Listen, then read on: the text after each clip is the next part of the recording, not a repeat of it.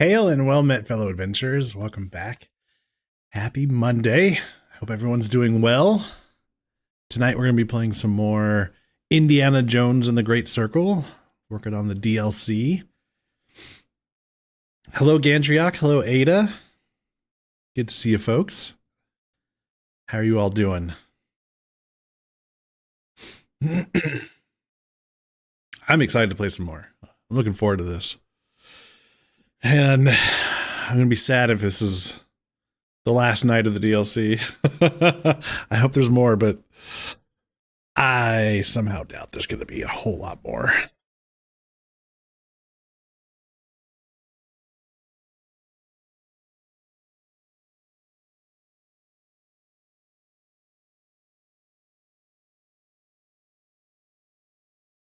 Okay. Playing some Fire Emblem Engage. Excellent. Hopefully you're having a good time doing that.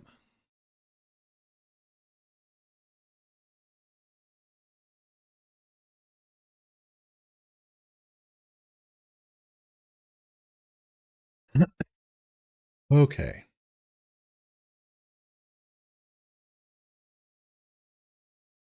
Let's get started, shall we?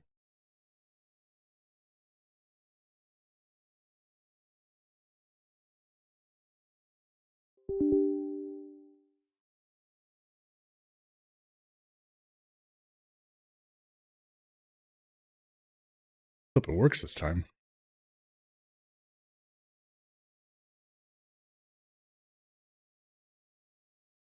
Maybe. Thinking about it. There we go.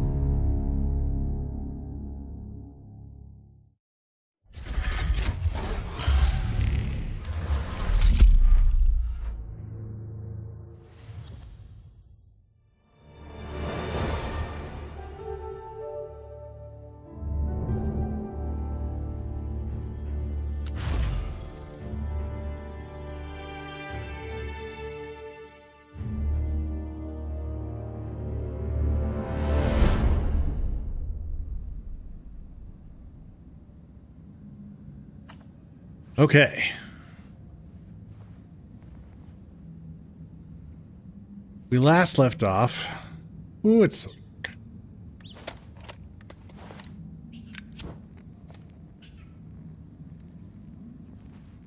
We're on the hunt for Father Ricci.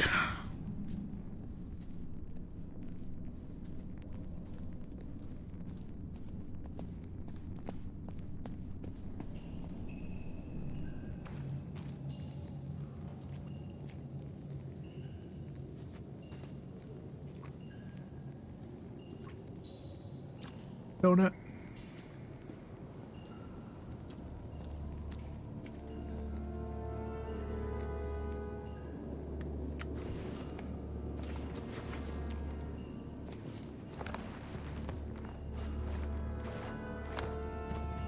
Where did you go, Ricci?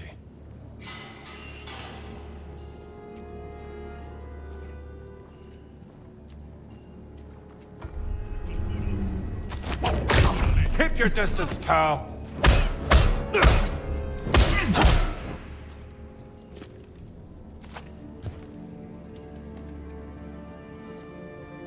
Take care of that.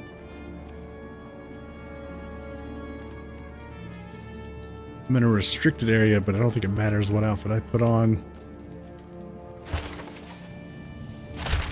Map unlocked.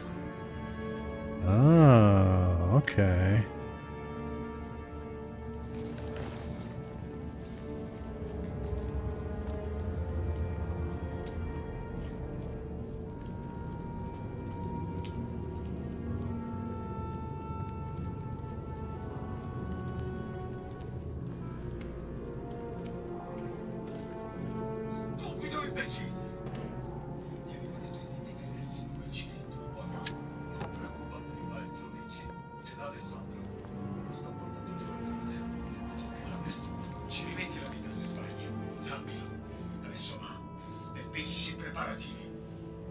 Yeah, Ricci's here all right.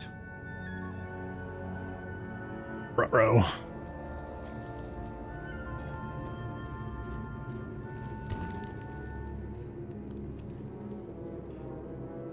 They've been working on some stuff down here.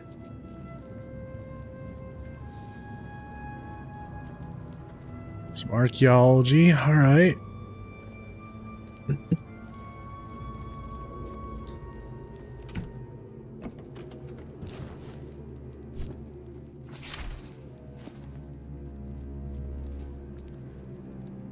Here it is. The Mithril.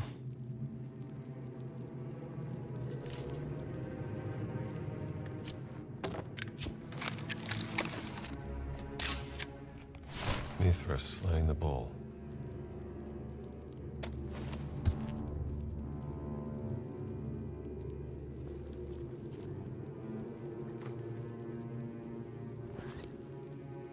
Okay.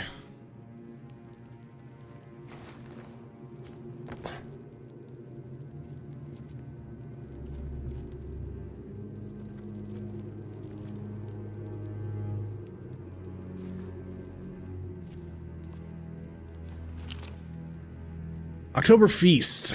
Preparations for the October Feast. Remember, this is the final feast before the Sacred Mithras Birth Festival on December 25th, so try not to overspend. 18 liters of red wine and 12 liters of white. Get 1 bottle of nice Barbara for Ricci. Buy something cheap for the rest. Water, grappa. 12 roasted chickens, 4 kilograms of sliced roast beef. Antipasti, prosciutto, bruschetta, buffalo mozzarella, olives, mushrooms, anchovies, artichoke hearts, assorted cheese. Try to get something Spanish if you can for Ricci. Almonds, honey, biscotti, 1 liter. No, make that 3 liters of cherries, fruit. Make sure they're fresh. Bread, plenty of candles, incense, chalk, 1 bowl hide. Cloaks need to be washed and ironed. And remind everyone to bring warm socks. What else did these guys do besides feasting?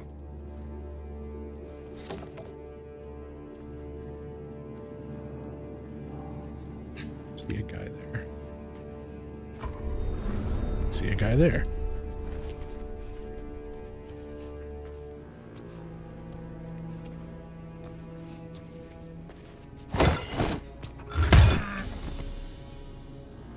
Too easy.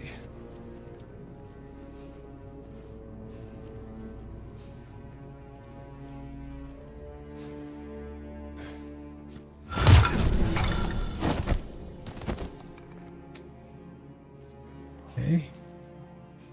Let's suppose you guys have replacement weapons.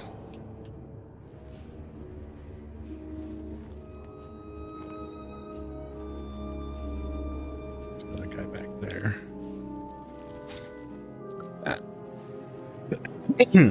All right.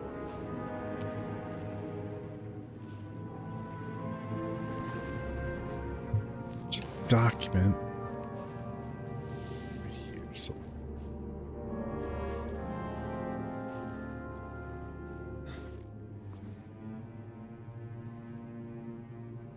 something.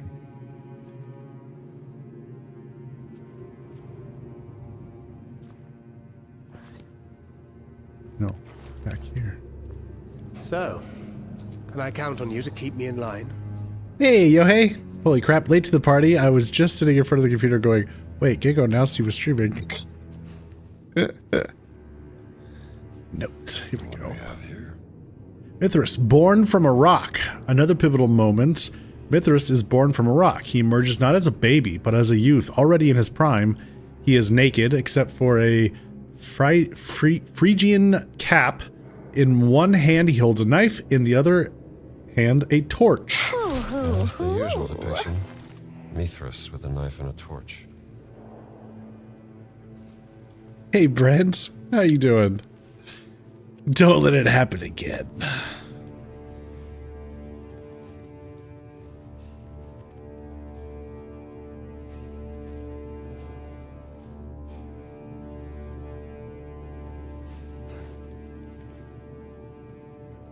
All right. Oh.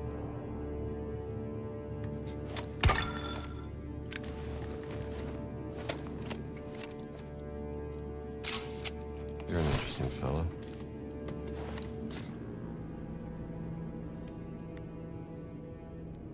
Hey, long as your game recommendations calm down, we're good. Sole ci guida, fratello. Come sempre. Ho saputo che hai completato le prove del leone il mese scorso. Sì, 3 cosa?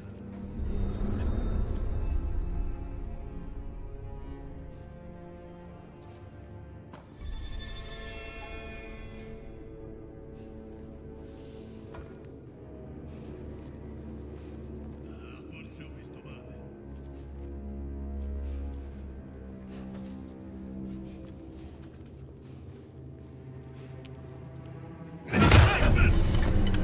Ha steso un fratello!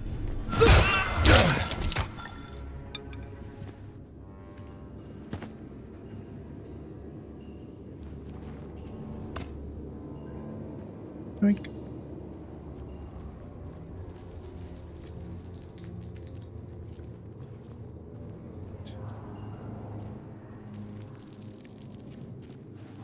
Hey, Quack. He took out, hey, look at the nerd on his nerd venture. That's right. You see here. Would a nerd be beating the shit out of Nazis in the Catholic catacomb? Don't answer that. Let's see. Mithraic degrees of initiation in ascending order. You will delve deeper into the ancient wisdom of the Mithraic mysteries with each grade. Work diligently and you will be rewarded. Paterici. First, Corax or Raven. Abate. Barbary. Bernardi. Oh, these are the list of names at first. Okay. Second, Bridge Groom or Nymphus. Okay. Third, Miles Soldier or Miles. Fourth, Leo Lion. Fifth, Persis Persian. Sixth, Heliodromus Sunrunner, and then seventh, Potter. Of course, Ricci is the big wheel.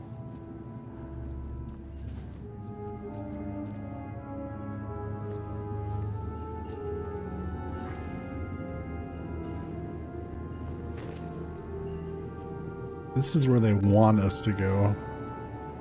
Give me just a moment. There's another note over here. What's this? Digger's letter. Vito, we need shovels with short shafts. See if you can steal some from your uncle's place. But don't make a big deal about it. We're really starting to make progress. My only fear is we'll dig right into some old lady's cellar or pop up in the middle of the street. But Raphael swears his measurements are right, so fingers crossed. See you in a few days. Boy, this can't be a good idea. Wait. There's a couple of...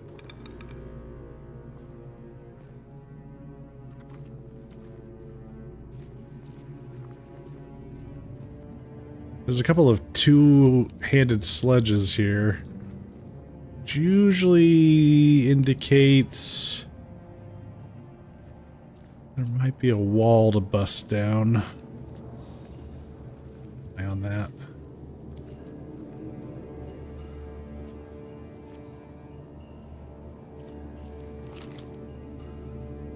On the Tauroctony. The Tauroctony, the slaying of the sacred bull, stands as the central image of the Mithraic mysteries depicted in every Mithraeum.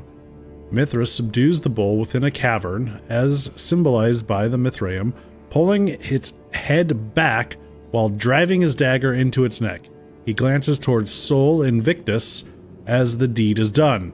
A dog and serpent rush toward the blood, a scorpion attacks the genitals, and a raven observes from above. The Dadophori stand with opposing torches, one raised, one lowered. Wheat springs from the bull's wound, promising rebirth through sacrifice. Later, Sol and Mithras feast together upon the bull's hide, just as we, Syndexioi, gather for our sacred meals. Hastily scribbled. To reach the final truth, I must understand what does it truly mean to slay the bull. Ricci is really serious about this whole slay the bull thing. Note about relief. What a curious relief to find in here. It's quite reminiscent of the Bocca della Verita at Santa Maria in Cosmedian. That one is said to bite off the hand of a liar. Well, I still have both hands, so I must only speak the truth, or this relief works differently. Yeah, I'm sure it doesn't bite off hands.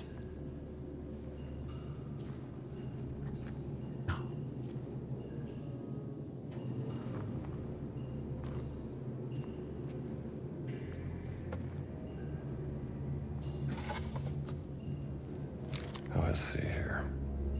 Ventura's letter. Father Ricci, I write to you as your ecclesiastical superior. The gravity of this matter compels me to be direct and unequivocal. We have conclusive evidence of your involvement in the disappearance of a valuable artifact from the Vatican Museum, the Golden Dagger of Mithras.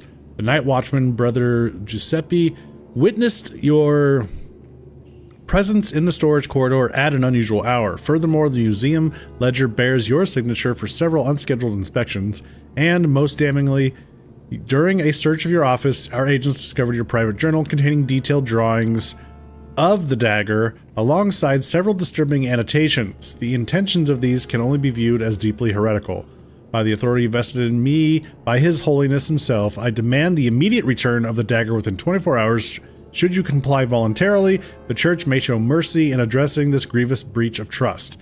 However, if you fail to do so, the consequences will be grave. The eyes of St. Peter and all the saints look upon your actions with profound sorrow. Await the Lord's mercy, but fear His justice. Father Cesare Ventura. Caught with a hand in the cookie jar, Ricci. What do you unlock? I'm gonna need that.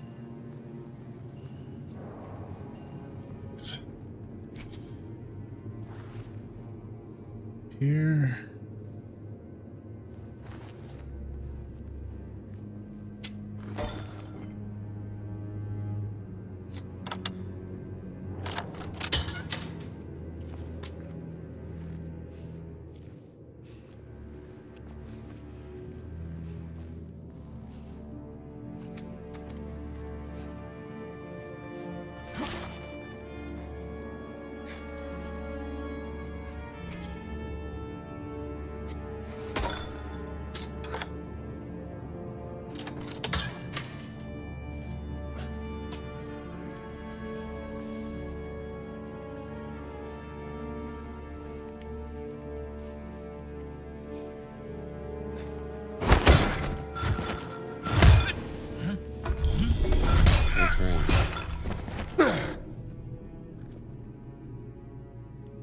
Sweet dreams.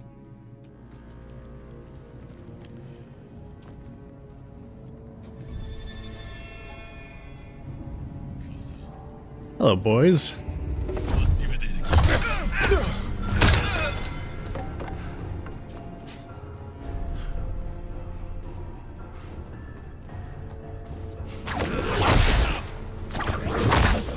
Put along!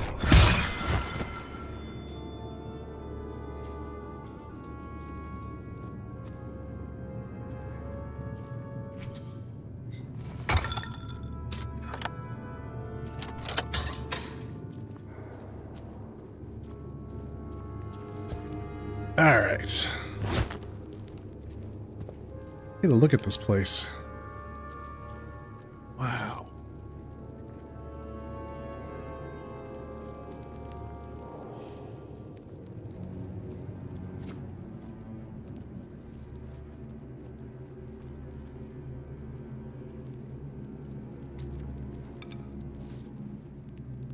No.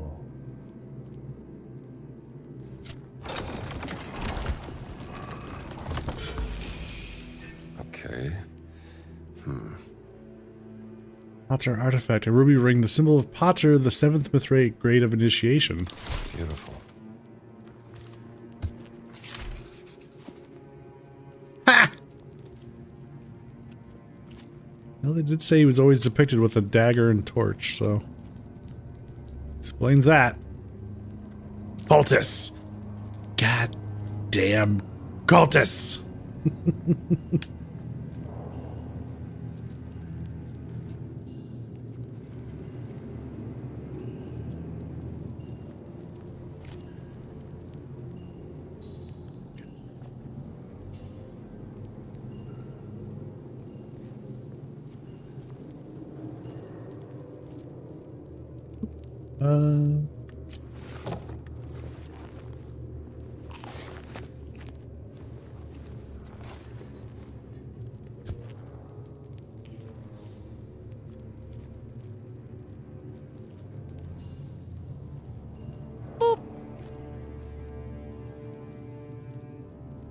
No.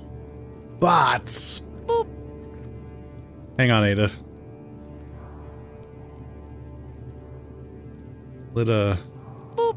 Let Yohei get that bot. Thanks. Thank you, sir. Alright. Carry forward. Carry on.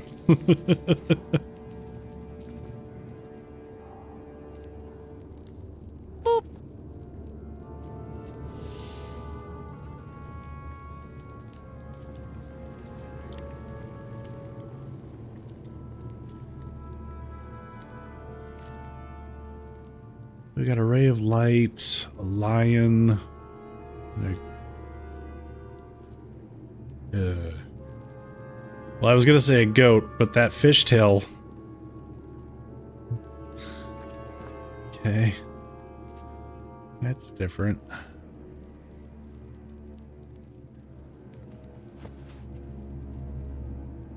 Looks like we need to put our hand in there.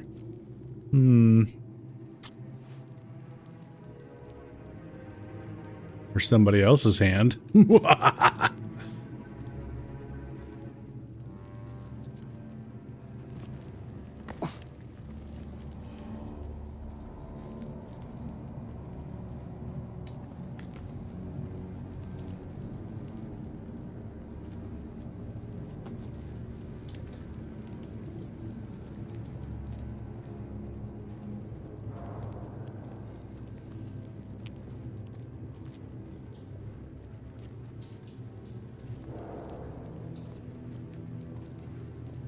Like we'll be going down at some point.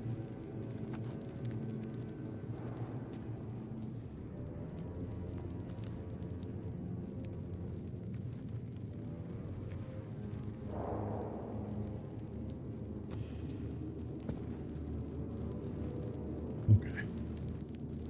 All right.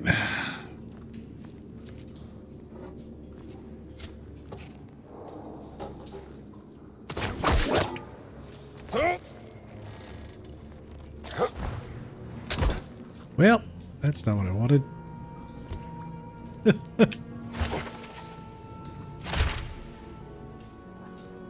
Lower Mithram, map unlocked.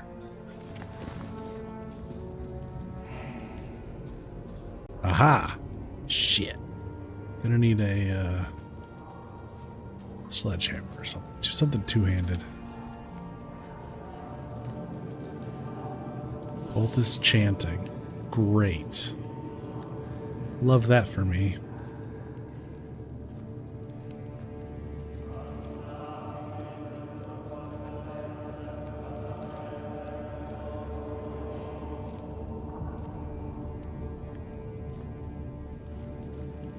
Am I allowed to go back up? Will it let me?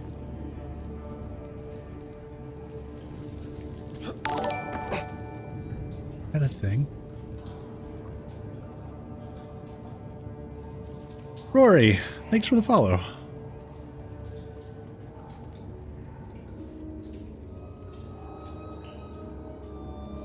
Cultists, say no more. Get the whip out.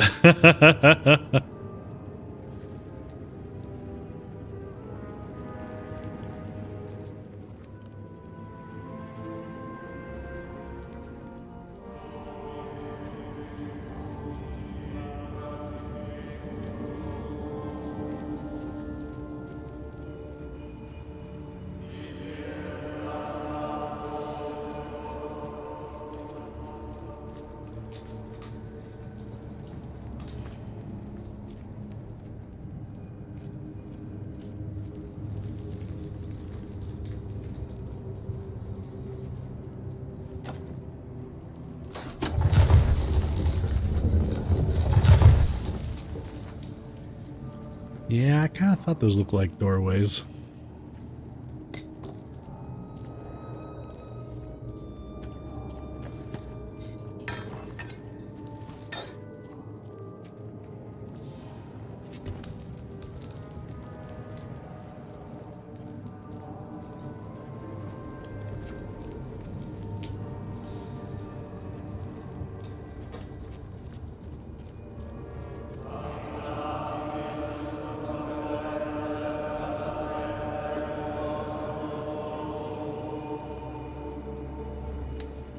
Layer of the Cosmic Bowl.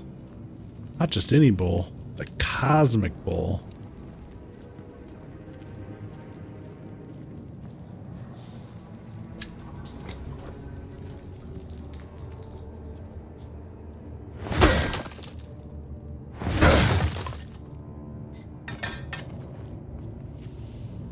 What?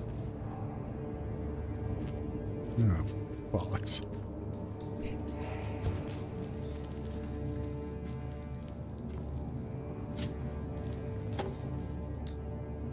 Uh-huh.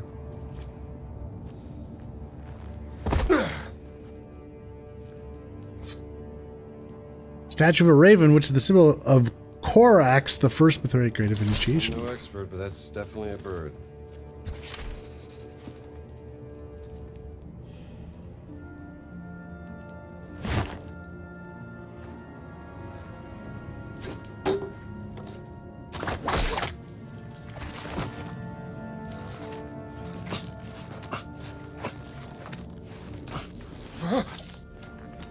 Oh.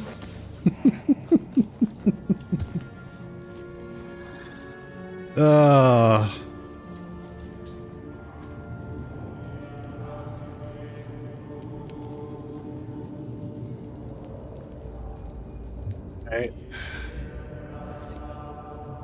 Oh boy.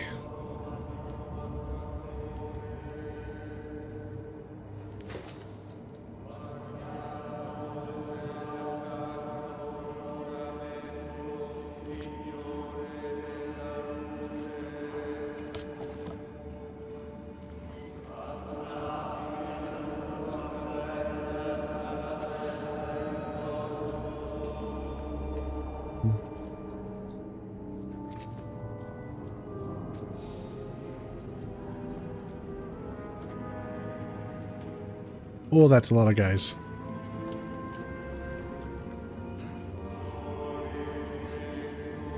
Marcus is gonna flip when I tell him about this.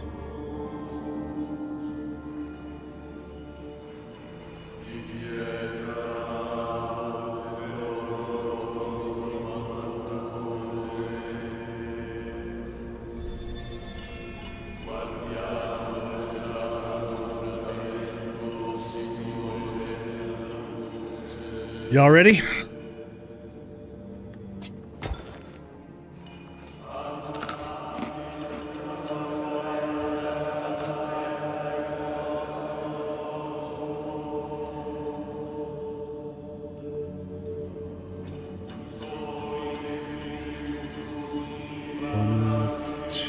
One, two, three, four, five, Yoheko six, Mike 7, 8, 9. 100. Open up this pit. This is it.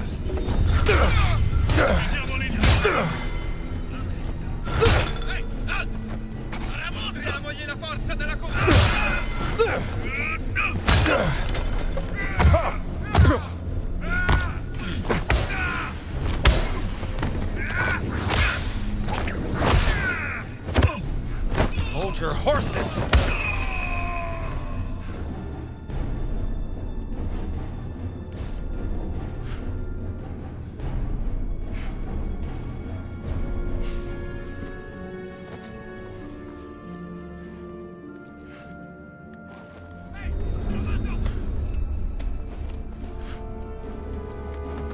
Che l'oscurità ti colga!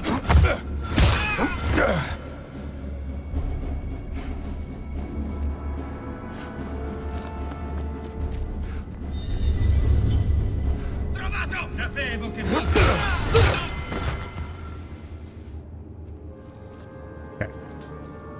I guess they just wanted to go hang out up there. see if I got away.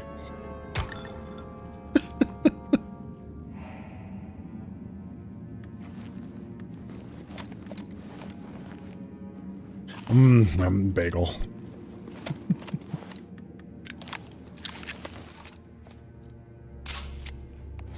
I'm sure that mural will hide some secrets. What do we have here?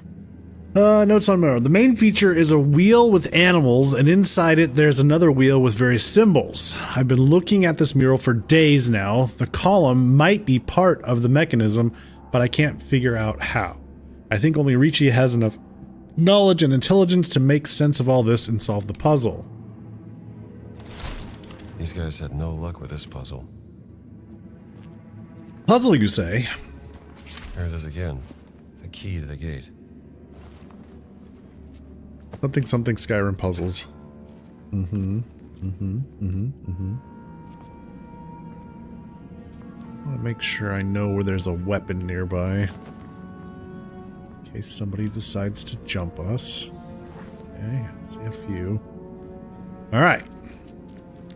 So, we got a 1, a 5. There's a scorpion. 3. Another 1. A raven. Alright. Well, I guess we just... Really? You guys couldn't figure out how to put That fits. the pictures together? Oof. Oof. There you go. Wow. These are some really dumb cultists. I don't know. Looks like we're gonna need some specialized knowledge for this one. That's the 4th piece.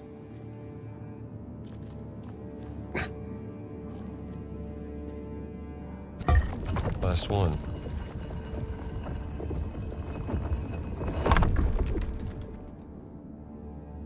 No. More cogs.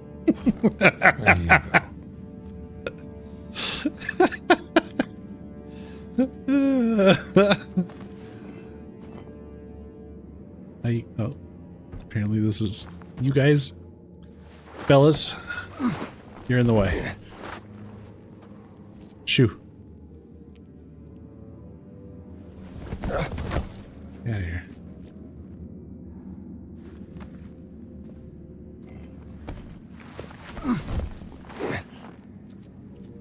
Did I just hear a cultist talk? Atteso uno dei nostri. Troviamo e uccidiamo il colpevole. No, subiamo perdite.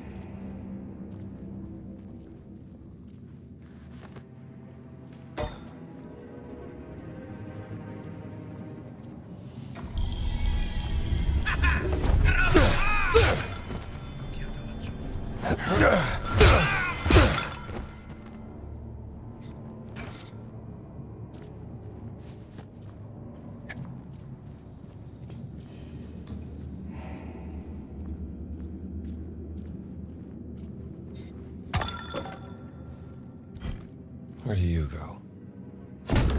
This one goes here.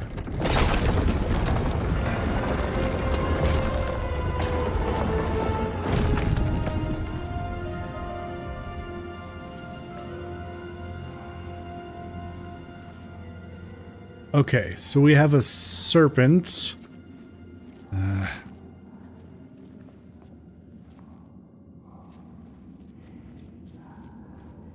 Aziz, light! We have a serpent, crow, horse, and scorpion. Okay, those are over there. Now.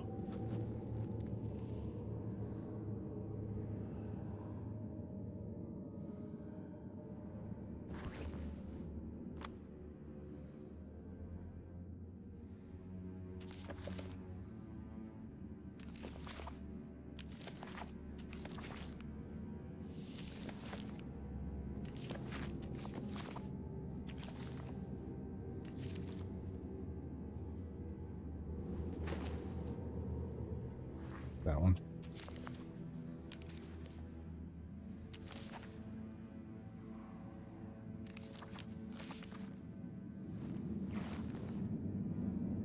Where was the one with the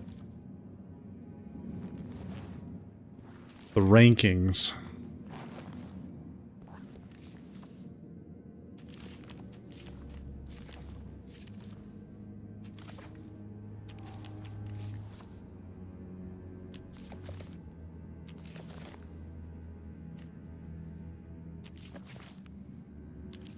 There we go. All right.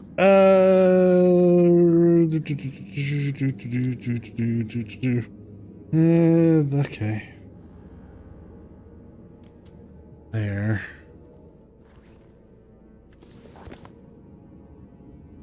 So these are...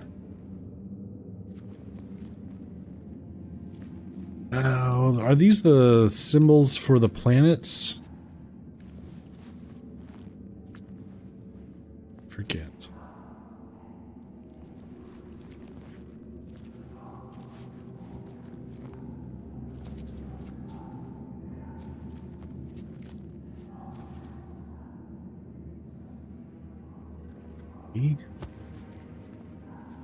Let's have a look around. I need my torch. Fucking cultists keep it so goddamn dark in here.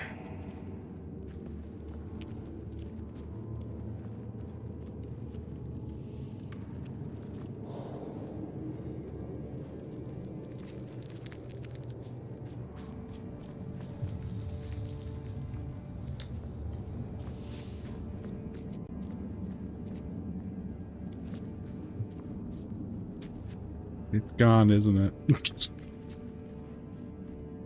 Well, hell.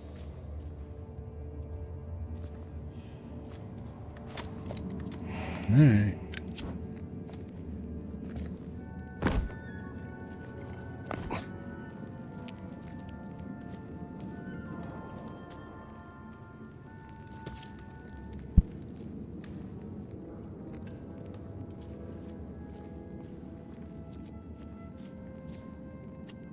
Oh, dynamite. Shit. There was dynamite in here. Damn it. I could have blown some cultists up. Ah.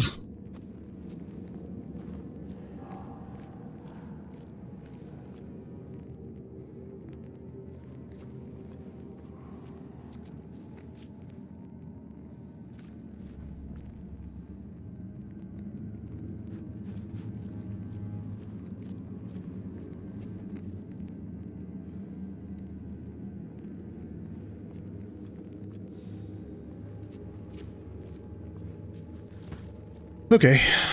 Ah. Oh, okay. So the symbols are here.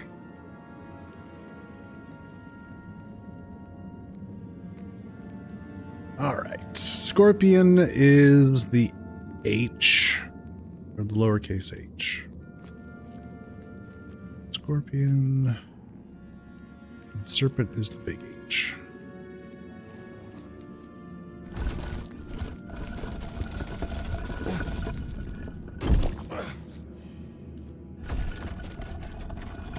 How's it going, Rory? Hey, bubbler.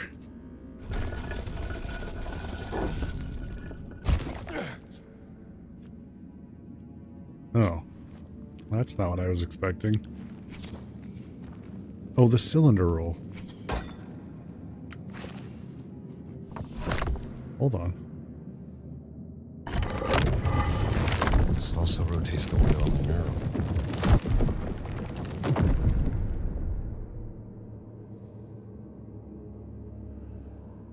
What do we want to line up?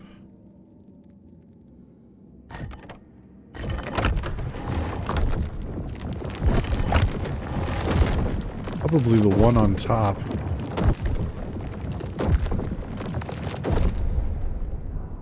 Oh, hang on.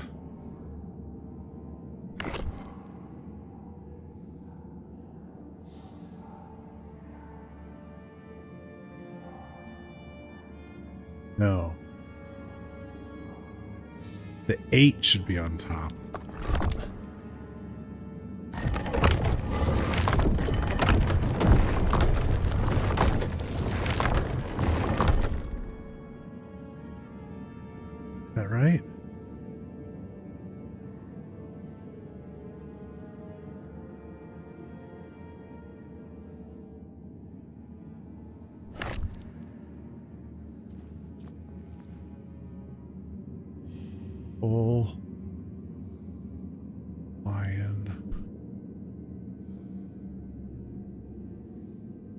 Hmm.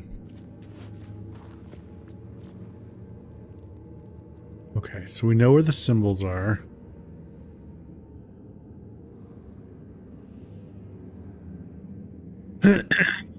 So...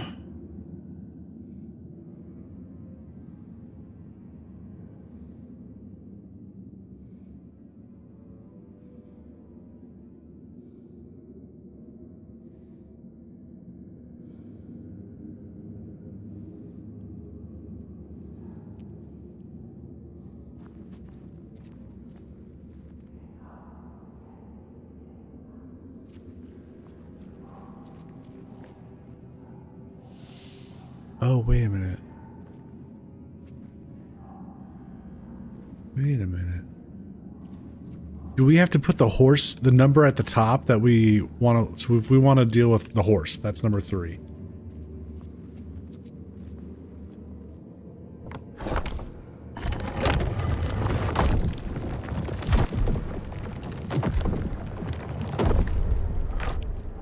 Then the horse is that symbol. This is the horse.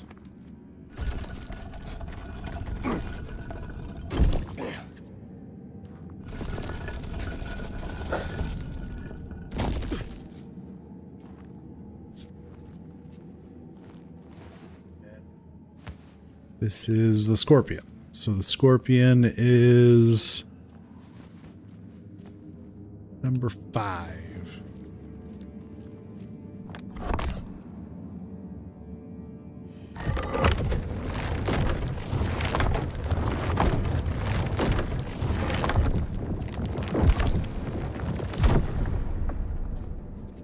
So that tells us the scorpion is that symbol right there.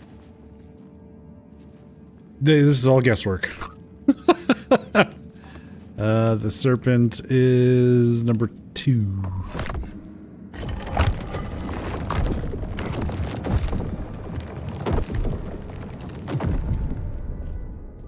Which makes it the little H. We got that. Okay. And what's this one? Raven. That's not in flight. Also a 5. Oh, this was 6. Scorpion was wrong. Scorpion is a 6.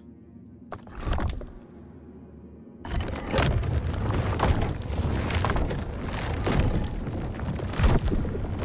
wondered why the scorpion wasn't on the top then. Big H.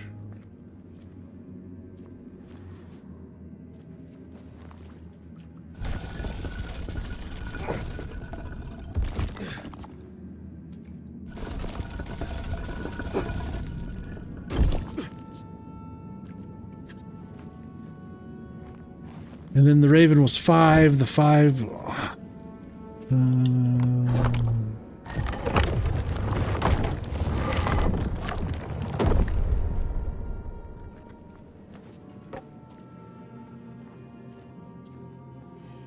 No horns. Okay.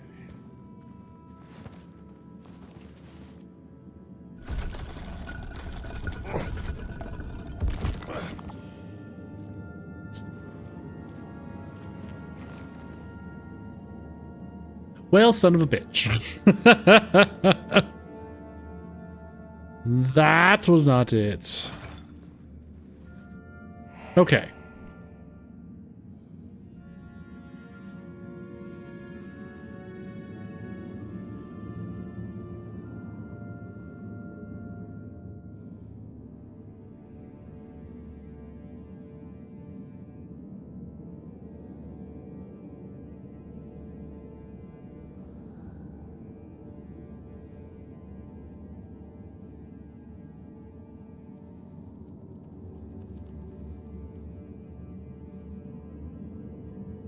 Okay, so maybe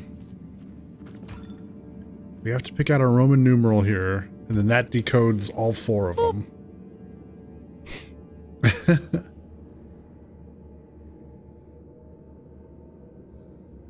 So maybe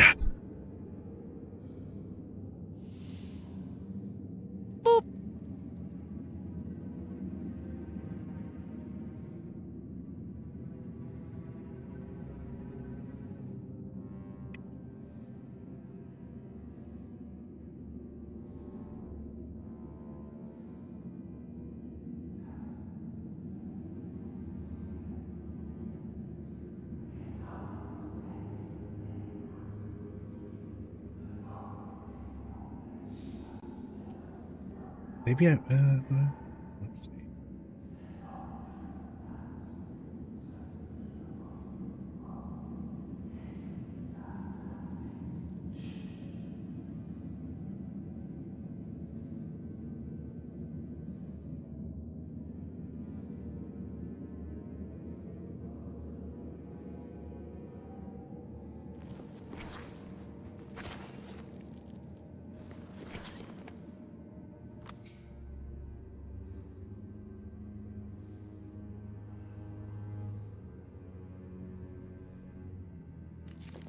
The monster gate. Okay. I'm sure that mural will hide some secrets.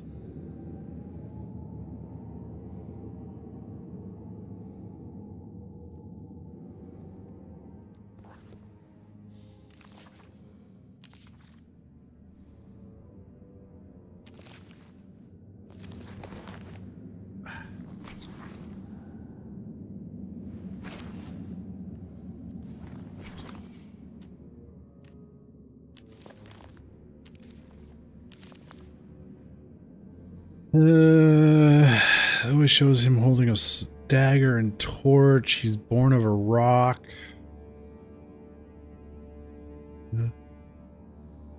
They're slaying the bull.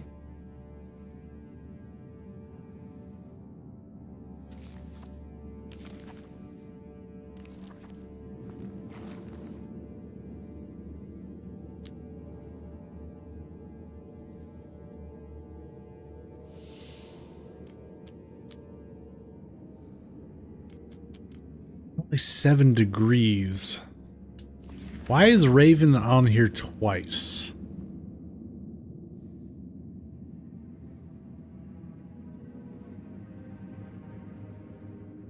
Maybe that's not a raven. Oh, that's a vulture.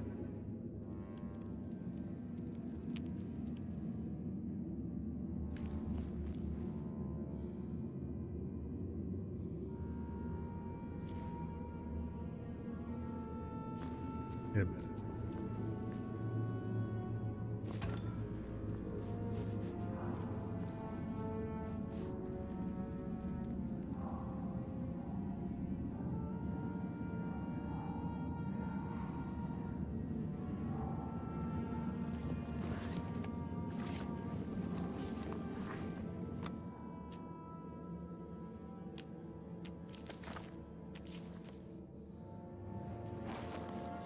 Okay. Raven, soldier, lion, Persian. Raven, bridge groom, soldier, lion, Persian, sunrunner, and father. Raven and lion are the only.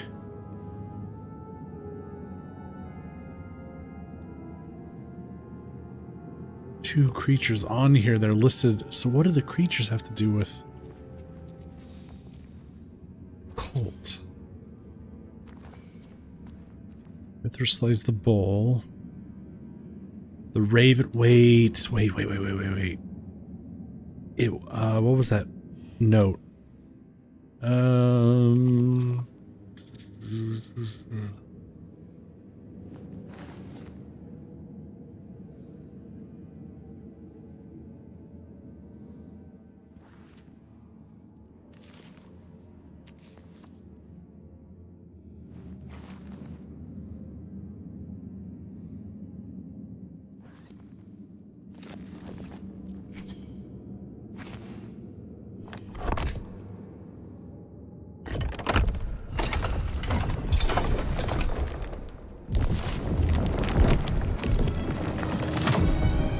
Oh, I had it right. I just had to put the cylinder in. No wonder these clones didn't manage to open the gate.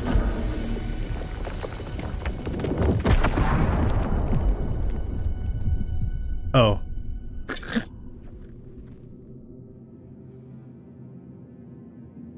Me overthinking puzzles? What? No, that doesn't happen.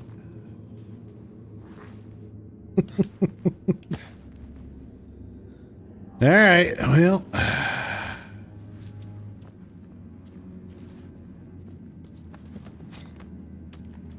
Better grab a fresh weapon.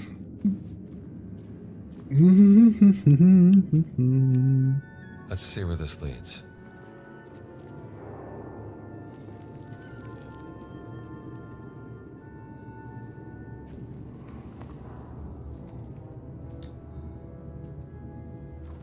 Ah! We can go back to places. Gladiator earnings recorded on the Ides of March during the Games of Mercury. Marcus.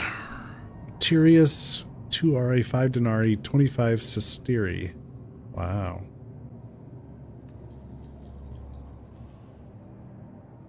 That guy died. He doesn't get paid. Damn. Creticus Magnus, the monster from Crete.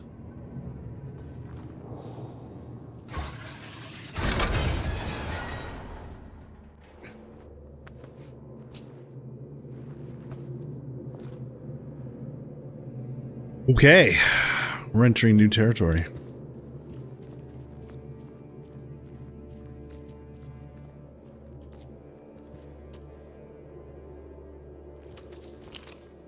Mithras guard rotation. Guard duty. Tauroctony chambers. Sunrise to midday, 1 miles, 1 miles, and 1 Leo. Midday to sunset, 1 Leo and 1 Nymphus. Sunset to midnight, 1 Nymphus and 1 Persis. Midnight to sunrise, 1 Persis and 1 Miles. Heliodromos Quintus shall assign brothers to watch. Brothers failing duty. Duty. Brothers failing duty face discipline from the Potter. Don't make Dad angry. Mithras cultists guarding a bull.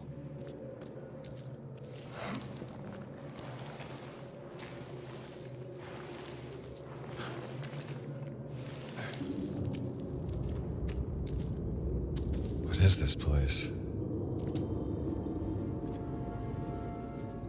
It's like the underneath the Colosseum almost.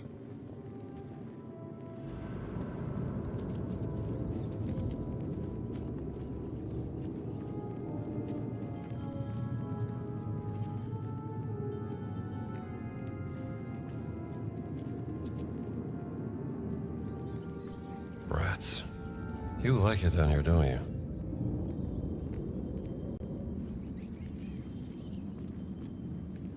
What do you guys live on? Just, curious.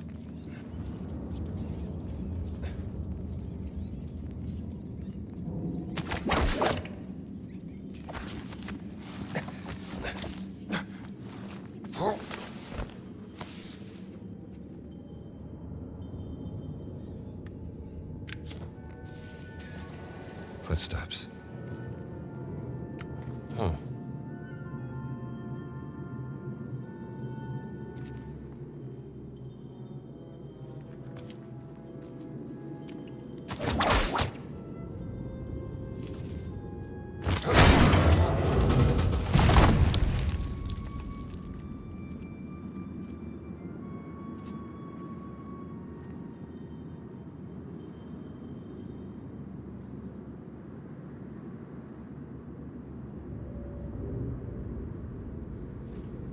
Do I want to go down there for anything?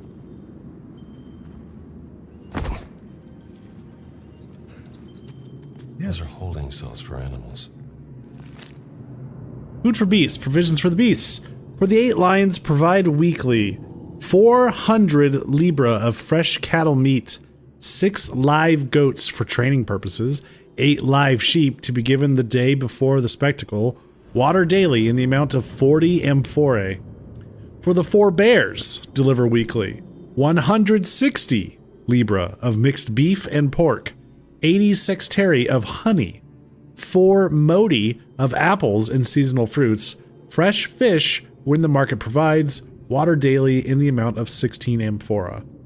For the 2 Nile crocodiles, ensure weekly 40 libra of live fish, 20 libra of chicken parts, river water daily in the amount of 6 amphora. Stephanus the Beastmaster shall oversee the feeding according to his established schedule.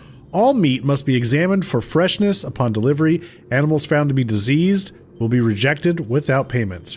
On the day before combat, prepare 8 amphora of wine mixed with the usual stimulants for the bears. They're getting those bears coked up.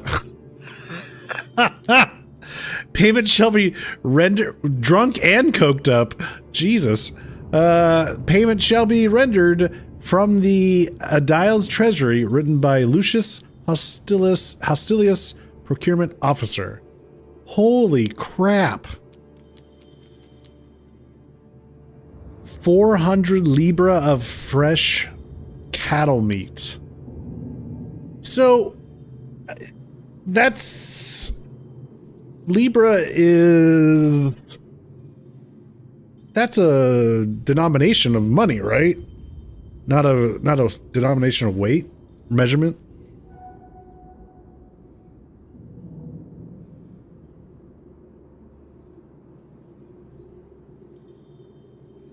Here, I'm just curious how much this is. This is on a weekly rotation. Like, goo.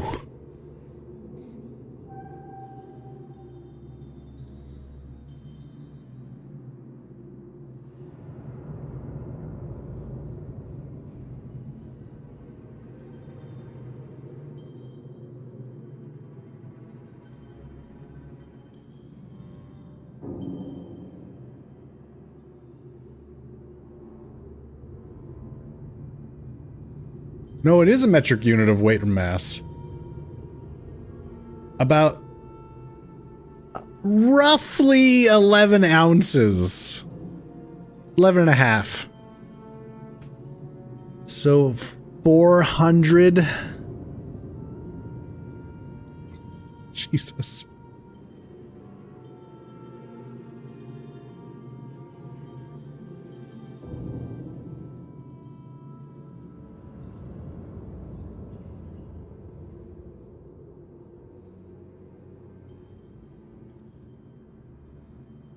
See if I get this calculation right.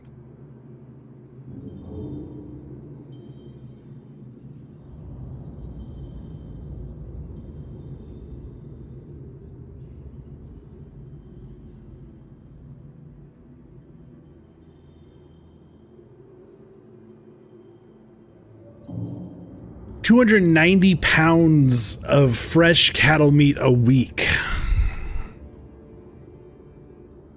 All right.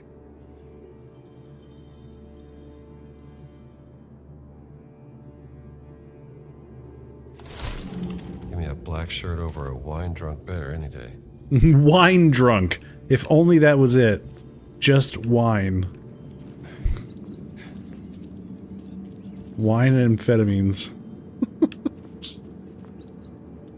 I think that's death. That doesn't seem good.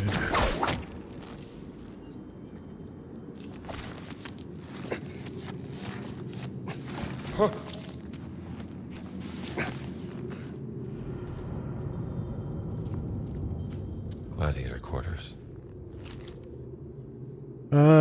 Galenaeus to Lentulus Lanista. Or Ionista. Thracian Callius. Teretian fever persists. Knee wound shows putrefaction despite vinegar cleansing. Plantain poultice and willow bark administered without improvement. Cauterization may be necessary if condition worsens by morning. Germanic Arminius. Fully recovered from head trauma. Cupping has restored proper balance. Fit for tomorrow's Munera. We'll examine both at dawn. Good business to be a doctor back then. Gladiator Pole's recipe. Take 20 sexteri each of fava beans and a nice Chianti sauce. Fava beans and barley. Soak overnight, then skin the beans. Heat 3 1/2 sexteri of olive oil in a bronze cauldron. Add 20 chopped onions and fry until soft. Pour 6 congee of water and bring to boil. Add barley, then after 1 moment, add beans, 13 siathi of vinegar, 20 cochlearia of salt, and 60 crushed garlic cloves. Wow, that's a lot of garlic. Simmer until properly thickened. Serve hot in wooden bowls. Physician's note. Add 1 pugilius of ground ox bone per 5 men without their knowledge. This fortifies them for combat. Okay. Hope this wasn't all they were fed. Wow.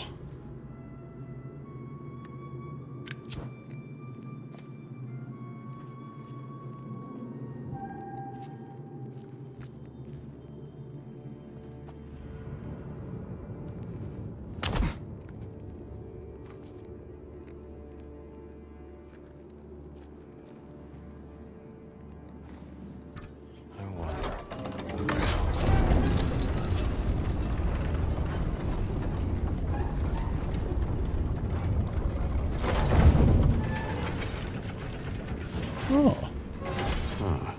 There we go. Yes. Yeah, this was like... Are we underneath the Colosseum? Is that what we're about to find out here this whole time?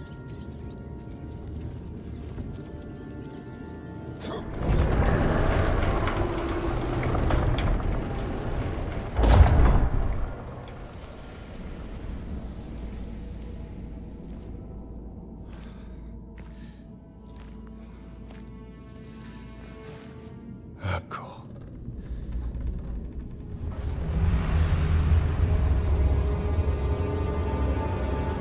Minotaur.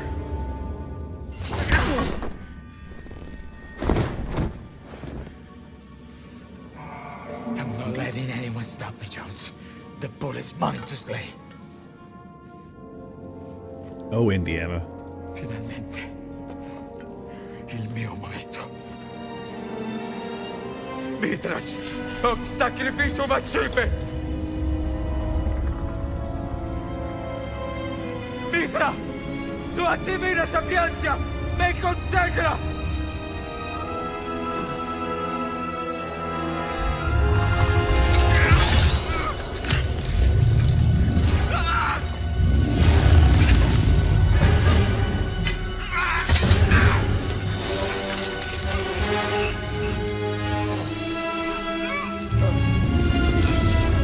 He's still alive?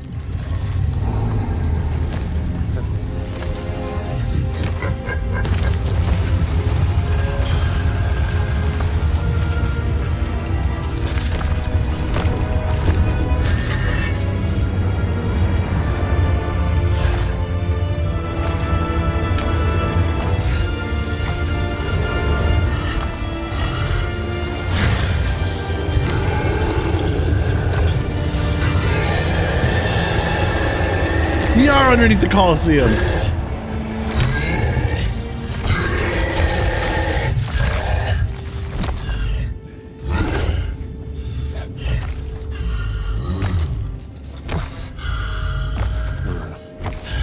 His hat. He's just not noticing it.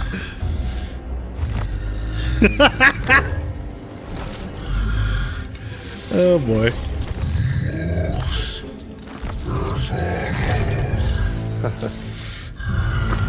Left my hat.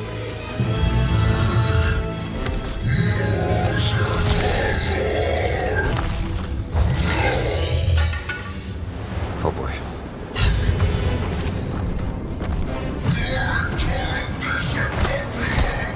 All right, big guy, let's do this.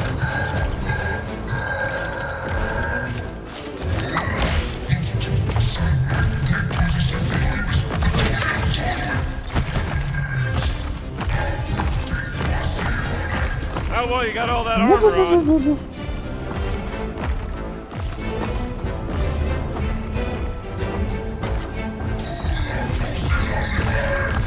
I'm more into surviving, big guy.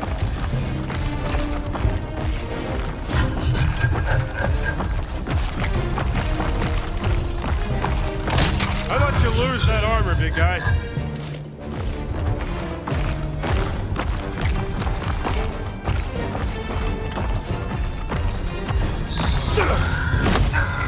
Ow.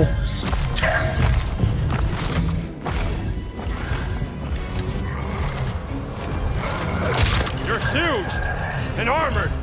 You think that's fair? Oh, God. No thanks.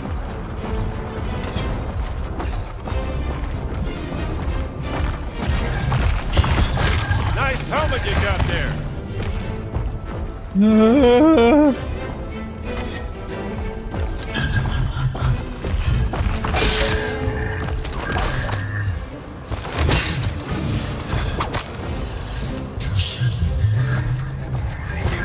Starting to get the hang of this.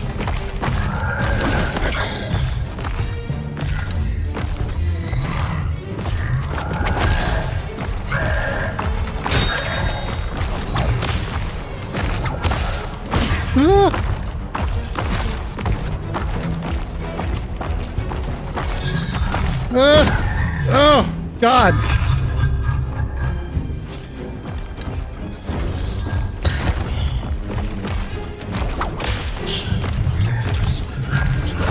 Wouldn't be so tough without that helmet.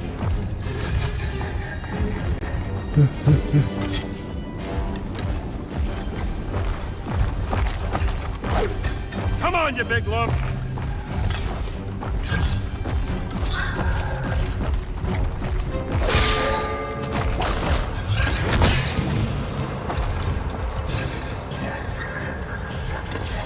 You didn't like that, did you? Oh, fuck. Ugh.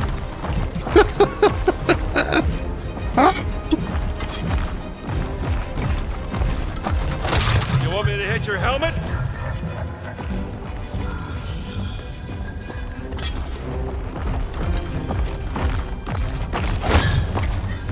Oh, fuck. He's learning to dodge. Oh, God.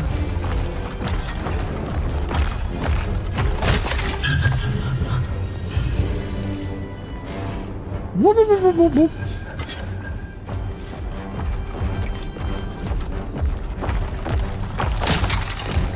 Stop that! Stop dodging. Oh, God.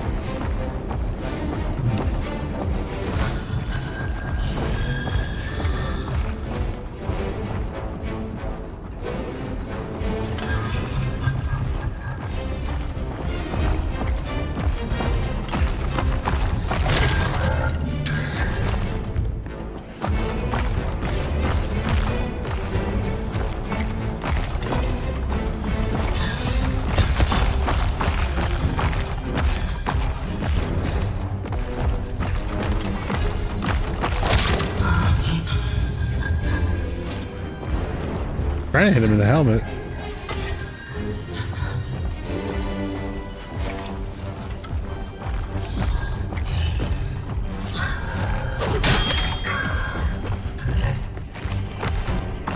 Oh, God.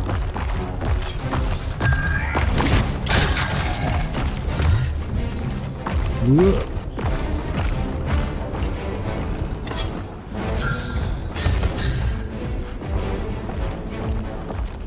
You wouldn't think I could lose track of him.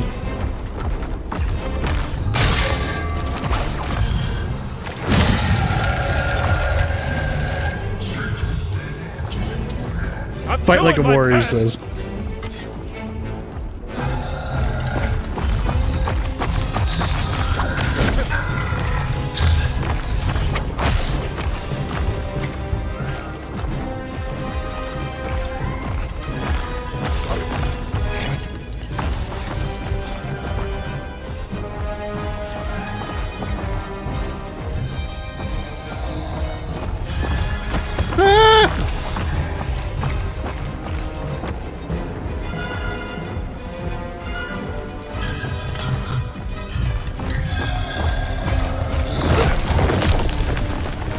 Go for it, go for it, go for it, go for it, go for it.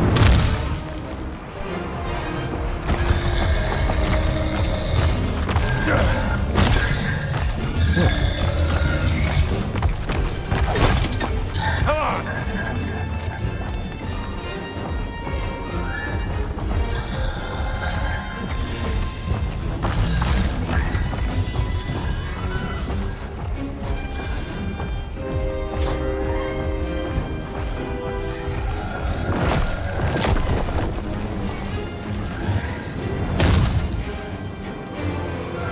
Nah.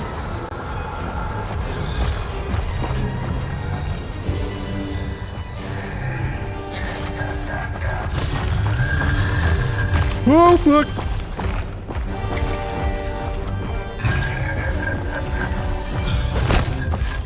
Stop that!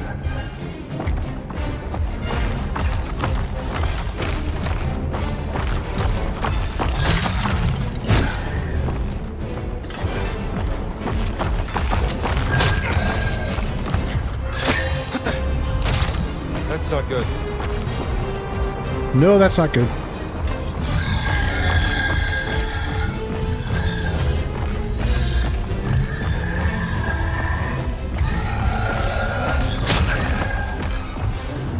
Oh, for God's sake.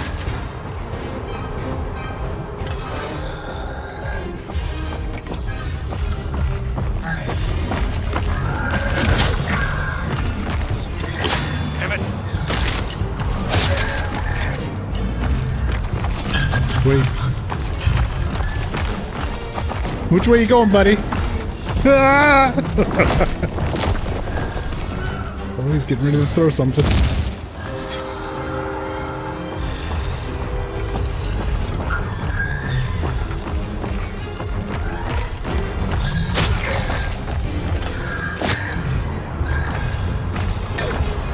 Come on!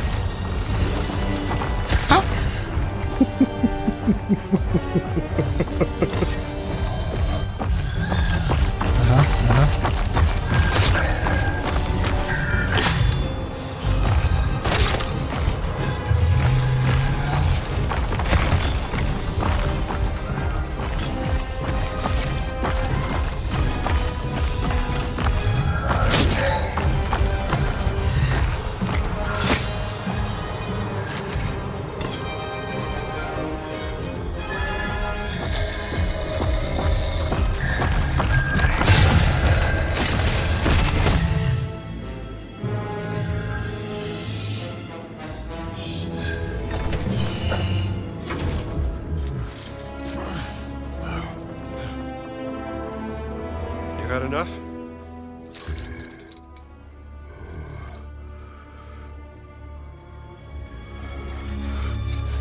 Labyrinthum mea macipe bellator. Woo! Yeah. Okay, sure. To be honest, I don't think I had much left in me either. For a second there.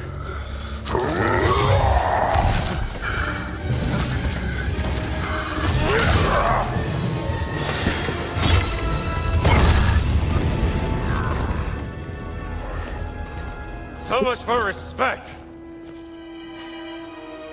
Going streaking through the quad and into the gymnasium. Come on, everybody! Woo! Come on! Hey, Dell. We're streaking!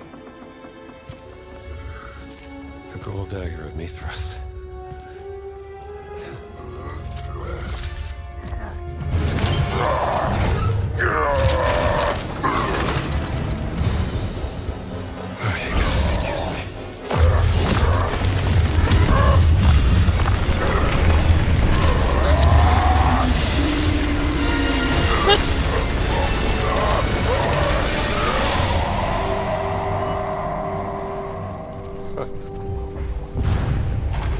I'm getting too old for this.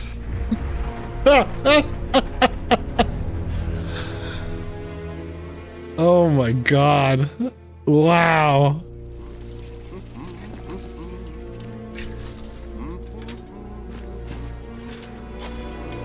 Padre! Fermo! È la mia bicicletta! Maledizione!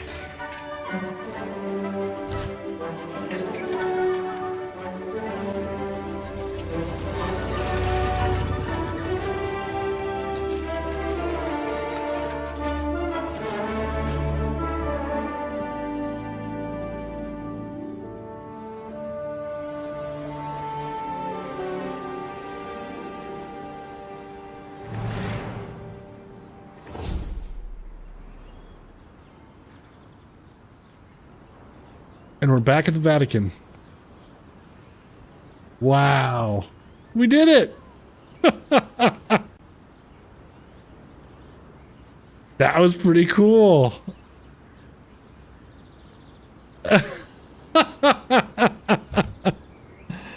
Oh, Del, thank you so much for the stream streak. Appreciate that.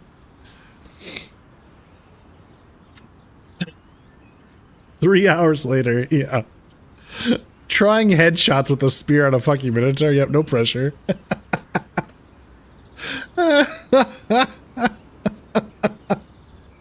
Did I forget to bring my gun? I didn't even think to try it, and to be honest, I don't think I would have wanted to do that with this. Fight him that way. Maybe you could have pulled your gun out, maybe not. I have no idea.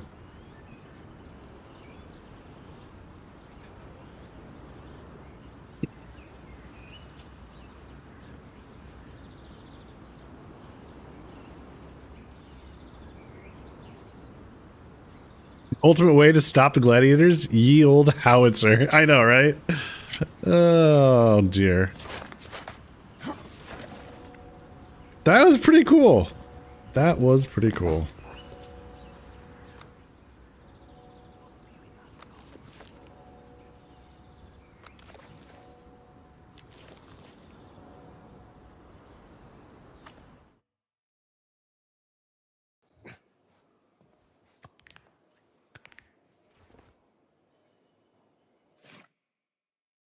All right. Well, we did it. We completed the DLC. X100. Oh.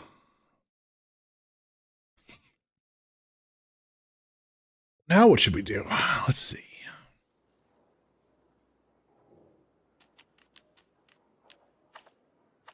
That was pretty cool. I really liked that. It's always fun delving into ancient history.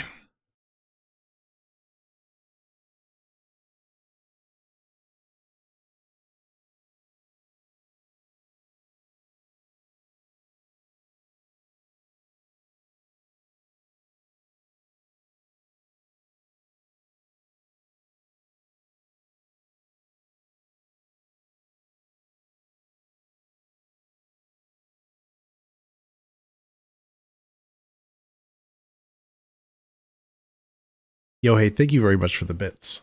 Appreciate that. Let's see here. Okay, I think what we're going to do is switch over to another game called Metro Gravity, which was recommended by Railway.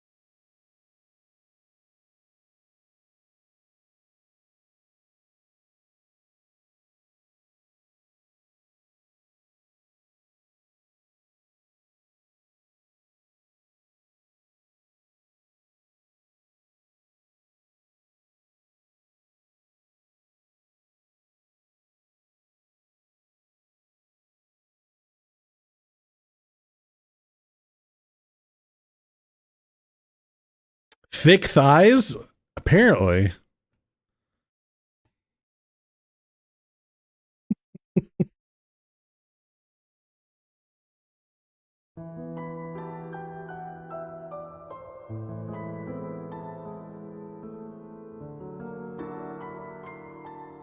Drumsticks of Doom update? Okay.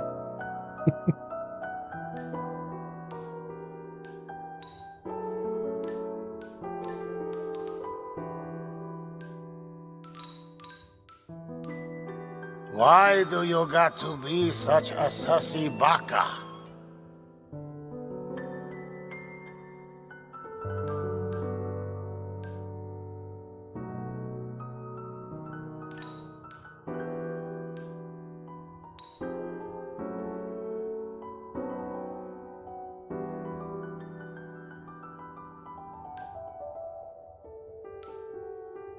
How's the audio sound?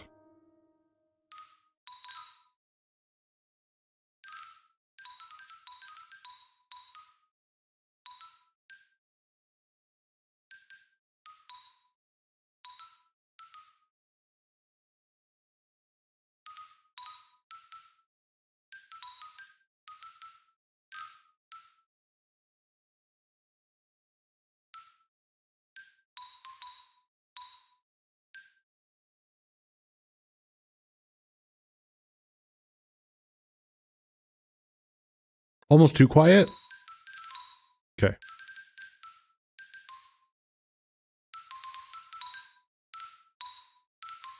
We'll start at the top and see what we need to adjust later.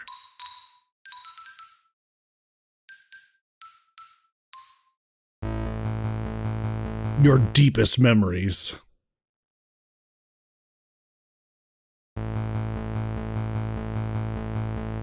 Your most cherished regrets. I'll hold on to them. Oh my god. Brett, you are not kidding. Some thick thighs. Ugh. 5 more minutes. Sounds like I was playing on a xylophone? Yeah, it did, didn't it?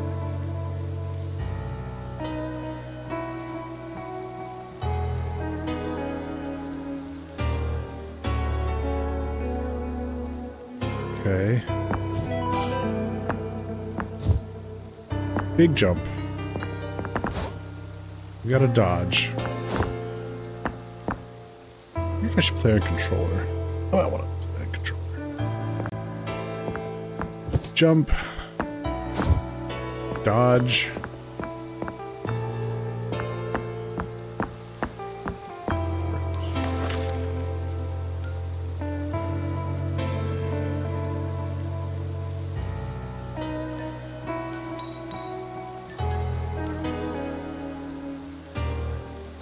I'm gonna turn the music down just a little bit.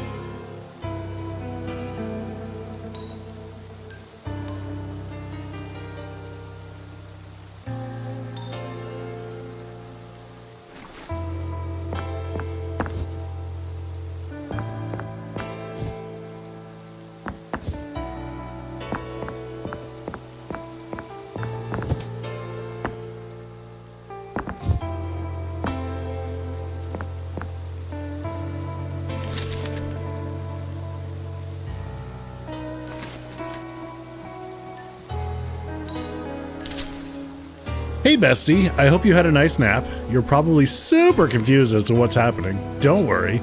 We were too. And kinda still are. Just explore and you'll find me. I have a feeling you'll be fine. Domitil? Nothing wrong with legs with muscle. True. True. Wait, what was that? Other documents? No. Careful not to fold these. A dead tree. Yep. That is... Okay. An upside down tree?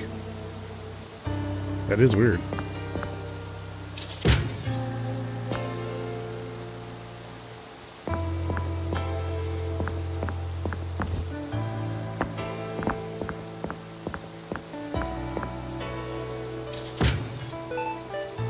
What the? Don't tell me. What the? What?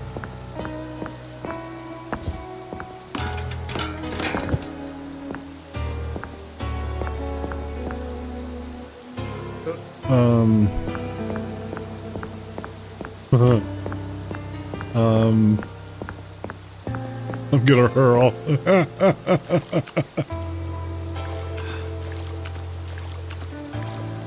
Oh, God.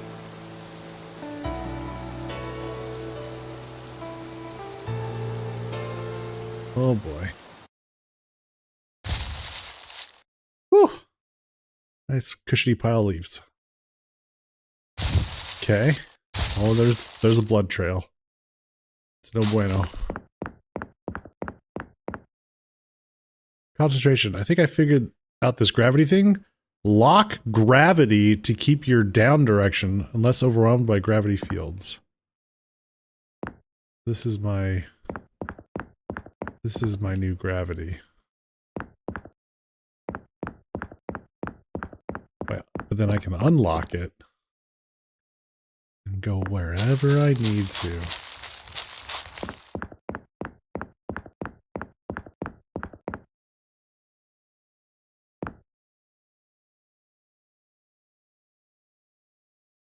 Well, do we follow the arrow? Do we go with the super obvious arrow? Or go whatever way we want?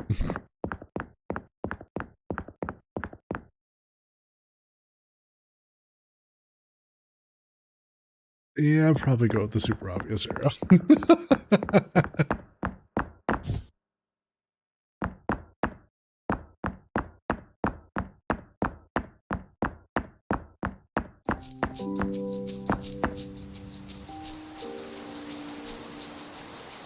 Enjoy the rain.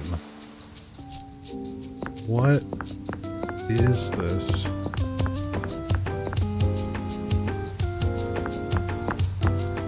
Yeah, AI.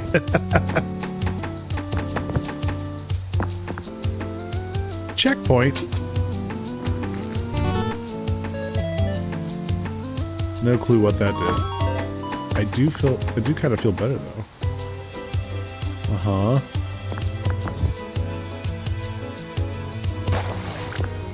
Oh, Lord have mercy.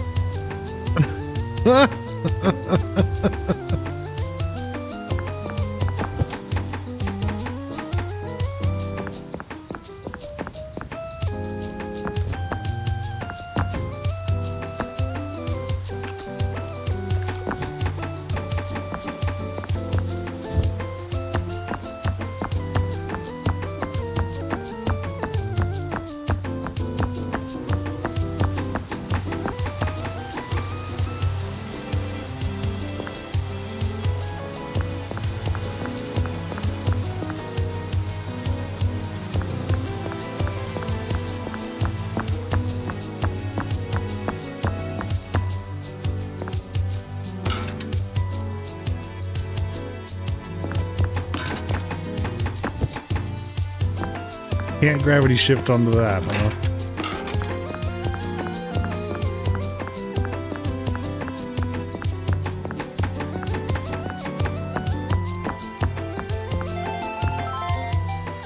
I should hit it with something. Yeah, we totally should.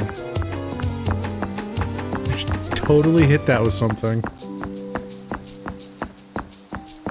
Probably that thing that is in the other room where the big red arrow was pointing us to. But first, thump.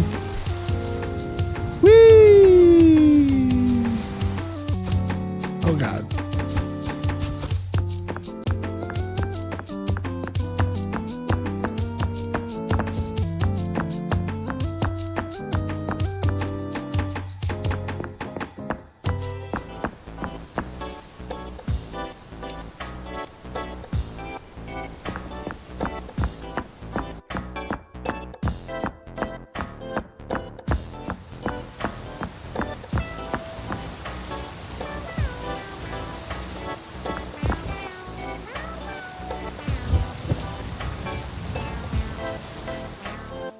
Oh, it's a one-way. It's a one-way trip. Okay.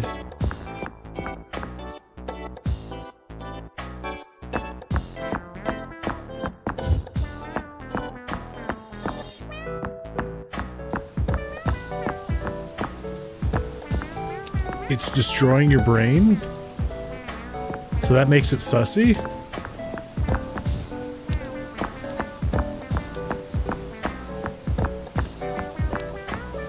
Get a better brain. Oh, there you are. Hello. What you doing? Redrawing the map of the area? The halls tend to shift around newcomers. Huh. Ah, apologies. I should introduce myself. My name is Coltrane. Yourself? Stephanie. Pleasure to meet you. You too. So, what's with the greatsword? That is my preferred armament. Do you have your own yet? Nope. Should I? Need one? Almost certainly. If you want to go any further, then here, that is. Automatons wander the halls. They can be quite violent.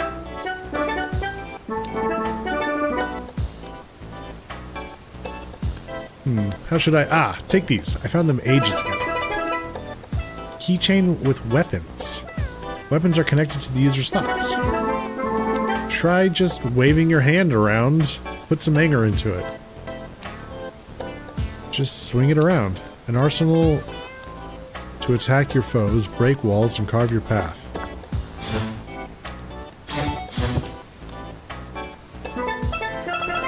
Ah, yeah, you're a genius. Try breaking that wall over there.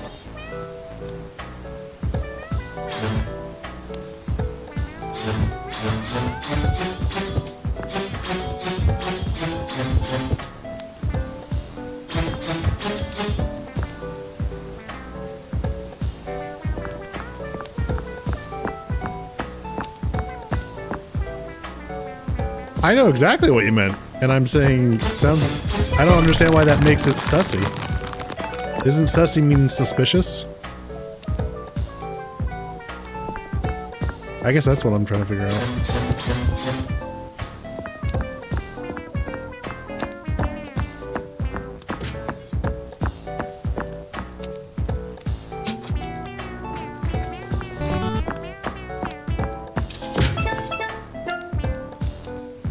Damn. Wait, what? Oh boy. Attack. Dodge. Oh. Thanks. Jump over those. Yeah. Oh, okay. Okay.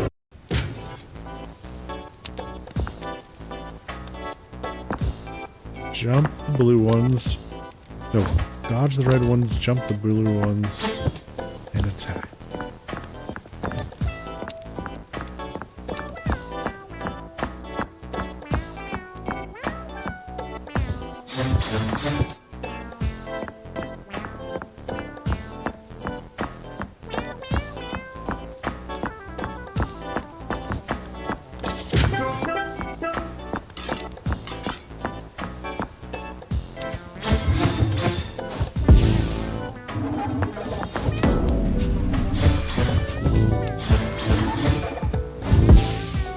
Oh, I see. It's telegraphing.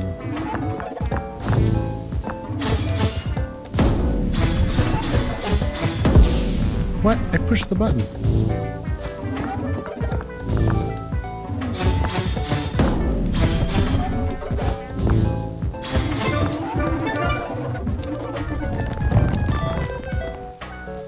You should see the other guy. How does it feel? Your first real fight. Shame it wasn't in there to help. Feels unreal. I couldn't move with such speed, but it still felt natural. It has to be one of my most lucid dreams yet. Dreams. I guess it takes time to get in. Time to take it in. You're not dreaming, Stephanie. Right. So what am I doing? What are the halls exactly? It's kind of like a dream. You know about the two halves theory? A little. That's the one where your thoughts come from a parallel universe, right? Something like that. Right now, our souls are in the decision half of the world. That's what I gathered, at least. Here, let me give you what I've been drawing so far. It was nice meeting you. You too. Thanks for everything. Okay, bye. What is this game? So now we have a map. Oh boy.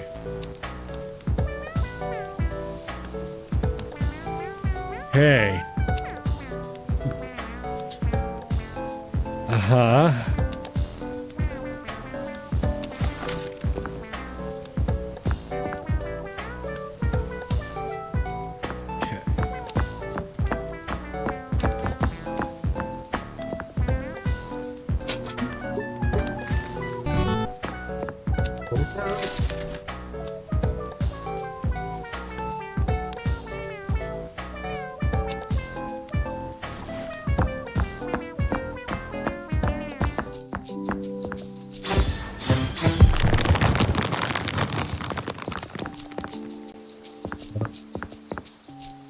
Hello? Well, good morning, honey.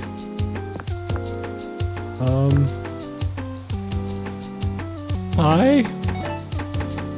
Morning. Did you get my note? You were sleeping so cutely, I couldn't bear to wake you. You didn't have trouble getting here, did you? What am I saying? Of course you didn't. Look at you. Already gravity walking and so quickly.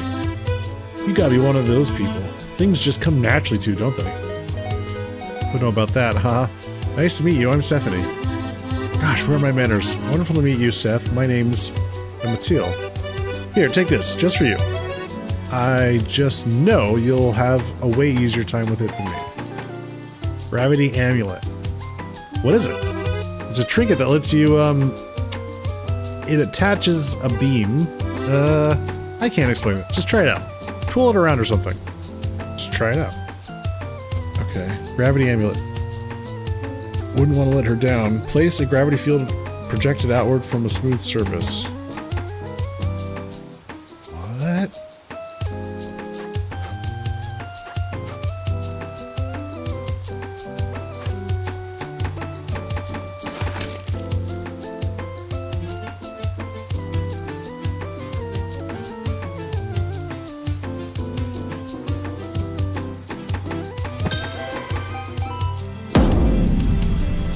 Whoa, sick. Oh my god, already? What did you see? Tell me, how much of a beam do you see?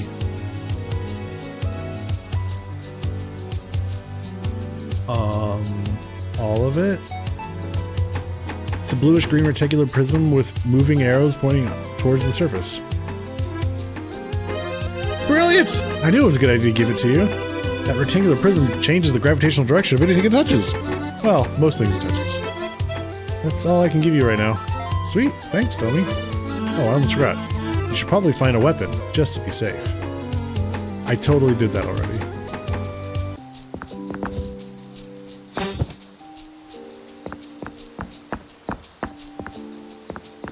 Oh, I see.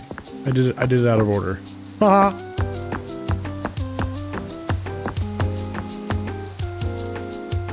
What?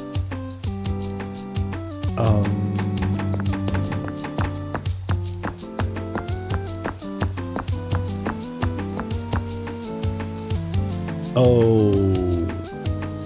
Right. It's a gravity field that affects even me. Duh.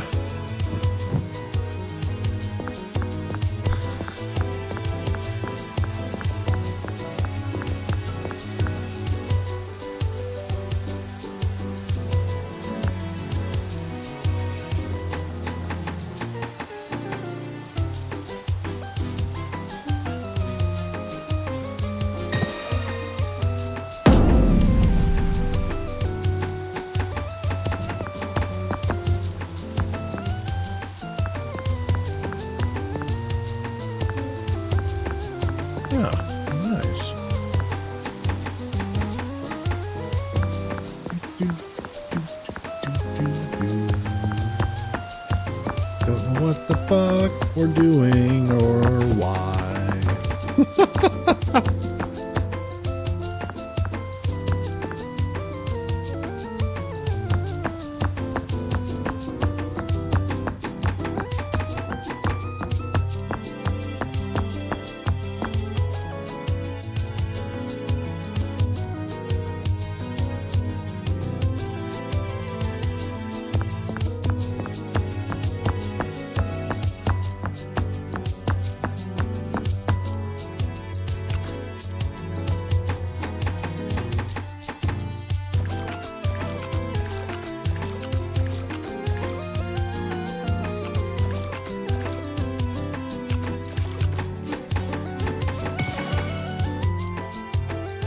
What?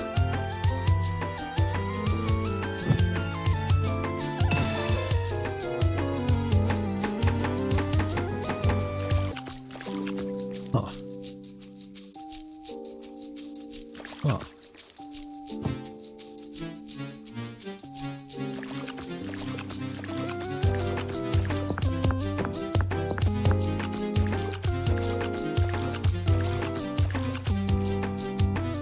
This is some kind of weird rhythm-based game.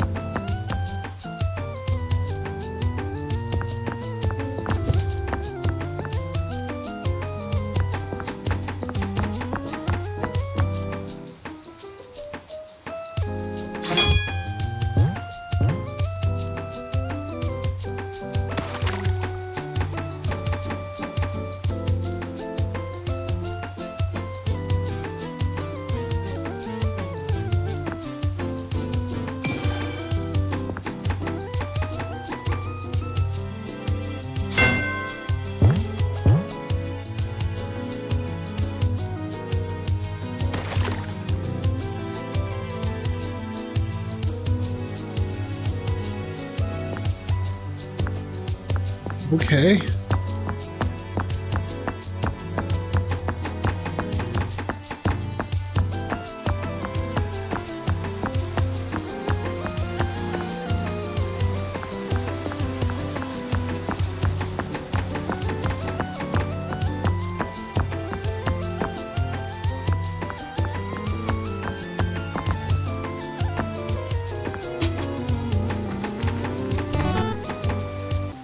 So we got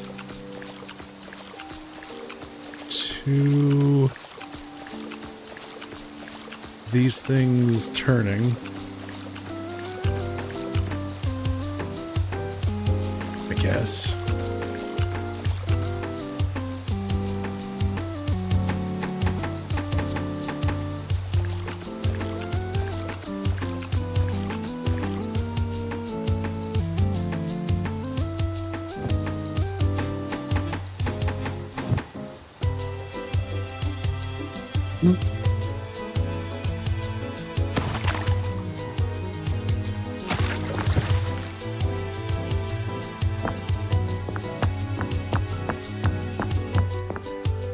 Oh.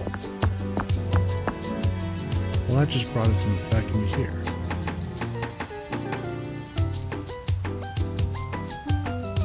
Okay.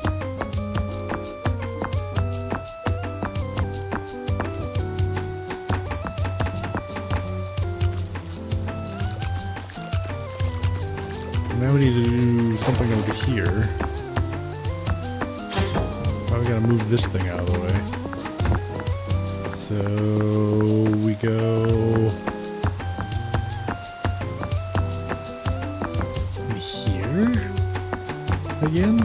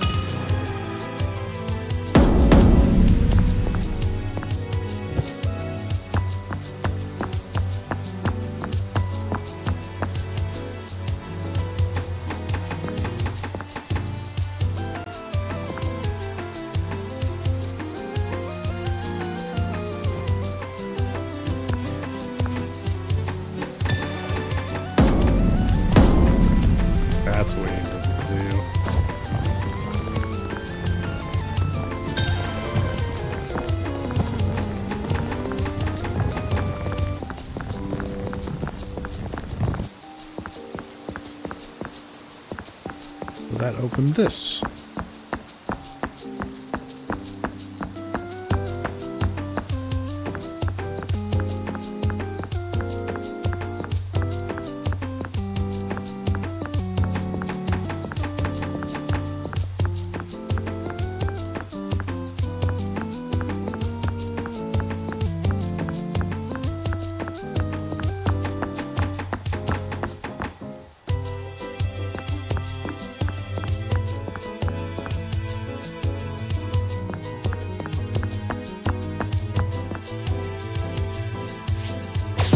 Oh, Jesus. Oh, God.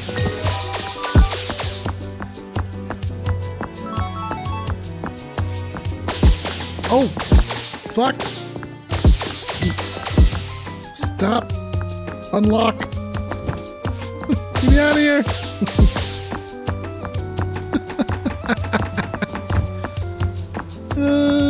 God.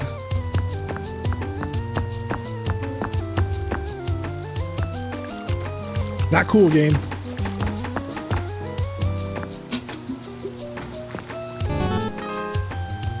What do you want? Hello? I don't know, I just picked up this phone. I'm sorry, milady. I haven't introduced myself. The name's Oscar. Fuck, milady? Seriously? Hey, Oscar, Stephanie here. It says here you offer hints? Why, of course. As you may have noticed, the halls can be quite disorienting, confusing, bamboozling. Ahem. Spaces are filled with dangers and puzzles. I spent a bunch of time just solving them, I guess. I can bestow my wisdom for a price. Price? Normally I would charge, but for you, this one will be free. Anyways, would you like a hint? Sure. One hint. Excellent. Can you describe your location? Vast and cylinder-shaped room where I can see... Oh, that one. So you're gonna want to hit that big bell, and that will probably conjure a cube or ball of water or something. And after that, you wait, shit. Am I doing it again? Hint, hint. Under the twin streetlights, the vehicle of our journey awaits. With care and grace, you chaperone it to its rightful place, bounding through the metal gates. How do I use momentum with 2 gravity beams? Whatever. That's all! I see. Thanks.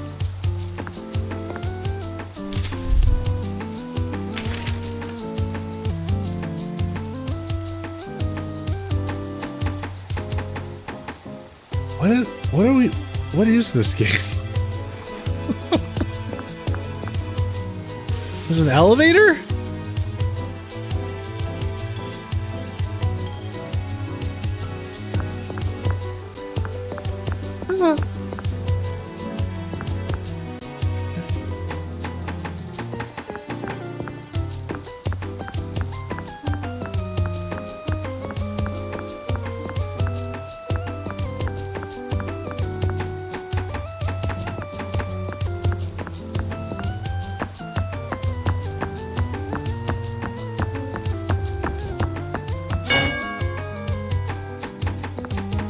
Oh, hi.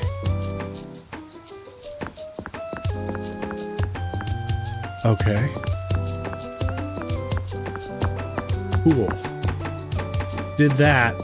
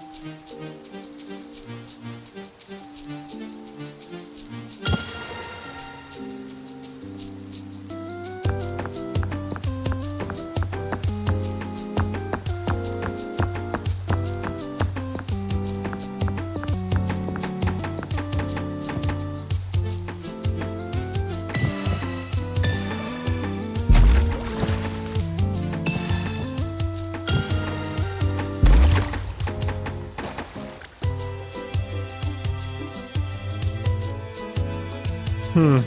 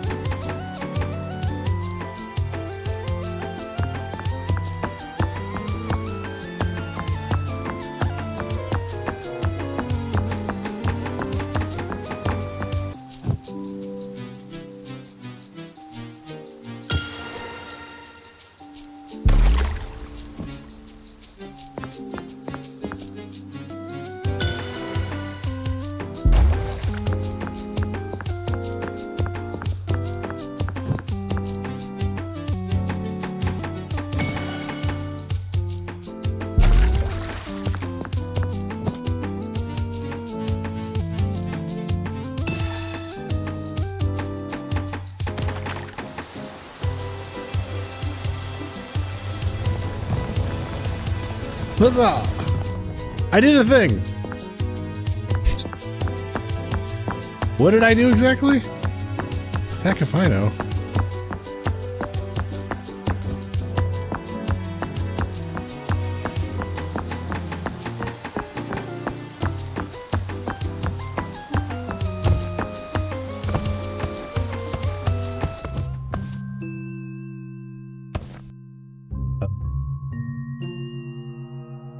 I think I'm in space.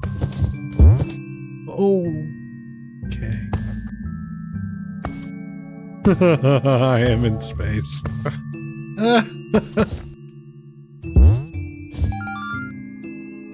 What a cute house.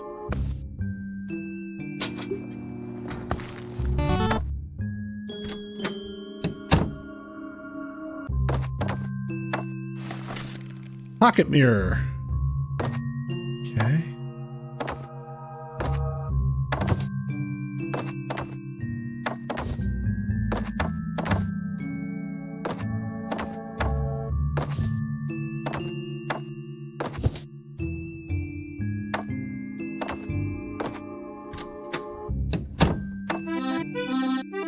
Oh my god, hey, you found it. Surprised to see you here. This is my villa, by the way.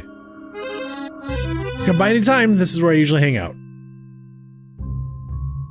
Okay, hope you don't mind that I stole your pocket mirror. Okay, thanks, bye! This is... Is there anything else? What is that? Is that one of those bad guys?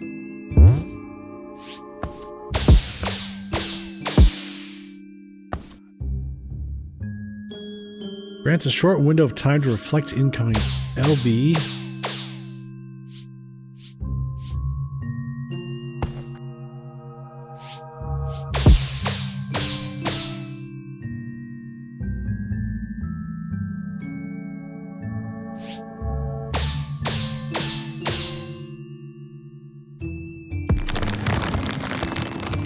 Oh, it is like rhythm based.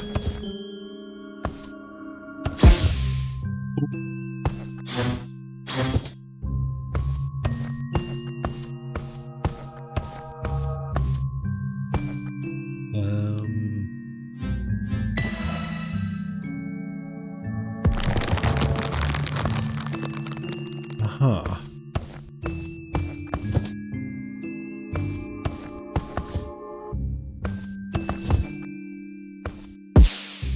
Ow, stop it. That hurts. No.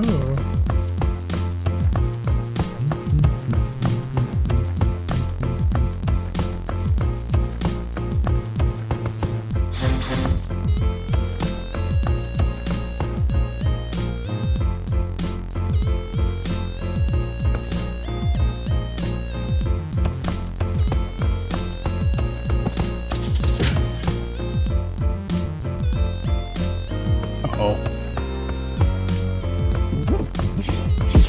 Ow.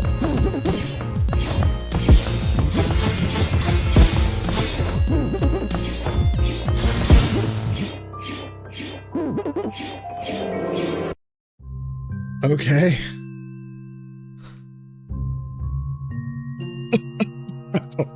I don't know about this game. This is so weird. This is so very weird.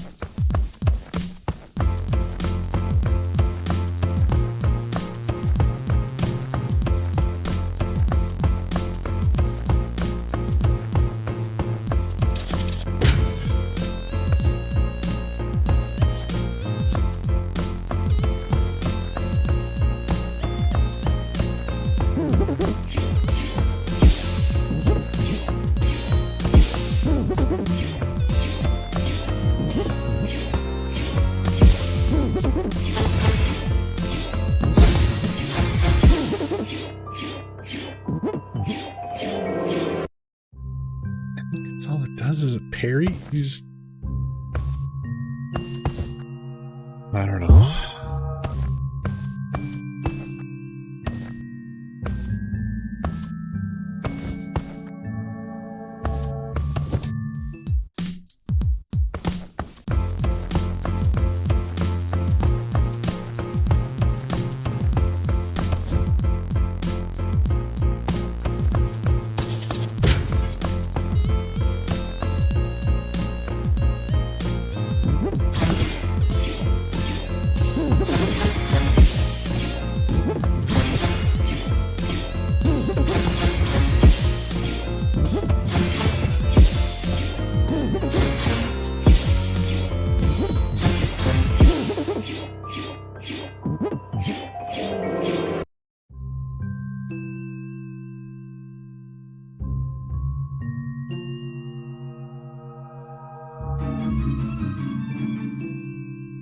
Parry, I have to parry 3 times and then I can get 1 hit in. Parry 3 times, get a hit in.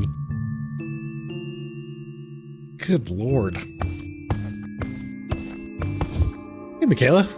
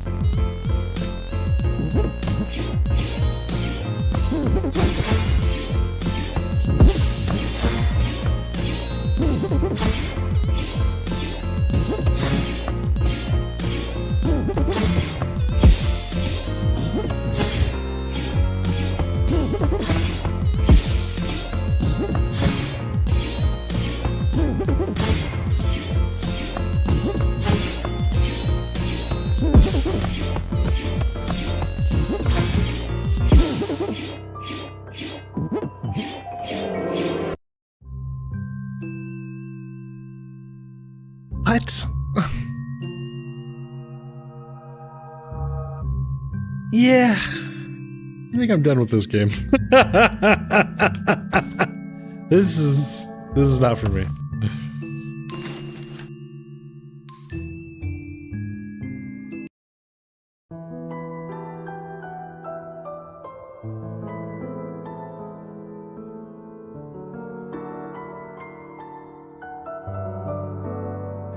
haven't stolen anything.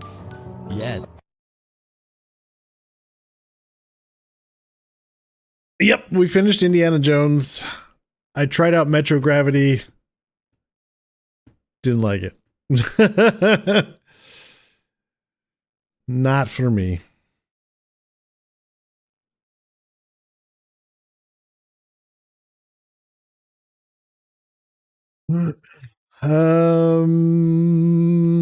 Well, shoot. I was kind of hoping that would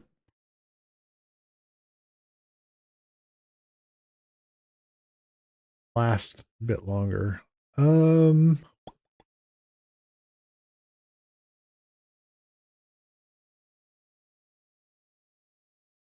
Metro Gravity was still probably better than an hour-long political chat your dad had with me tonight immediately after work. Oh, it was still probably better than... Oh, I see what you're saying. Hour-long political talk with your dad. Oof. Sorry to hear that.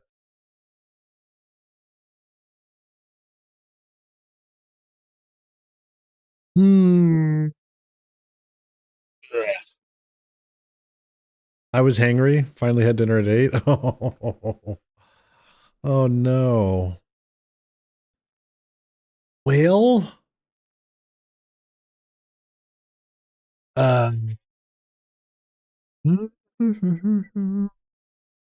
da, da, da, da.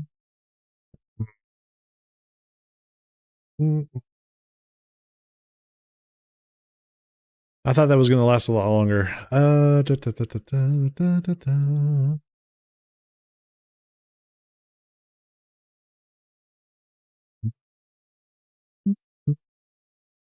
So I got to come up with something to play for the next week and a half or so. Because I want to play Hades 2 when it comes out.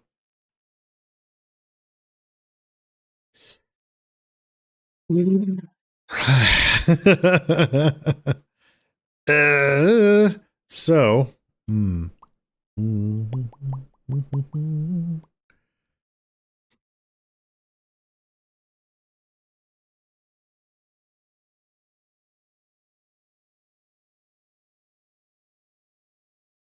technically already out. Early access does not count as released. So take your snarky comment and shove it up your ass.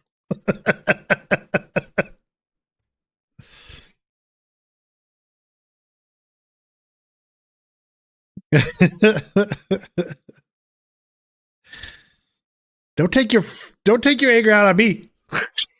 I'm not your dad.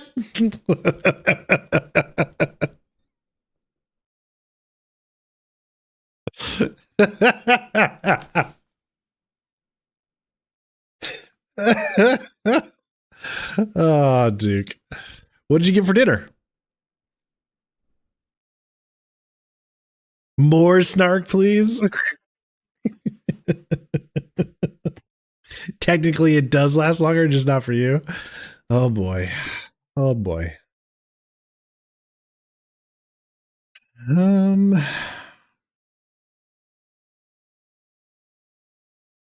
Carl's Jr., a Western bacon, fries, and Dr. Pepper. Ooh, that sounds good. I learned it by watching you, Dad.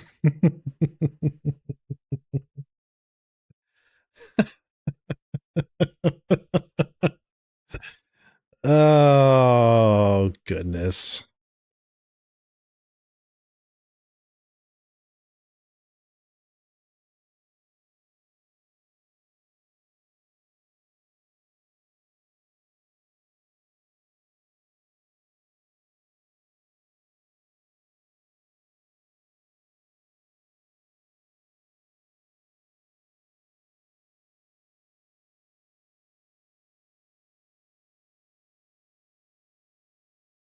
Otherwise, how's everyone else's evening going?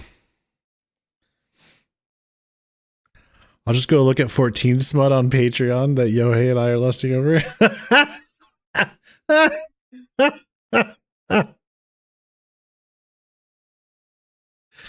Oh dear.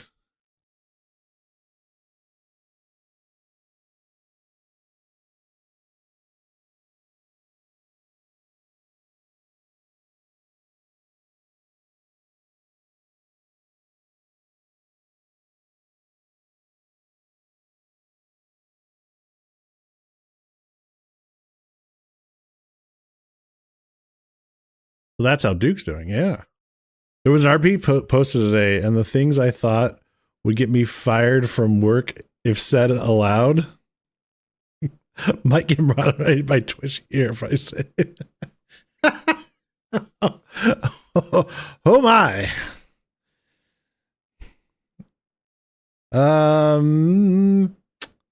Maybe we could do Eternal Strands for the next and then finish once we finish that.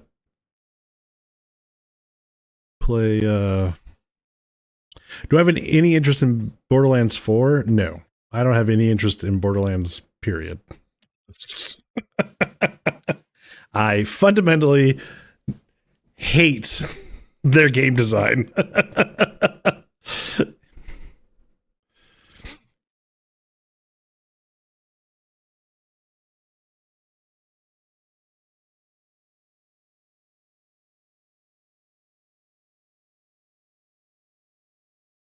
South of Midnight. Yes. I do have that on the wish list.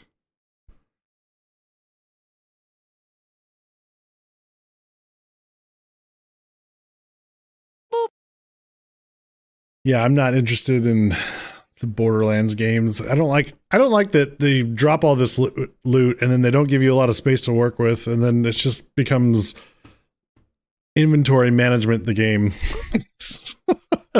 And you end up just cashing out, just selling most of the loot you pick up because you find a good gun at the beginning of the game, and then you're done for the rest of the game. You use the same thing forever because there's nothing better. Yeah. It's not for me. Gego no get it.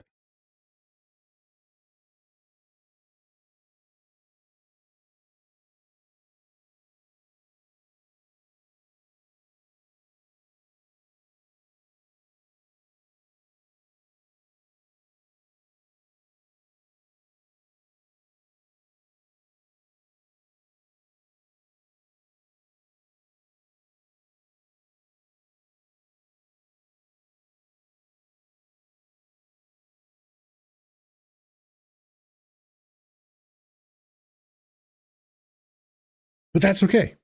Not every game has to be for every person. That's okay.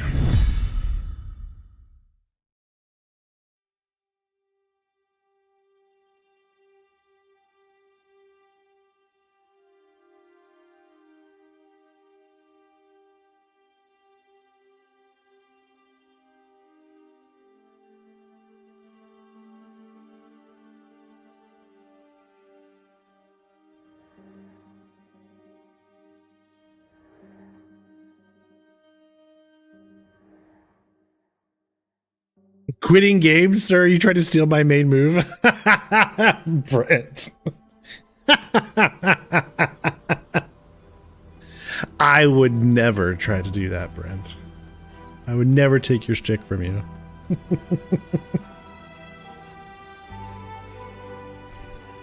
Alright, we're gonna play Eternal Strands.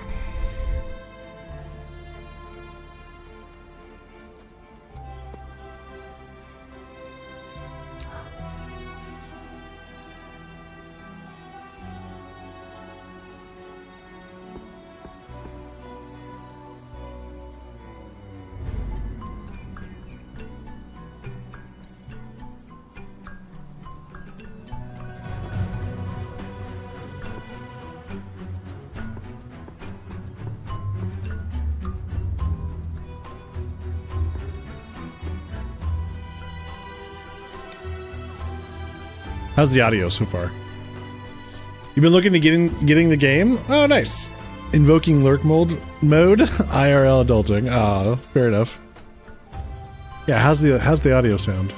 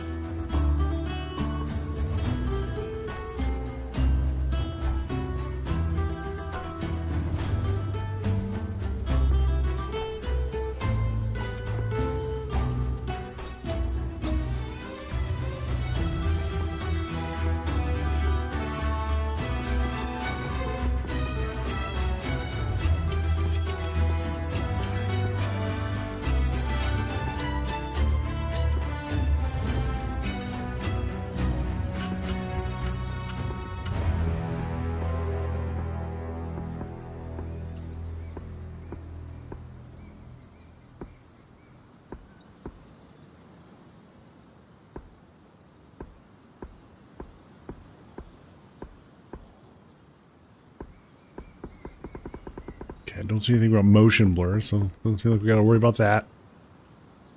Normal difficulty. Compass. Seems good. Turns compass on. Damage over. Show my helmet. Camera shakes. No. No camera shaking. No.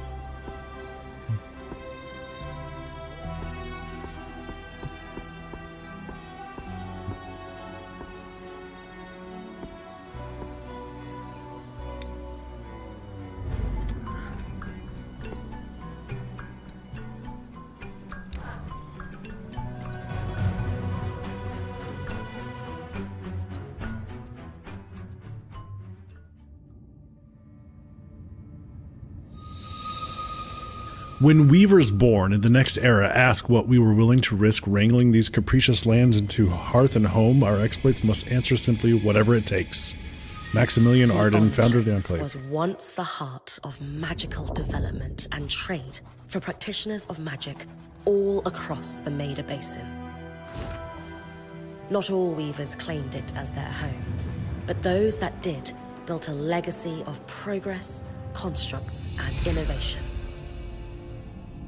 The likes of which have not been seen since the Surge, almost half a century ago, when a cascade of arcane disasters racked the Maida, and without warning, the Enclave sealed itself away behind a magical wall known as the Veil. Rich and powerful leaders were wounded and killed. Decades of war broke out. Every nation suffered an economic collapse. The world is calmer now, but magic has been shunned, taking the blame for decades of unrest. Weavers remain pariahs to this day. Most places tolerate us if we don't stay too long. While some weavers remember what it was like before the Surge, I've never known a time when weavers had a home. I chose this life years ago, but I'd be lying if I said it lived up to all I hoped it would be. Still, my luck might be changing. A few weeks ago, I began traveling with a new weaver band. Now, they've brought me here, where it all began.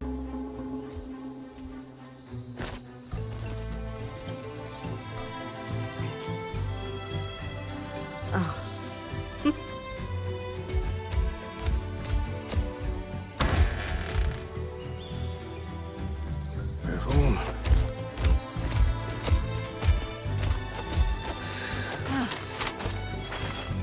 Thanks.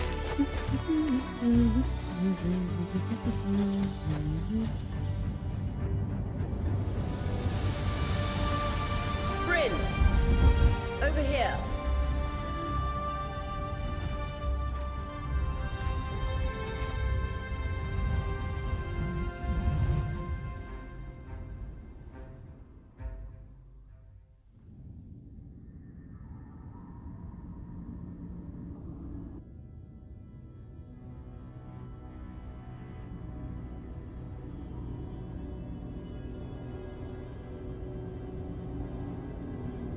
What do you think? When you told me that joining your band meant I'd see the Veil, I wasn't picturing this. No one's been this close in years. The base is shrouded in tangles. Weavers have known about this safe zone in the Veil's shadow for decades, but no one has found a route into it. Until now. You have no idea what I had to do to puzzle out this passage. I definitely want to hear that story later. My hope is that we're going to find artifacts from the Enclave itself deeper into the shadow. I'll stay to oversee the camp setup. Why don't you take the preliminary scouting expedition? Really? Of course. It's important for the other weavers to see how you do in the field. The map I bartered for in Tarza suggests there's a watchtower deeper into the valley. Shouldn't be too far from where we are. That's my first landmark, then? Yes. It should help us get our bearings before we start the search for the Strand Road. And if you make any discoveries, that will endear you to the band. For sure. I'd love to find my footing with the rest of them. I'll act as the watcher on the scry and pull you back if anything gets too dangerous. Just steer clear of the tangles. Any questions before you head out? So many questions.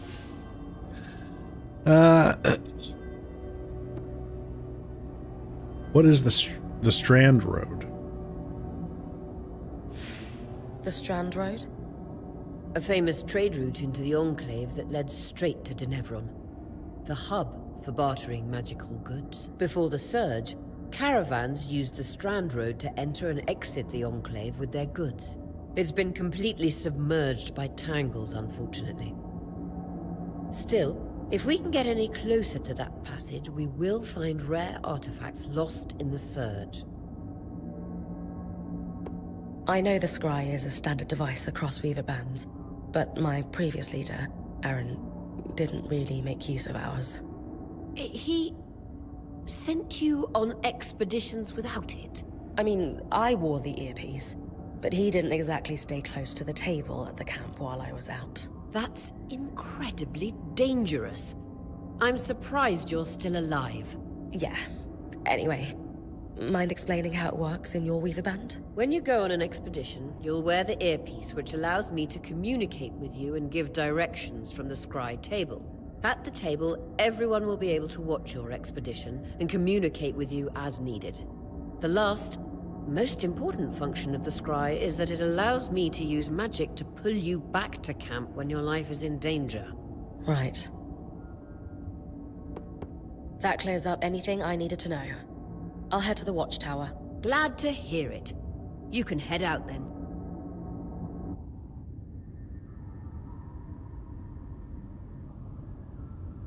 Okay. Here we are.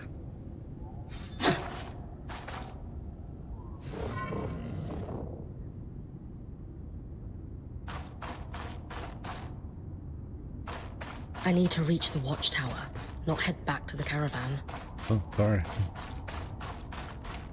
No visuals on the scry. Can you hear me? I can. Some interference, though. Must be the tangles. Still, strong enough to pull you out like you practiced. Dom? I'm on it.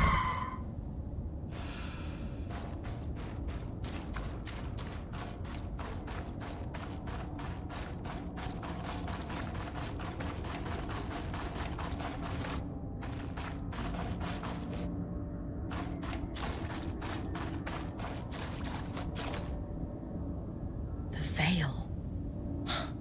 Even more impressive up close.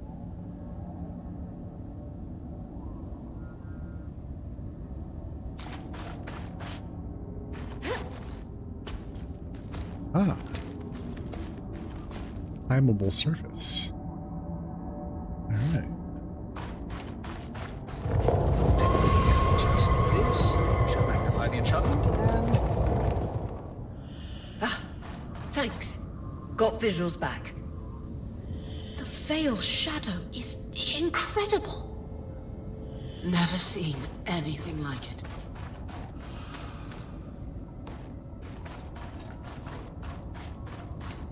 Guessing I don't want to go into here? Okay, that hurts. The closer you get to the veil, the thick... Tangles. Beautiful. And deadly. Give them a wide berth. Yeah, figured that out. Thanks.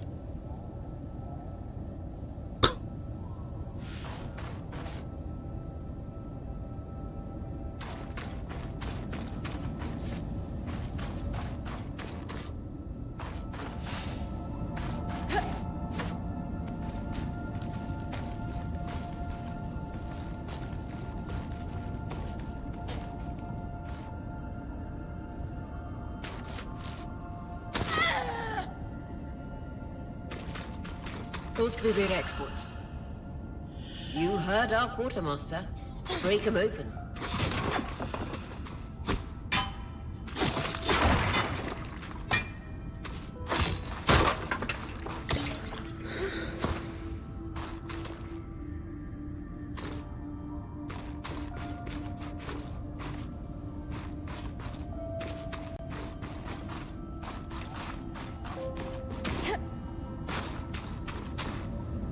wall is completely frozen.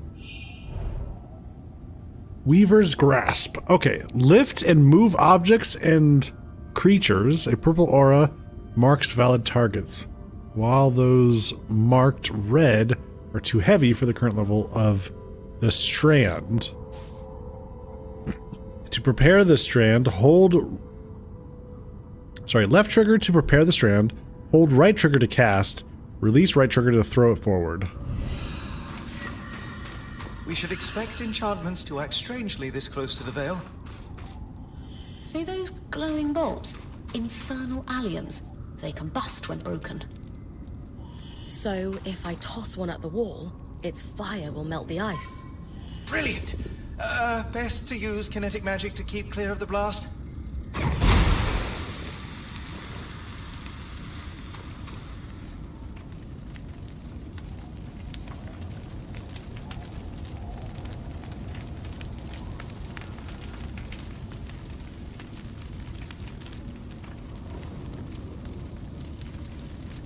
I may have overdone it.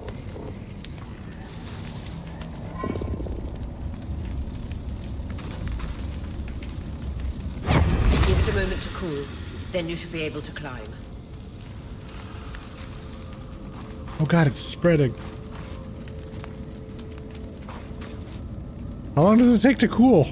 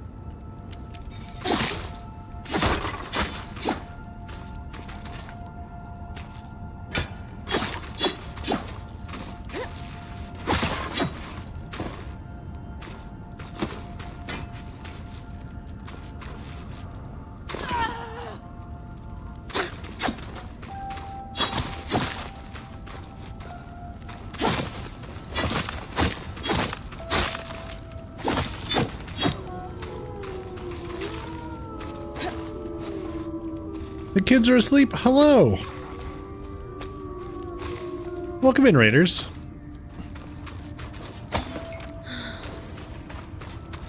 Hello, Valerie. Hello, Eric. How's it going? Perfect. Knowing the watchtower's relative position establishes the distance to the Strand Road. You can come back to... What is that? Coral. There were rumors of a living mineral that grew deep beneath the Enclave's surface. It seems they were true. There's more of it in that cave. I could take a closer look. Too risky to deviate from the plan. First outing was just to reach the watchtower. This is going well. I say we check it out before finishing the expedition. My murders are loud? Which murders?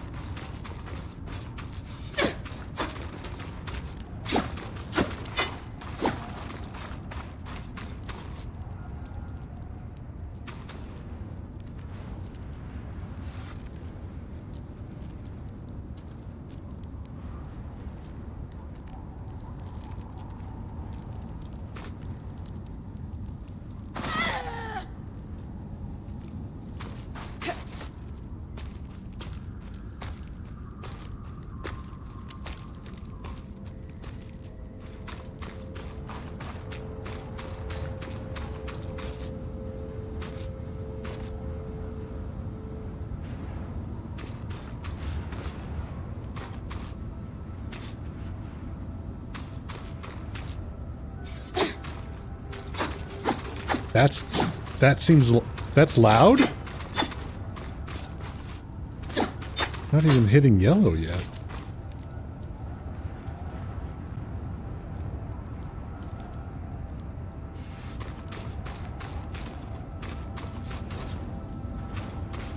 Okay. Okay. I thought maybe I was going insane. I was like, I'm looking at my volume meter. It seems to be in the right place. I was like, oh God, how am I off?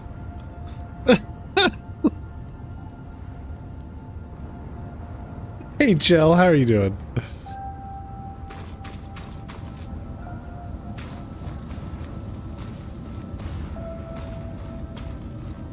Well, we can just climb on any surface? Oh. Huh.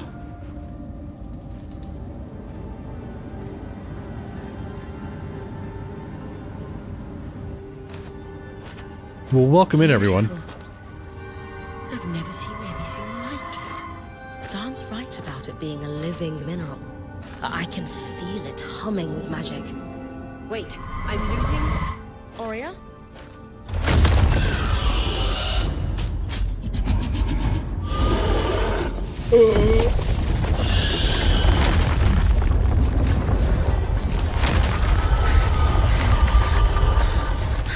Bryn, connections back.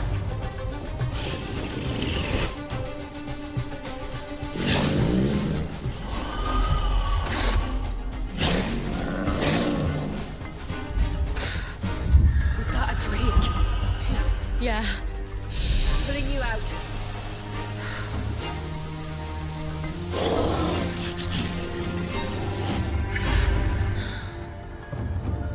Yes, breath. I knew this was a bad idea. We can't extract you. Darm, fix it.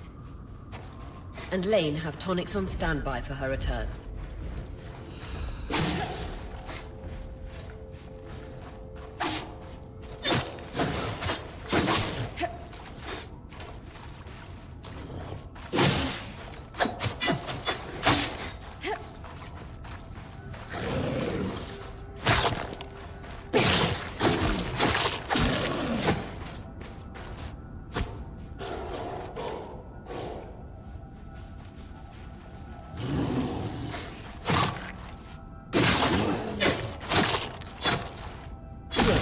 Head out of the cave so we can get our bearings.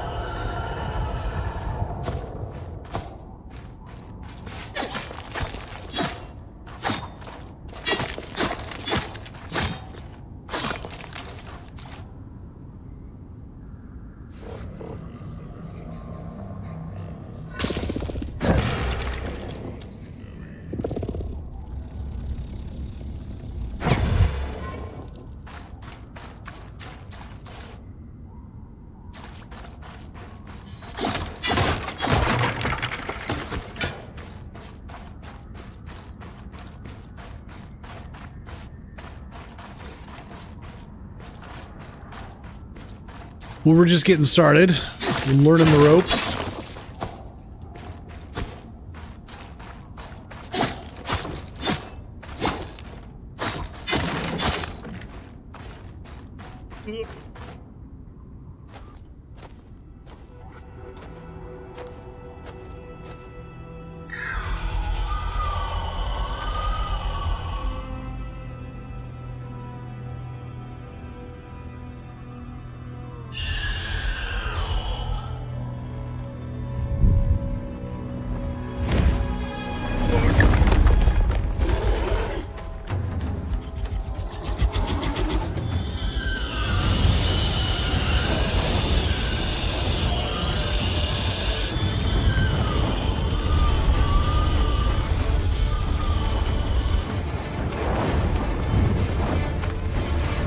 Tantrum much?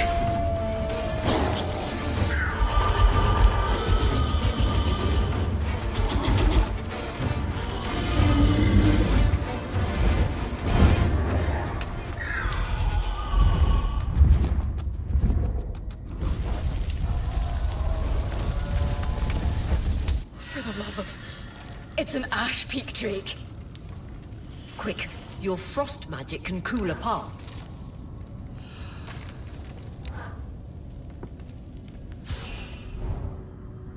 Ice wall. Ice wall rapidly freezes water in the air to create chunks of ice, useful for pinning foes of all sizes to creating ledges or bridges. For distant targets, aim at the farthest point and draw the ice closer.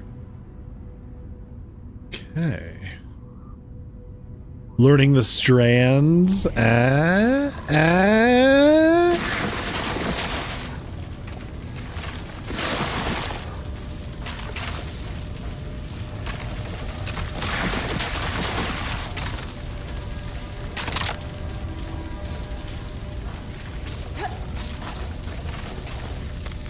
Good.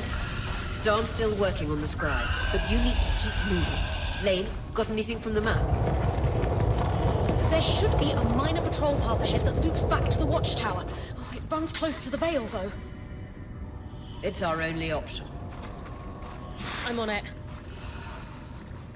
Aurea, that Drake's acting like... Let's just focus on getting her back safe. I'll go back to unpacking the armory.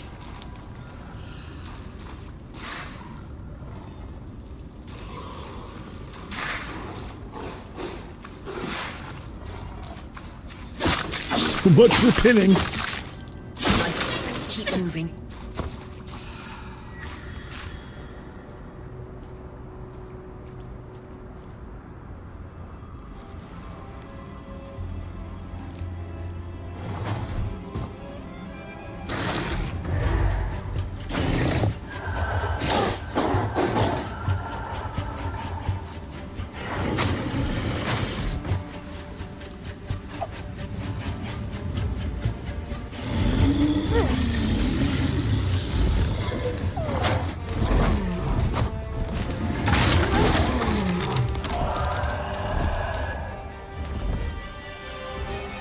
Damn it, Kasmin was right.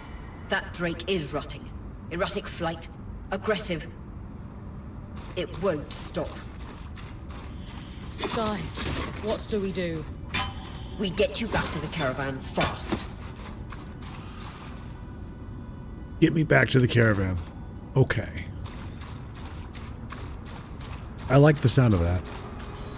But first, loot?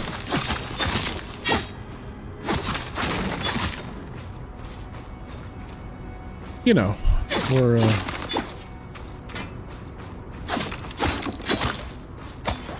because loot.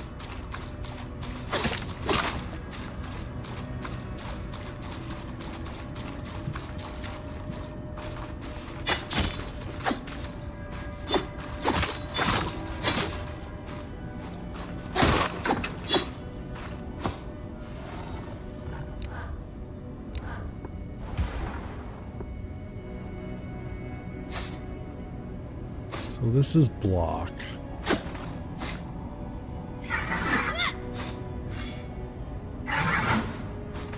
Well, we've got a charge up attack.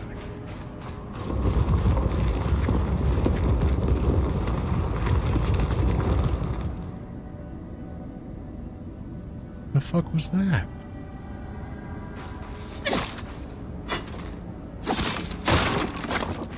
Press LB and press B to switch to Byron's to Bryn's bow. I have a bow? Clear line of fire. Good time to use your bow.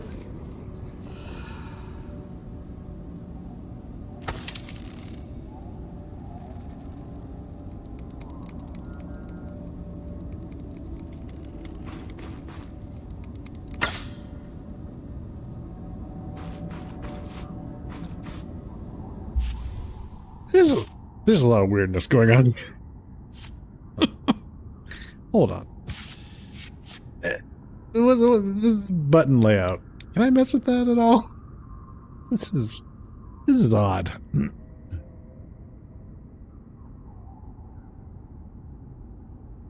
So this casting stance magic was this picks my magic. This is how I cast. Okay. I can imbue an attack, block and parry, and bow attack. Okay. Climb, basic attack, bow kick, dodge, and jump. Okay.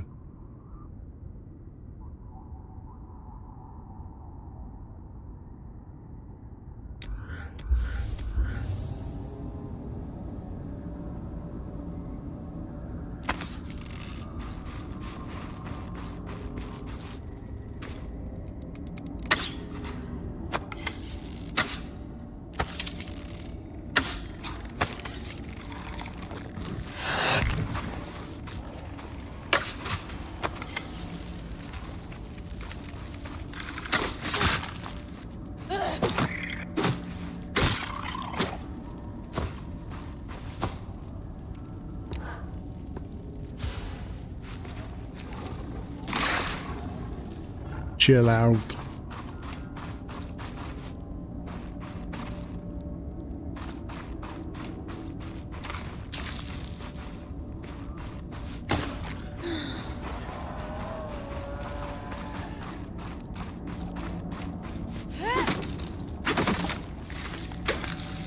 Oh.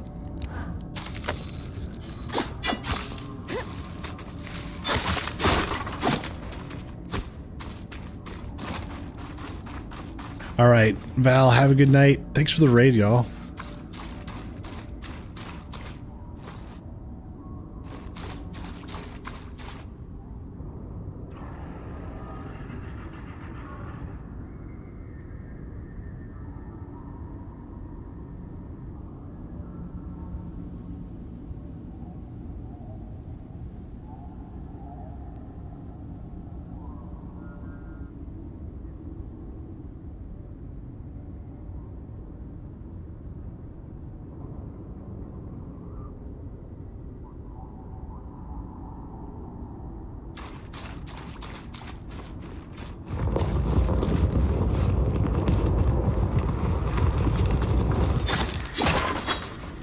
If I'm reading the map correctly, following this brook should lead to the path guards used to reach the watchtower prior to the surge.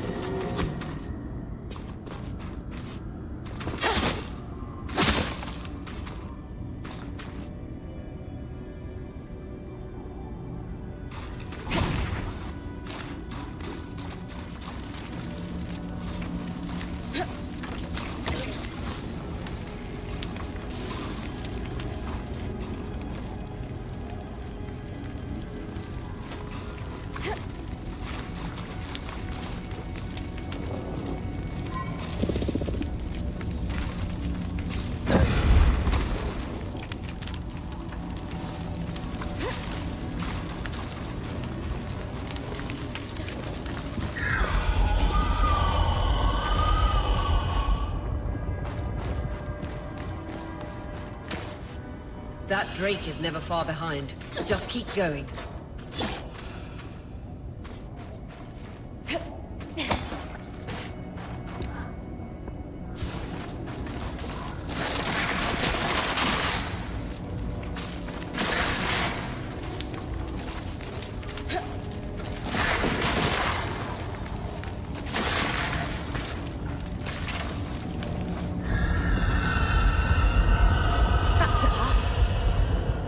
You're doing great, Bryn. Final stretch.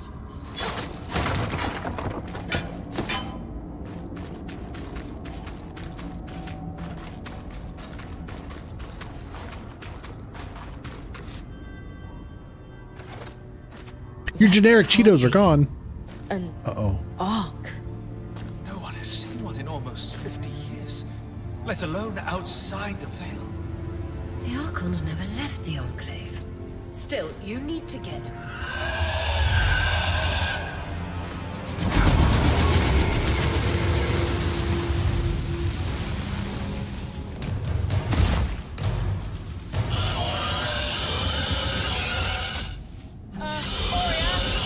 You've got to hold it off.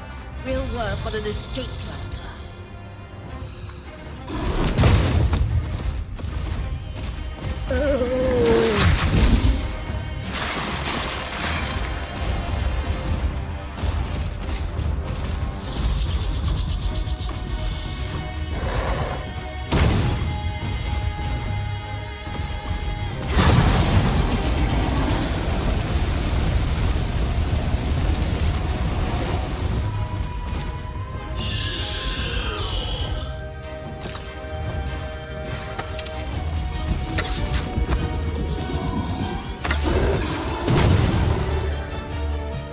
Oh, okay. God damn it. Fucking button layout.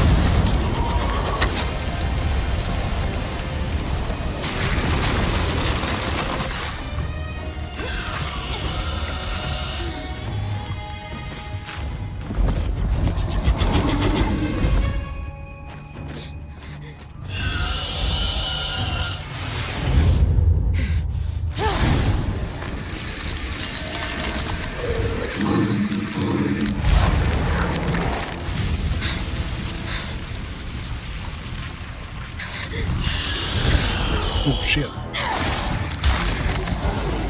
Ha!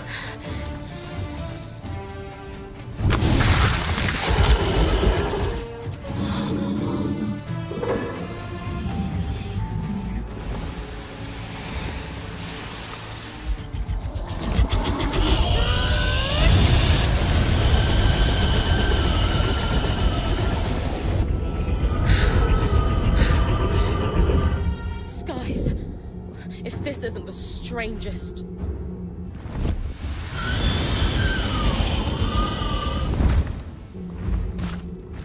Got them.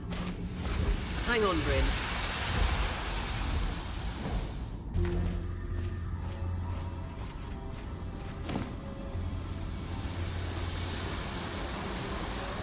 Everything okay back there?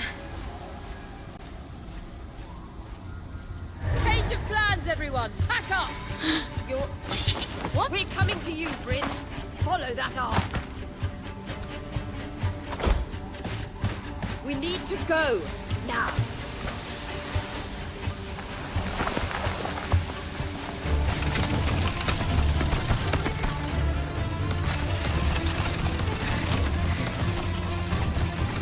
Up ahead!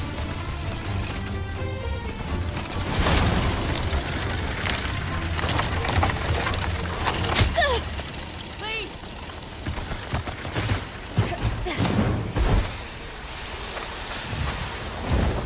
Oh no.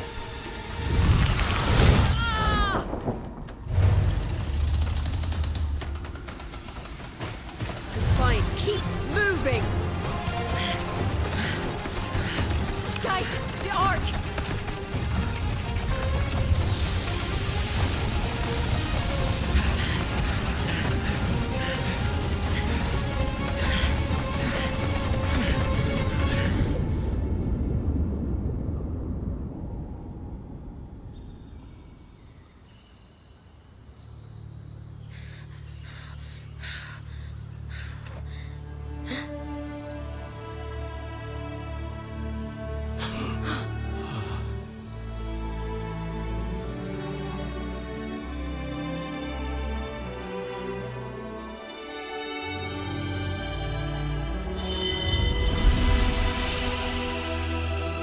Title screen!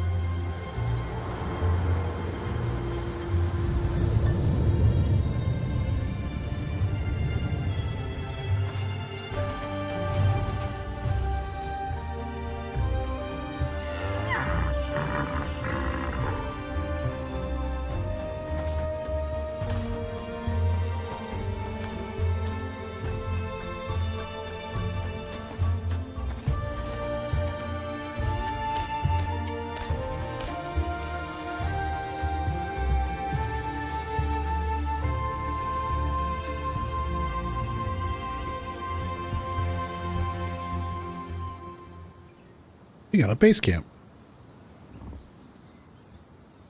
Has anyone else noticed we're practically sitting on a loom gate? Press F during any dialogue to switch between auto advance and something. Okay.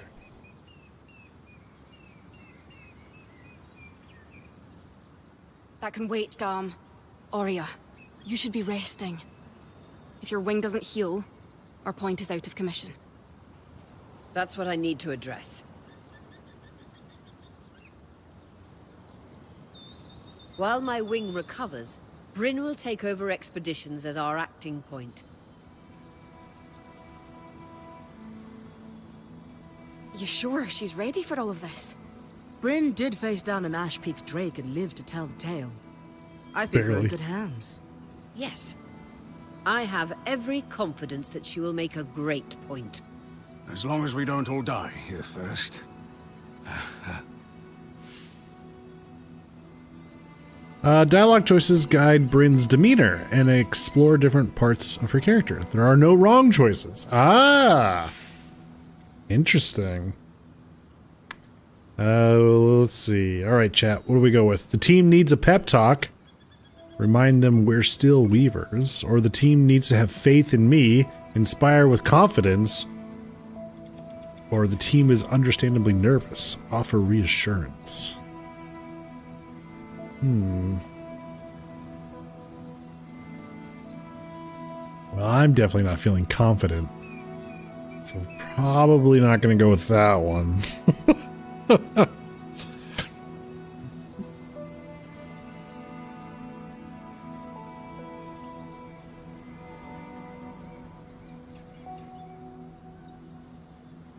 Hey, take a moment to remember.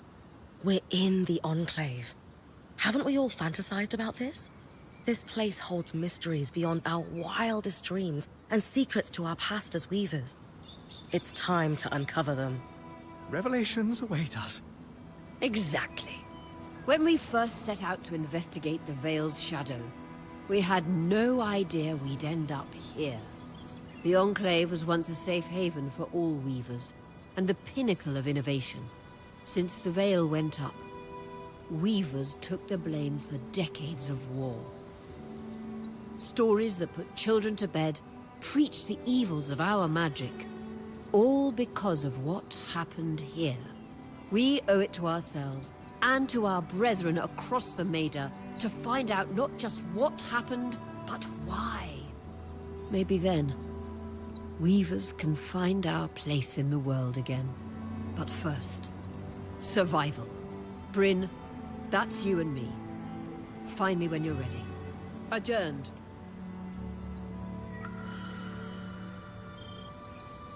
Okay, consult with Aurea to plan next steps, which is over there. What is The this? sky. The whole band gathers around when I'm away from camp. It's nice to have people literally watching my back. That's cool.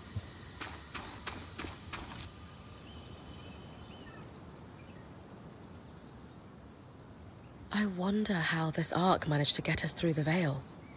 By the looks of it, it was a one-way ticket. The Enclave built many arcs and other magical constructs. I've never heard of one designed to repel Drake's breath, though. You think we might find another arc that could help us escape? Or possibly repair this one? It must be special somehow.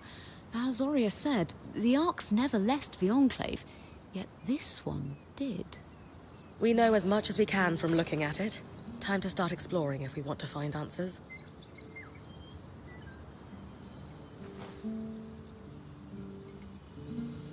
Okay. Loom gates must need a massive source of magic to function. Instantaneous transit across hundreds of leagues. Dom? Hello? Everything okay? Bryn, you are going to check out the loom gate at some point, right? Yeah, of course. I'll get around to it. Good, good. Why it refuses to function is a mystery we must unravel together. A priority. Not worried about our survival in an unknown land filled with volatile magic like the others? Details. There is so much to discover, survival will take care of itself. Or Casmin will insist it does, at least. So, our acting point. Is your heart racing at the prospect of traversing these lost lands?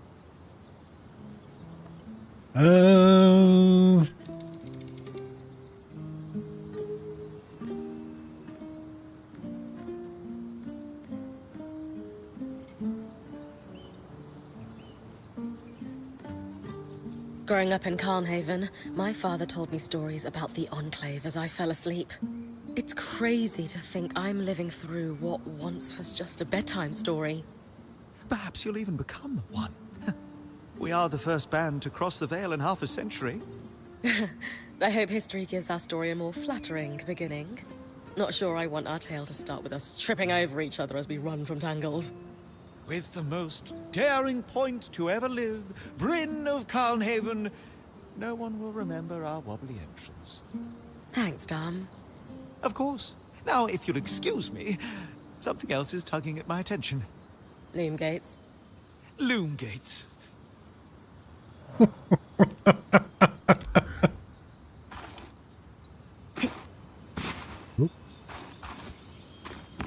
Okay.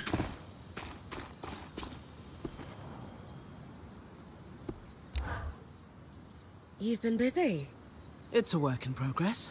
Taking stock and all. We lost a lot of gear running for our lives. Speaking of, are you doing okay?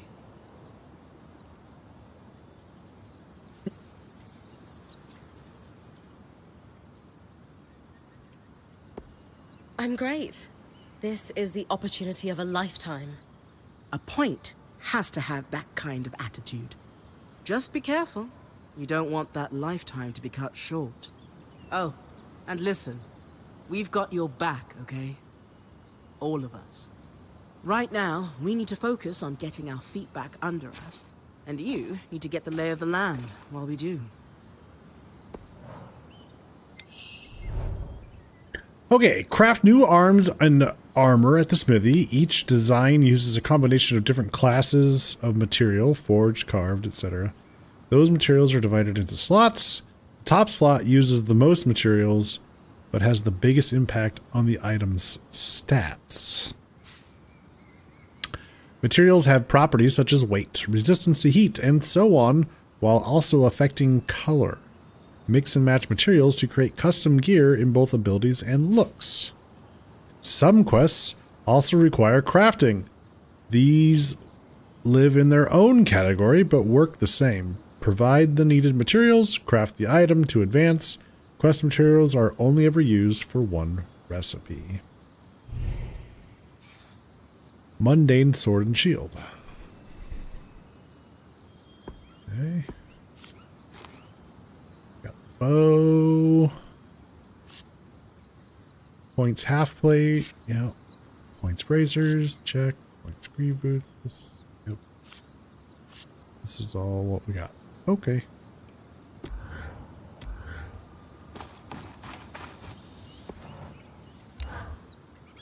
Sev, how are you holding up? Oh, fine. I mean, I'm trapped inside a magic bubble that's filled to the brim with life-threatening creatures. Also, left an entire known world behind, and I'll probably never see remnants of my past life again. But, you know, I'm fine. Jesus.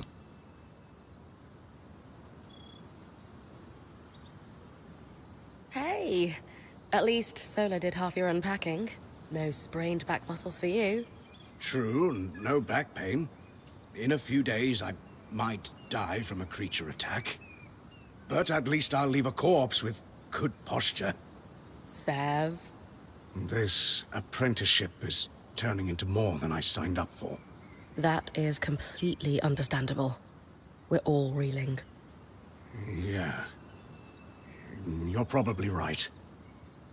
Listen, I should get back to helping Sola. I was talking with Sola earlier. She is a great listener. Maybe talk to her about how you're feeling too? I wouldn't want to burden her. She'd be happy to help. I'll I'll think about it.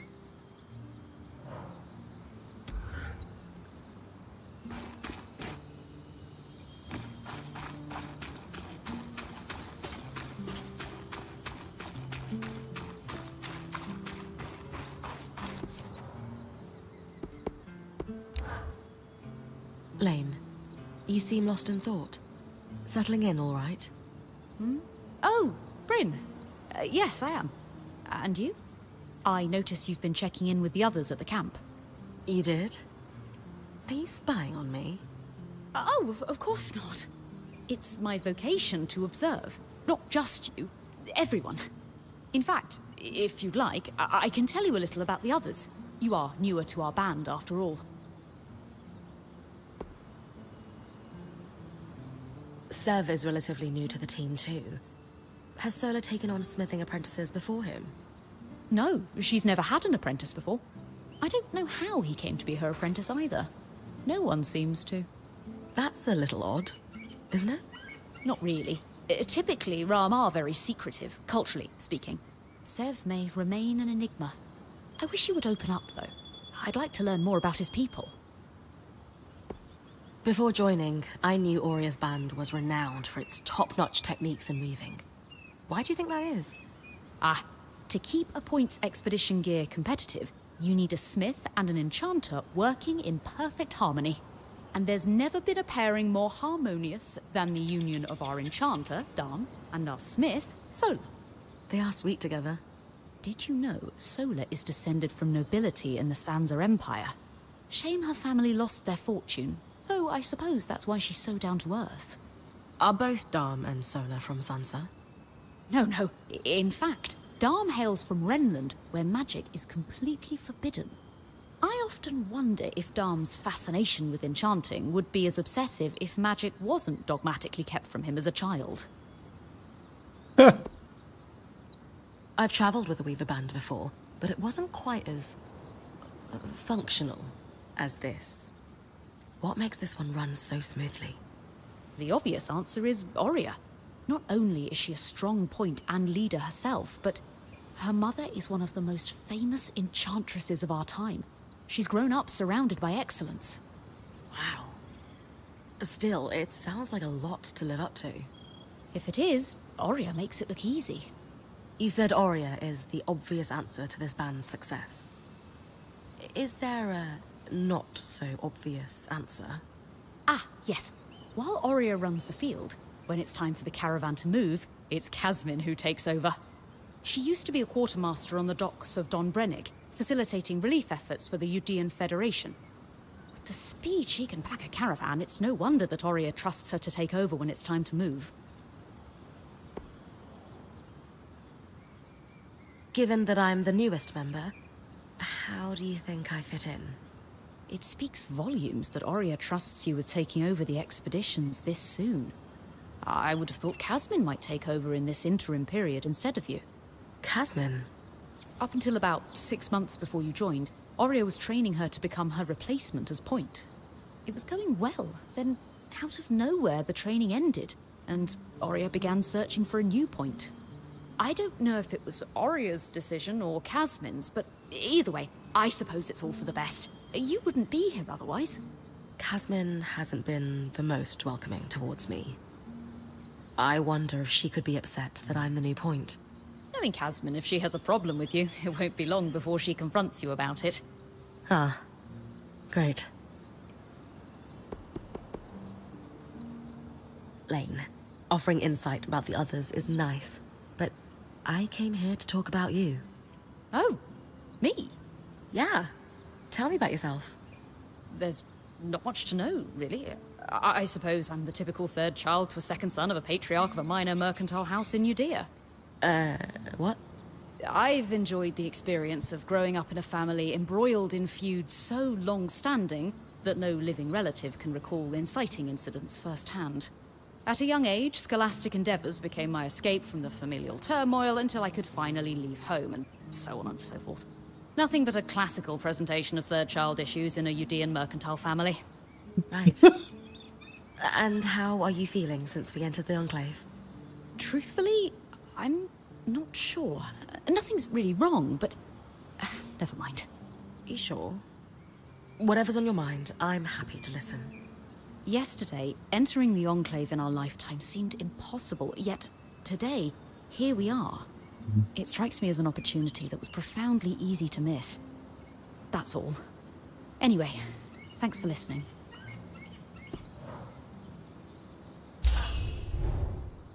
Okay, the Codex stores information about the world and mysteries of the Enclave uncovered through exploration. Codex fragments represent points of data on a subject. When enough are acquired, Lane can research them to unlock a complete Codex entry.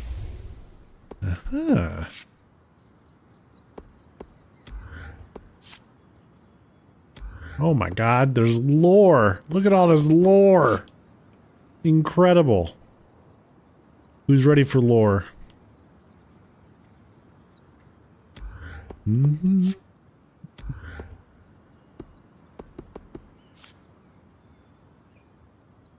The Enclave. The Enclave was a city-state located on the southern arc of the Maida Sea, founded centuries ago by a group of weavers led by the eccentric but daring Maximilian Arden.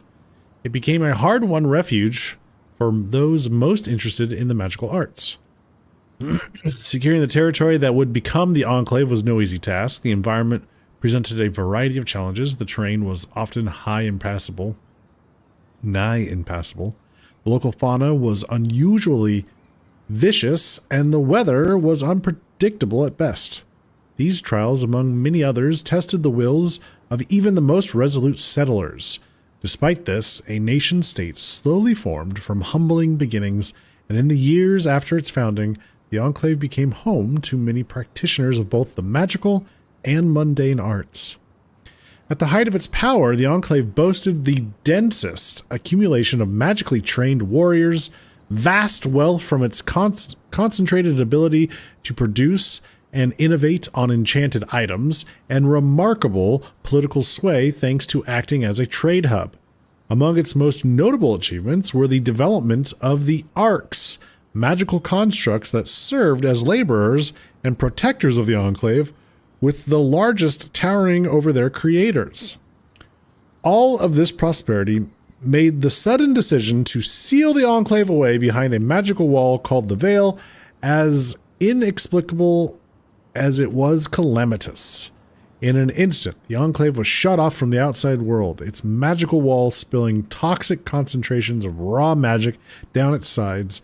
The activation of the Veil also sent a shockwave of energy that caused extensive and often deadly malfunctions on all enchanted devices across the Maida. What followed was decades of strife, as the sudden disaster sparked numerous wars and disasters. The Enclave lurks still, leagues of land shrouded under its deadly veil. It acts as a constant reminder of the dangers of magic that ensures weavers who still follow the traditions that founded the Enclave are mistrusted. To this day, nobody is quite sure what happened to all those people inside. And here we are, making camp at its edge. I write this in the curious stillness that permeates the air. It is unlike other places. The Uldian magpie does not sing here. We do not fear attacks from bandits or aggressive wildlife. One might even call it idyllic, if not for the constant reminder of disaster looming over our heads. No big deal. The Maida Basin. The lands of 7 great states drain into the basin of the Maida Sea, kept apart and occasionally at each other's throats by centuries of political rivalries, alliances, and intrigues. These nations are nonetheless bound together by a dense web of trade dependencies, cultural fusion, and the shared threat of the numerous wild and magical creatures that stalk the dark corners of the region. Youngest of these nations, prior to the calamitous magical surge, was the Enclave, home to the Weavers and their masterful enchantments. To the south, the secretive desert kingdoms of Taza stretch behind a wall of mountains that act as a defensive curtain. To the east of the Enclave lay the rich mercantile houses and fleets of the Udian Federation. These family-ruled city-states rarely cooperate, but can form a surprisingly unified front when tested. Swinging north of the Great Sea are the hardy people of Donbrennig, battered by the storms sweeping west off the endless ocean. Further inland lays the great empire of Sensas, rich with prime agricultural lands, mighty armies, and wealth from conquest. Further west still, one finds the rebellious nation of Colnhaven, perched in ore-rich mountains. Memories of their domination by the Sansa monarchy still sting fresh, and to Colnhaven's southwest, nestled deep in the last valleys before the end of the world, looms Renland. Rich with tradition and dominated by the Church of the Hallowed Pyre, the lines between clergy and noble have blurred over generations of the religion's dominant role. Ew. Ew. Theocracy. Yucky. The Hearthsiders. The region currently occupied by the Enclave city-states was formerly contested land where the alleged ownership shifted between Taza and various Udian city-states depending on the cartographer's political leanings. Donbrennig also laid claim to parts of the region. In practice, however, the land was deemed far too hostile to settle, and the matter of its ownership was merely a battle of rhetoric. The political stasis changed when a group of enterprising weavers, led by a man named Maximilian Arden, secured rights to attempt a settlement of the location from all three claimant nations. Arden hailed from old money in Renland and was a famed weaver, allowing him access to those with considerable clout in all three claimant nations. Through a series of deft maneuvers, he managed to secure rights of settlement from Taza, Udia, and Donbrennig, and then used those rights to convince each patron in turn that pushing their claim could spark a war. Thankfully, Arden had a solution. He would purchase the settlement rights and found something independent. The gamble paid off.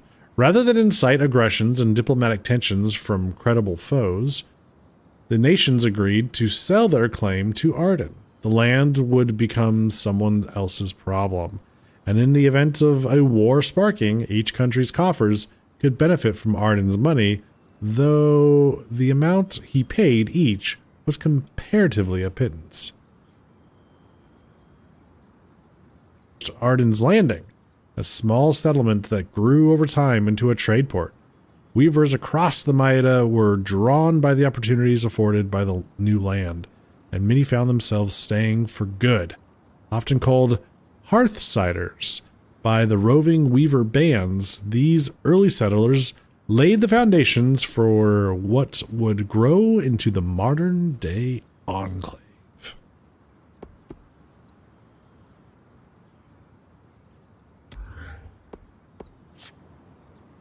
Okay, we have different races here. So we have the Ashar. How does one describe oneself in clinical terms? It can be hard to set aside assumptions of normal as this lorekeeper experiences it, but yet the peoples of the Maida are diverse, and so an effort must be made. Paired with the Kasil as the most populous peoples around the Maida, Ashar skin tones range from a deep brown to so pale as to almost be marble white. They possess a wide range of hair and eye colors. Ashar generally live to be between 60 to 90 years of age, with proper care of self and judicious application of alchemy needed at times as the years advance. They can be found and usually share majority with their Kasil cousins in every nation around the Maida and at all strata of society.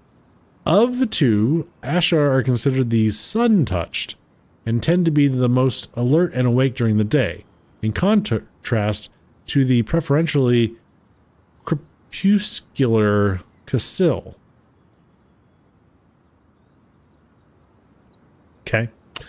The two cultures have grown in symbiosis since before recorded history, handing off the work of the day from Ashar to Kasil, such that most enterprises are operational at all hours.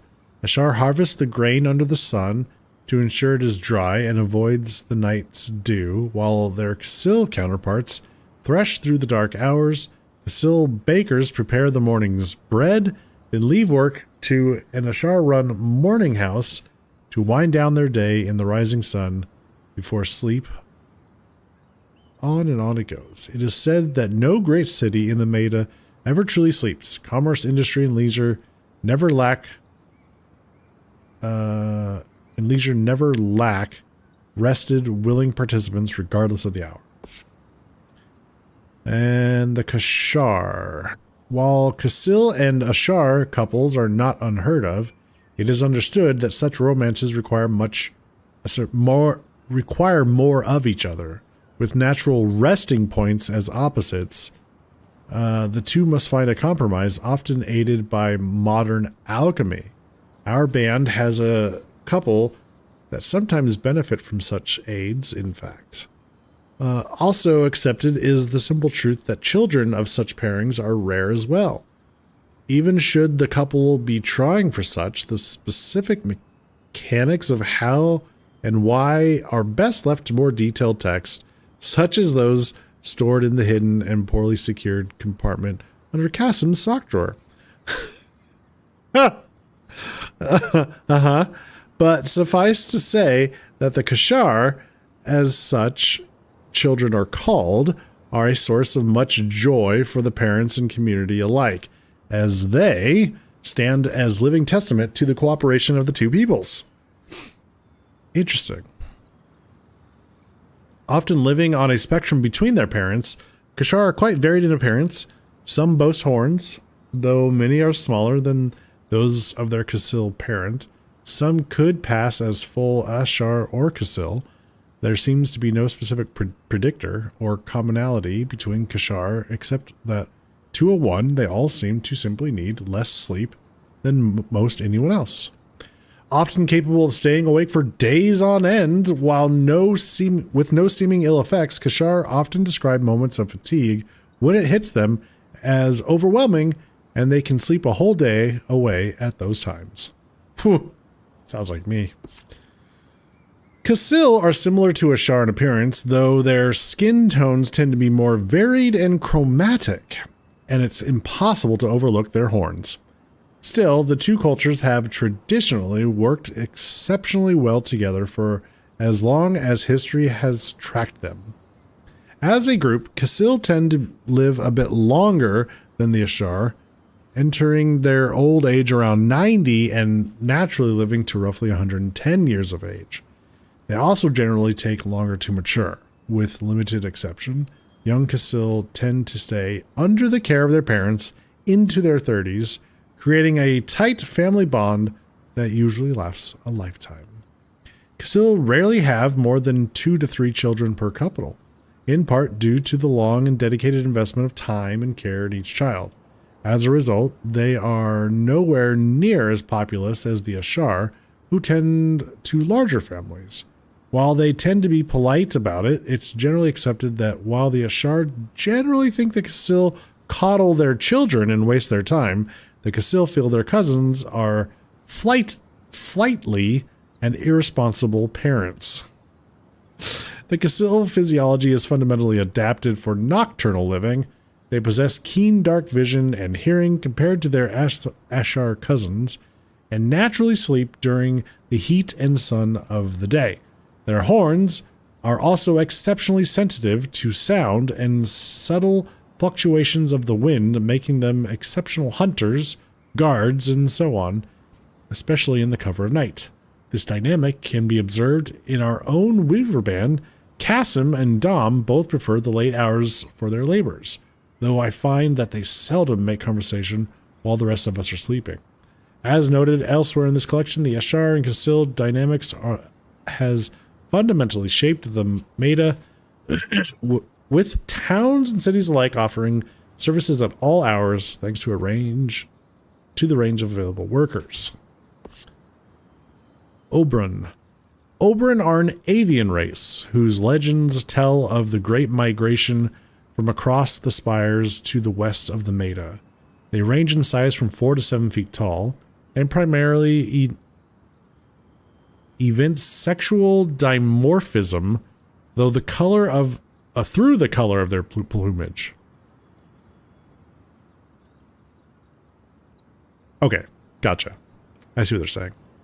Compared to Ashar and Kasil, Oberon are lighter in weight, but roughly equal in strength.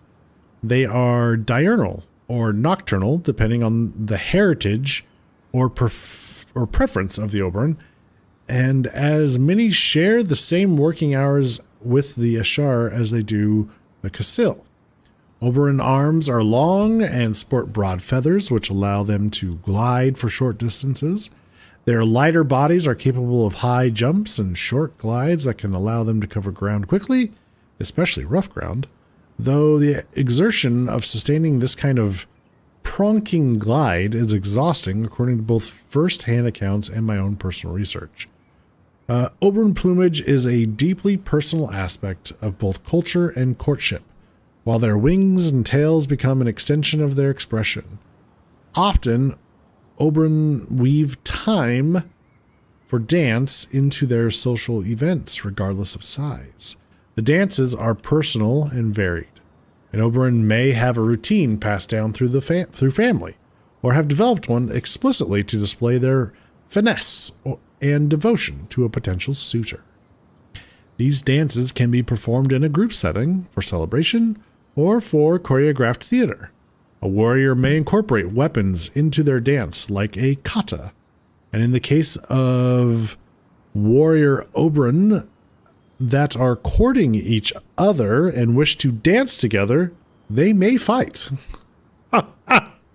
Okay, yeah, I see.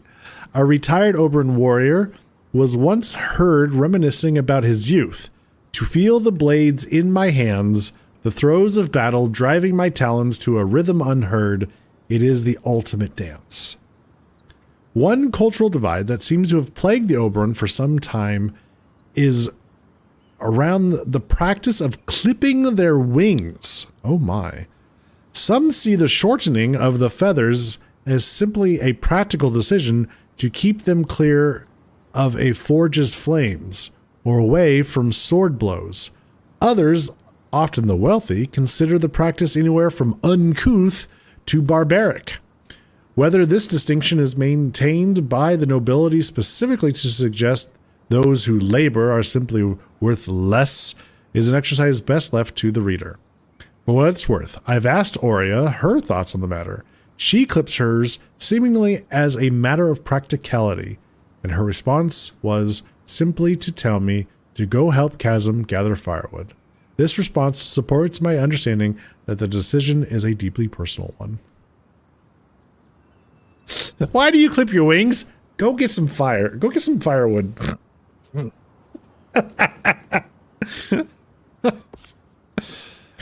The Rom. The Rom stand roughly 2 meters tall, with broad shoulders, thick coats of fur, ursine features, and prominent tusks.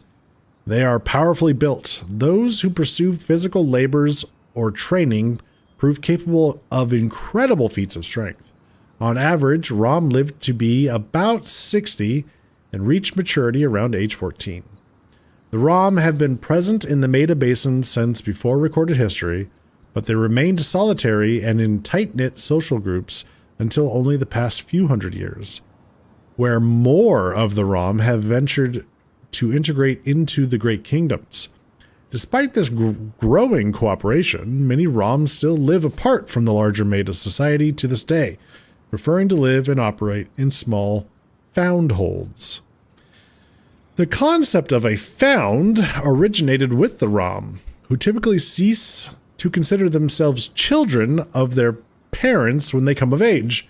Instead, they form dynamic family units based on shared values and goals, living communally, often with people of the same age. This isn't to say a Rom remaining with their parents found is unheard of. it is simply less common than the alternative. There have been some instances of non-Rom successfully joining into founds as well, though it is rare enough to be considered deeply unusual. Many Rom practice the cultural tradition of Rom Brelem, a time of self-reflection when they seek a change from their everyday and tackle something new for a few months.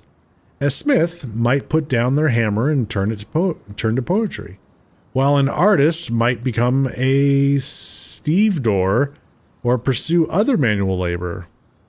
Stevedore, I know that word. What is that? That is an older term, is it not? Stevedore. A person employed or a contractor engaged at a dock to load and unload cargo from ships. Stevedore. Okay. During these times, the found will support financially or otherwise their members who have turned away from work, knowing that in time they too will receive support when it is time for their Rom Brelem. One might expect that I have learned the above facts by interviewing Sev, our apprentice blacksmith. He is in fact deeply shy and is difficult to pin down. It does not help one bit that Sola is always within earshot, more than happy to shoo me away. So, when it comes to the compilation of essential knowledge, all I have in this case are my books. The Maida Basin offers its denizens a dazzling array of bounties. Chief among those, at least in this lorekeeper's opinion, is our diversity of cultures, each adding a unique ingredient to our melting pot. When I say cultures, I do not specifically mean those limited to national borders.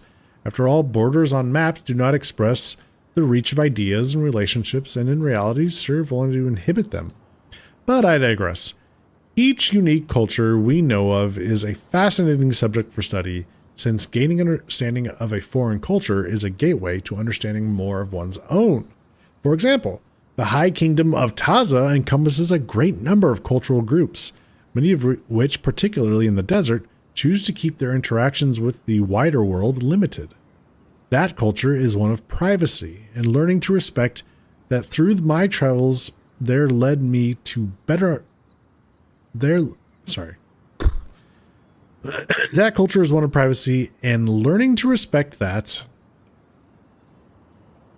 through my travels there led me to better understand the ways in which the more open cultures around the Maida communicate. Every nation in the Maida region shares a similar mix of people, merged around through centuries of trade caravans, migration, opportunity, and crisis alike. Most numerous of us all, the Ashar and Kasil, have always lived side by side in relative harmony. Similar in size and stature, the two are fundamentally different in how they approach their day. This is like if you didn't read the thing about the races, then yeah, all right. So then we got enchanting. I mean, I think we all know what enchanters are.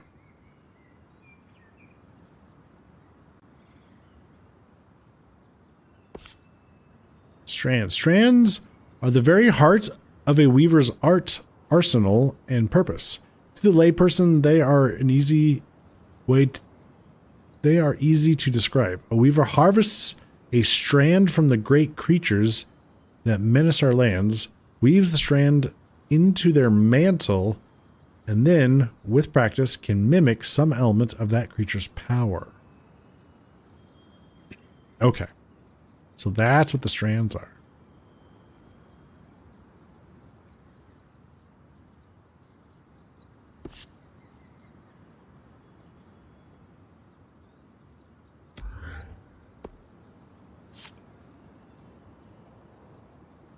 Yeah, they kept talking about mantles. Few things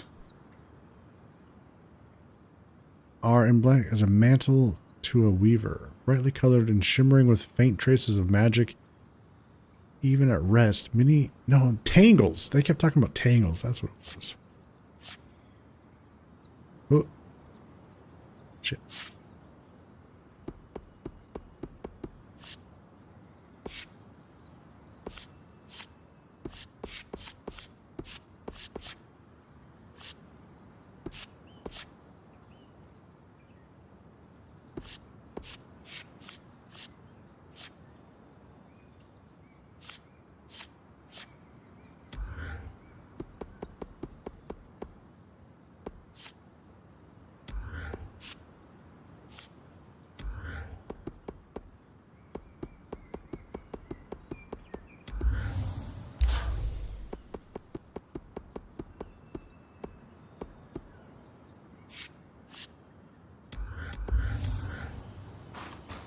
So Kasim and Dom are Casil.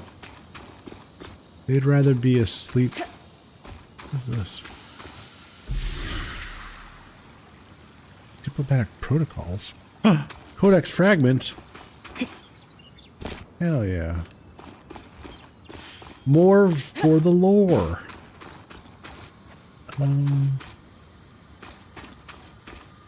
Here's Dom. He's got the horns, so they're nocturnal usually. So that means Sola is a Shar. Who's Kasim?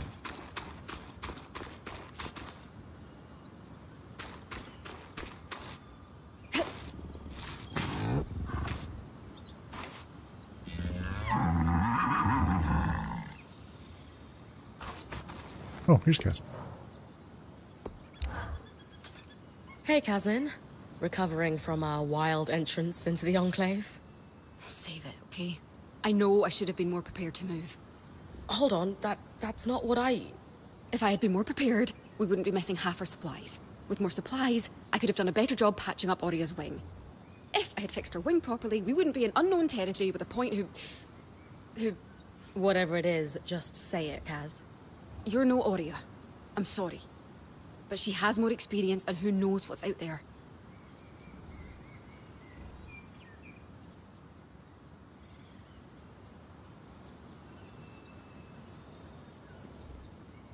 I know my job is important, but we all have a part to play in our survival.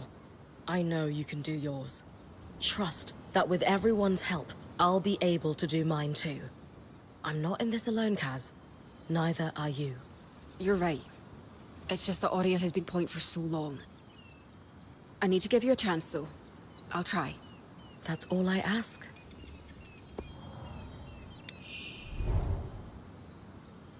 Gear equipped at Kasmin's caravan will be the loadout Bryn takes into her expeditions. Loadouts can change. Can be changed at any time at a pace. Huh. Ah.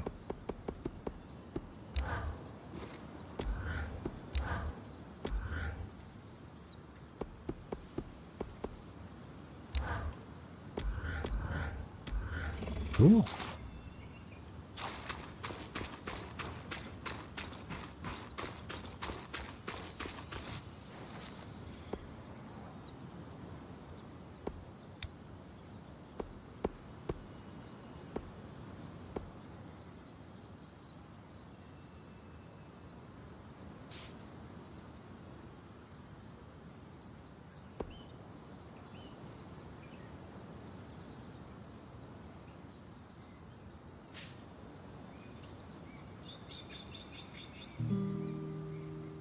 Lower weights increase speed, extend jumps, and reduce stamina when climbing.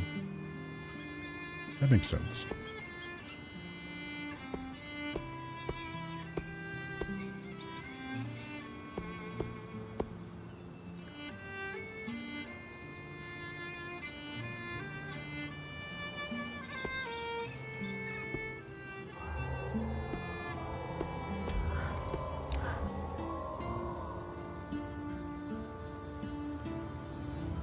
So after all the legends, this is it.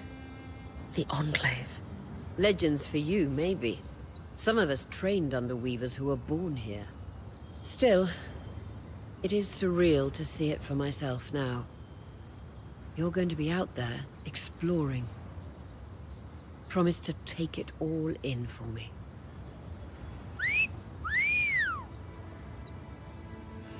She seems sad. Sympathize with her that she's missing the first expedition. You must be devastated that your wing is holding you back. I can't deny that my heart breaks at the prospect of being stuck behind the scry. But knowing I've found the right replacement helps. Besides, this wing won't keep me down for long. I'll be back out there soon enough. I wouldn't have it any other way. Anyway, enough with the sentimentality.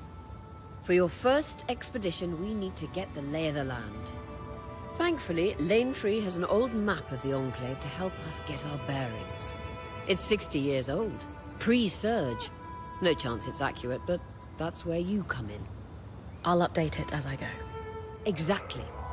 We've made camp in what was once a way station for caravans entering the Enclave. Just below us is Glintwood Hollow, a valley on the outskirts of the Enclave. I've scanned it from the Overlook, and we've got 2 landmarks of note. A second loom gate, and what appears to be a giant statue, possibly an ark. You can see it from here? Must be massive. If either is functional, Dom will throw you a party. I'll be with you on the scry. With fewer tangles, we're hoping the connection will be stronger. The path is down by your tent. I'll head out now.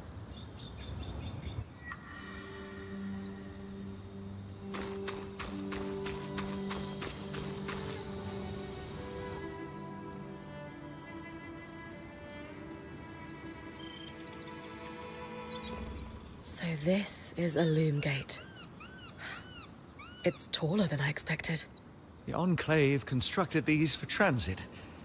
Oh, imagine being able to travel leagues instantly. If only it were working.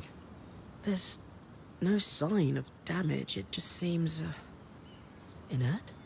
Deactivated, perhaps? Or simply lacking the energy such a powerful enchantment would need. You'd know better than any of us.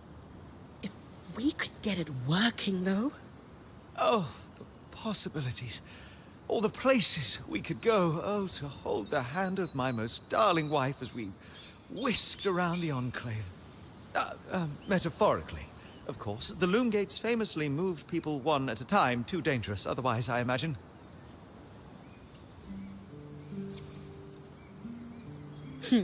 You're cute together. It's great to see a couple that shares such a love of their work with one another. Who could have it any other way? After being together for 7 years, we're bound to have something in common. Come, my love. There must be something in the archives. Hey, baby. Want to go to the archives?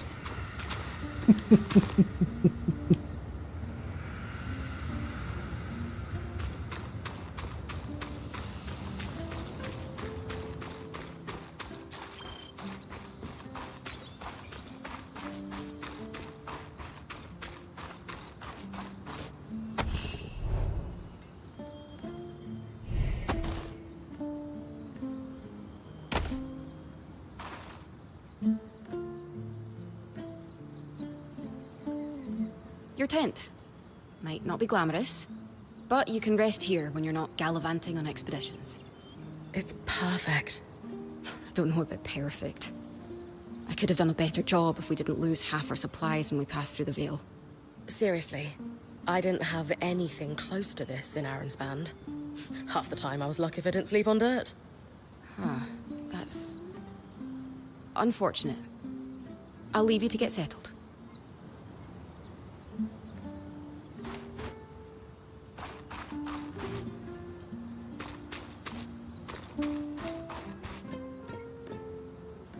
Kind of wondering what mouse and keyboard might feel like.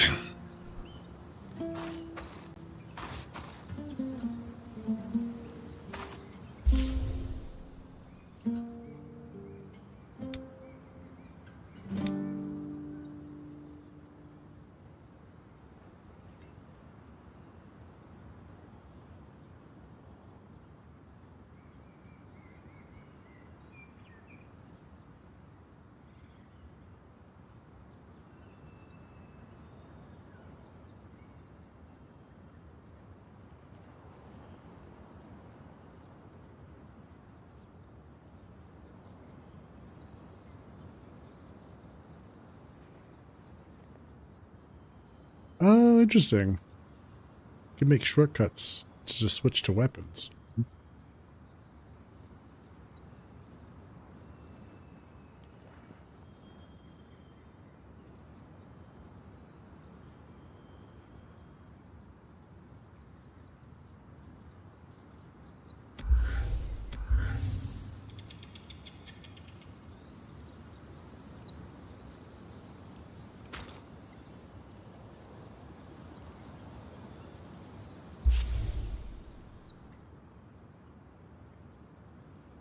Okay, that's weird. Oh, is it because I'm in camp? Probably. That line would work on me in real life.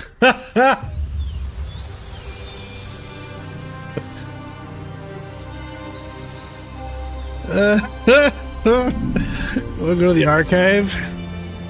It's gonna be a great time.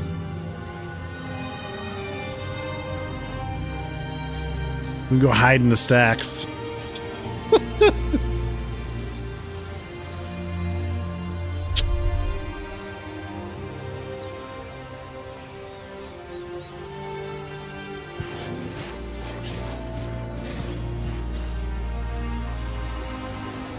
Whoa.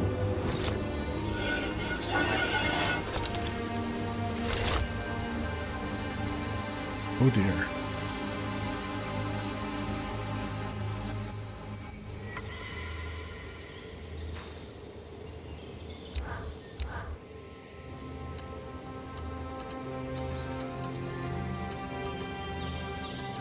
So we can mouse wheel.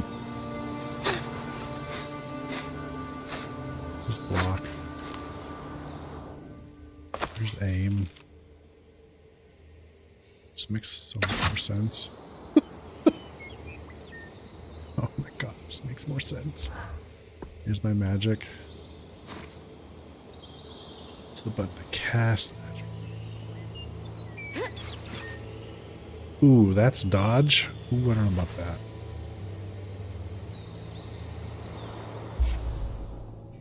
Alt for dodging?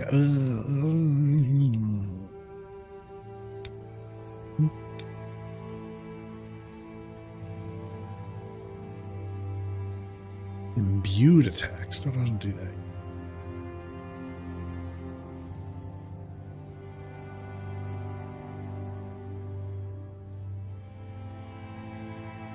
Casting stance is control.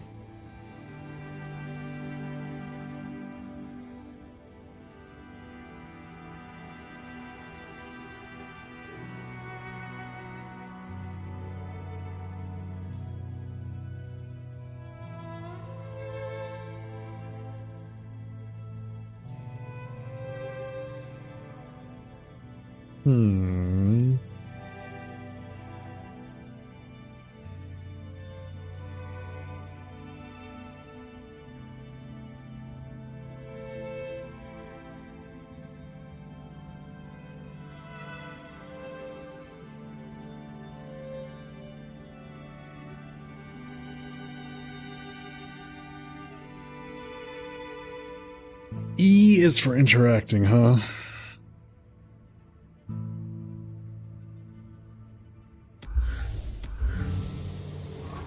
Joke's on them, though. I would get to the archive and no one would find me for weeks.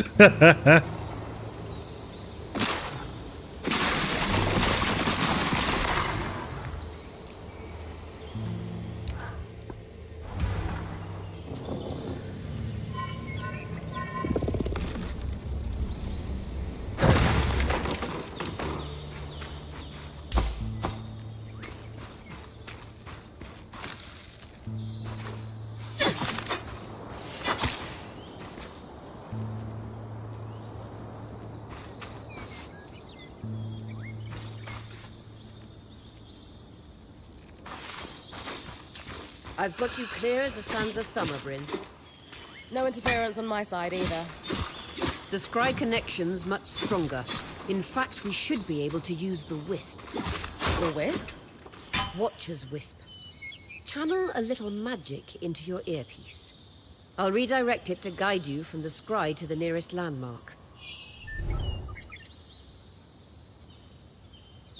Oh. Follow the wisp to reach your nearest landmark. Can't figure out where the fuck to go? Here you go. Here's the button.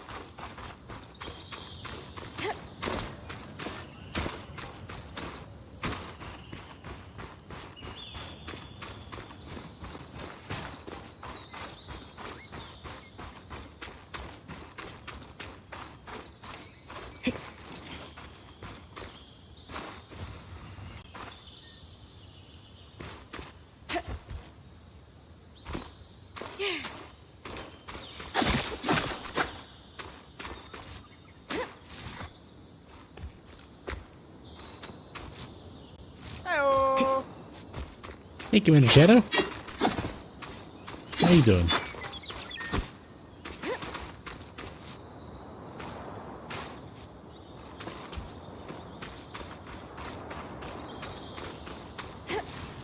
Doing all right? Excellent.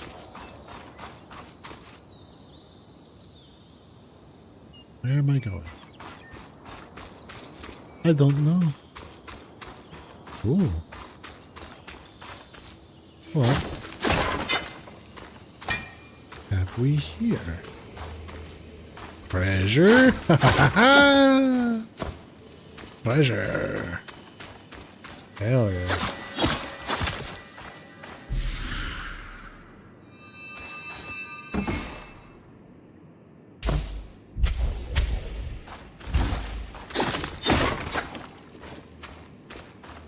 Level 3 materials. Fancy.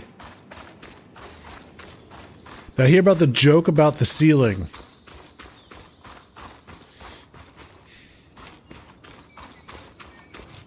No.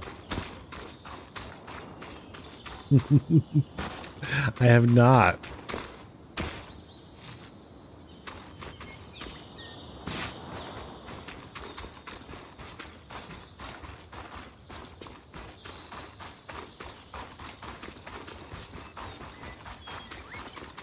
Don't worry, neither did I. I guess it was over my head.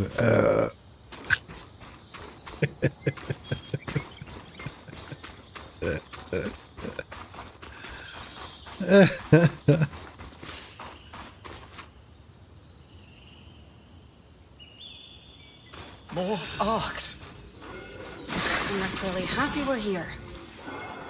Arcs were supposed to be used for manual labor. Hostility is strange.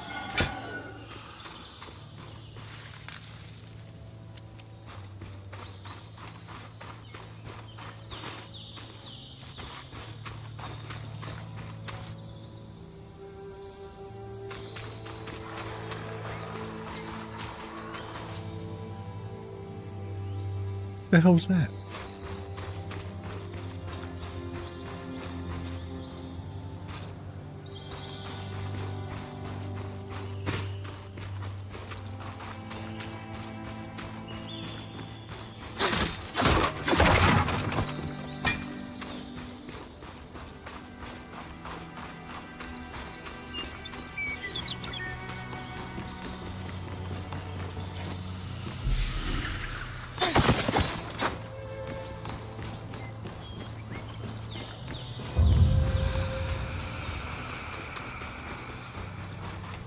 Fresh water in walking distance of the campsite. I'll set up a purifier for it and collect later.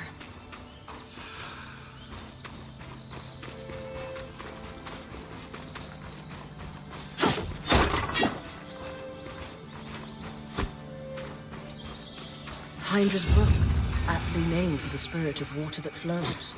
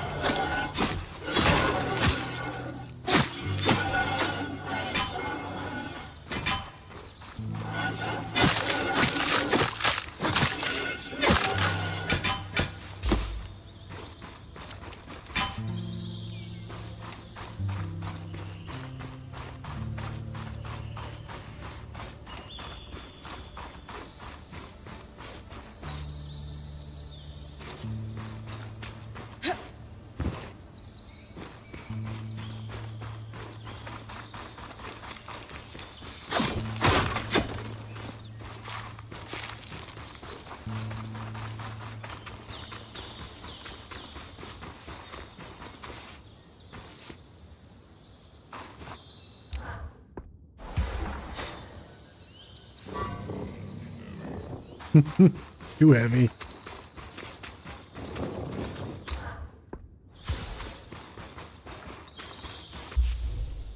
You know what? Is there a toggle sprint button?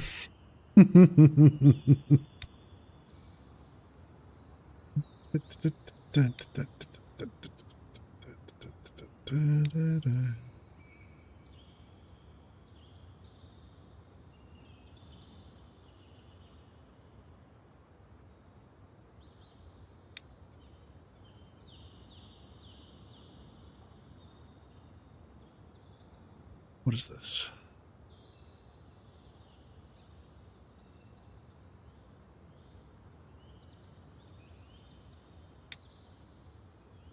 Let's put it back.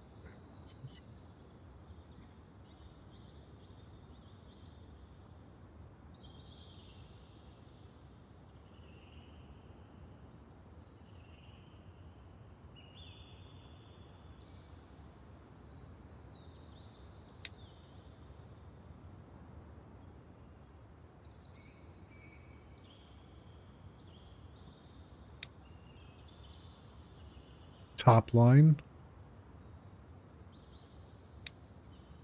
Toggle sprint. Ah. Thank you. Oh, so much better.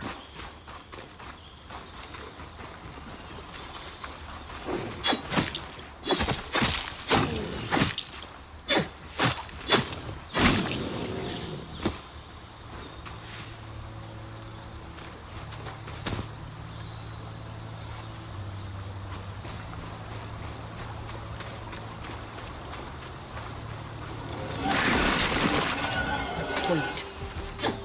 What a beautiful view.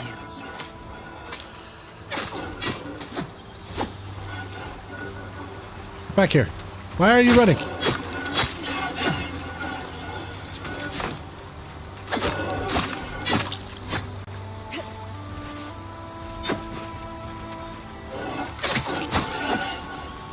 You son of a bitch.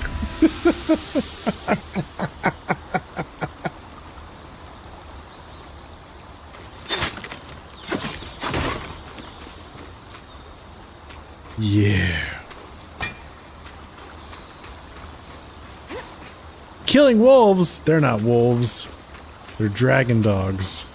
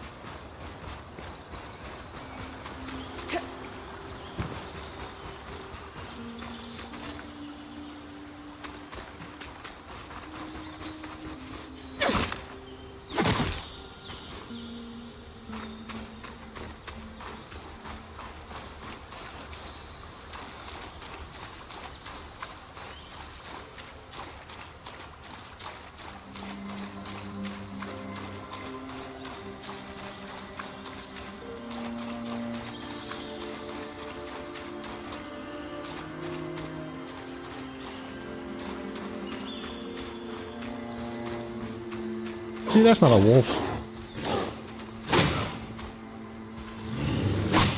They're like lizard things.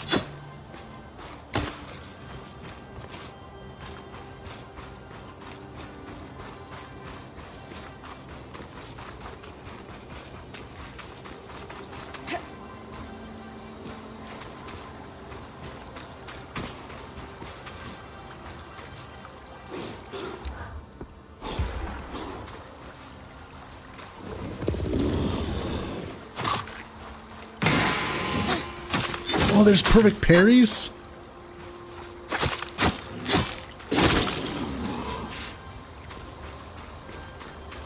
That's cool.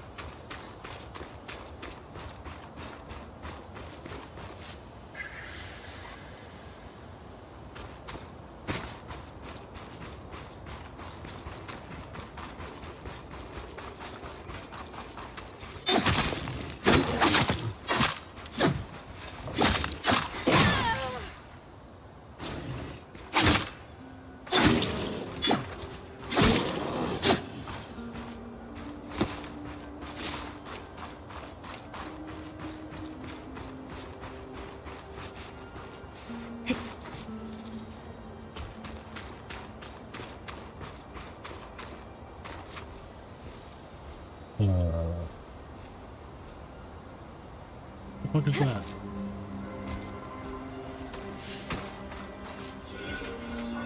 An elite foe?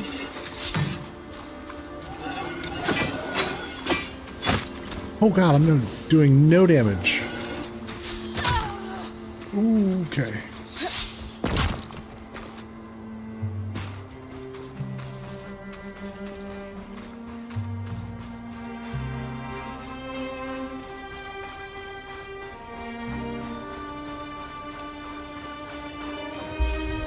So what was that codex entry?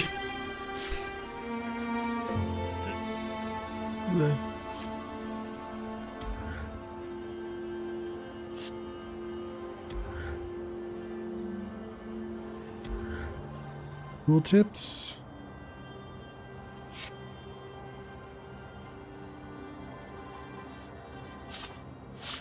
Cool tips. No. Tutorials. Here we go.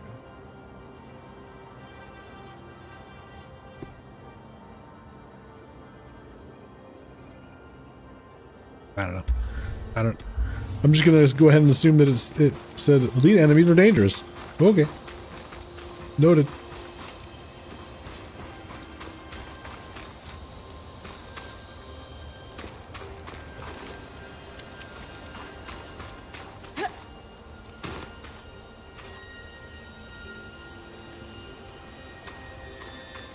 Well, hi.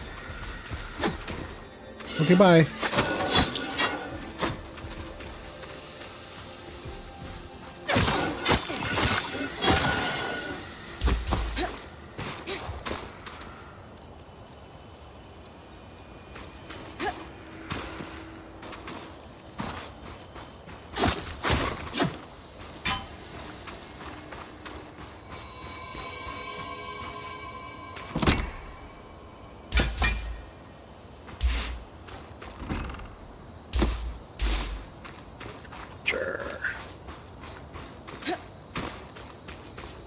I need one of those fire flowers.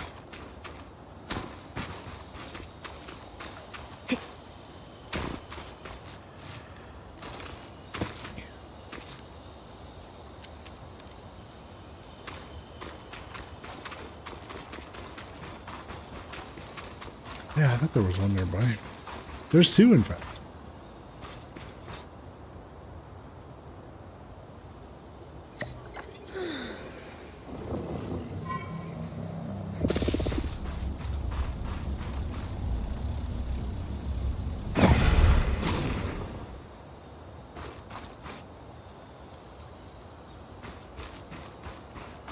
Range on that heat.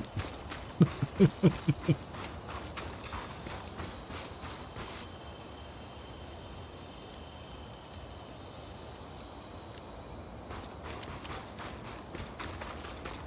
feel like we're gonna try.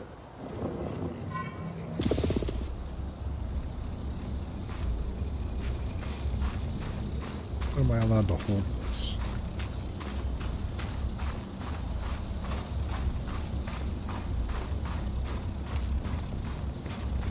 It's like a while.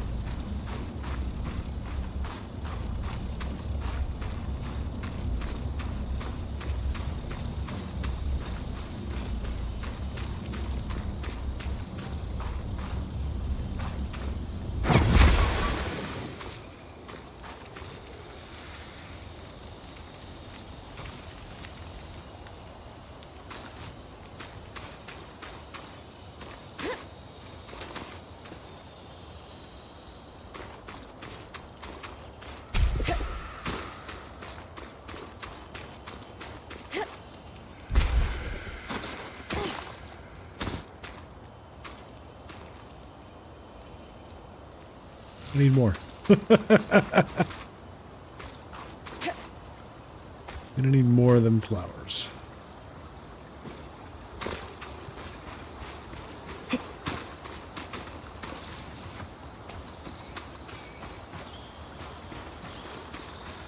Let's go.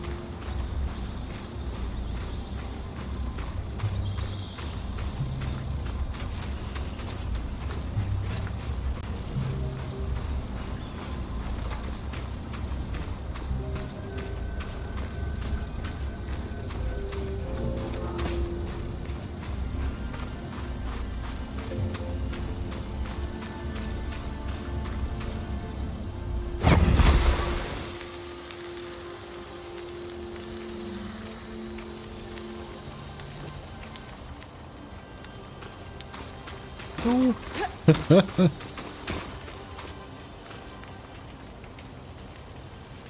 Well, there is something there.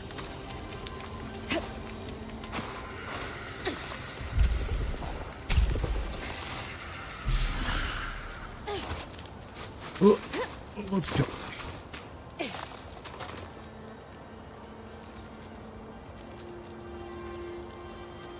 Huh.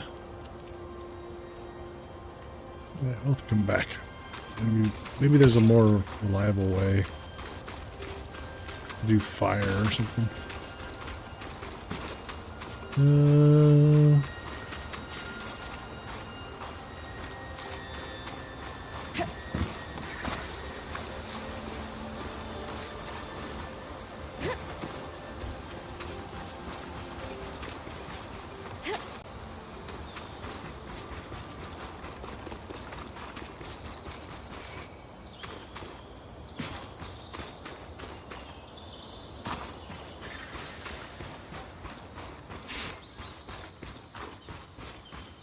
Creatures could be hunted for food. Any of these plants look edible? Dan will put anything in his mouth if he's curious enough. Whatever he doesn't vomit, we'll eat. Just try not to poison him. Oh, hi. Ow. Read.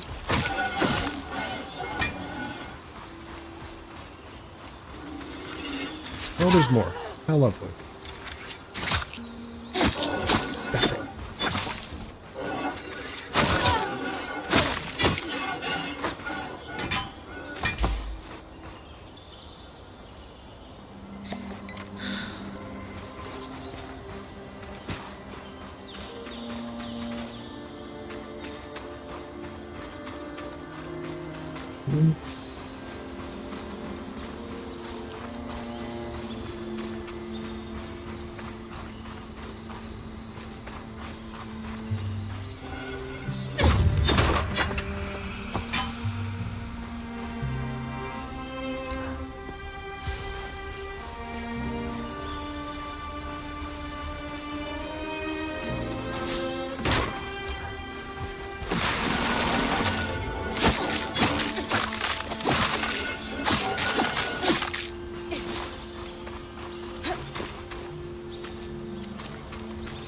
Darters.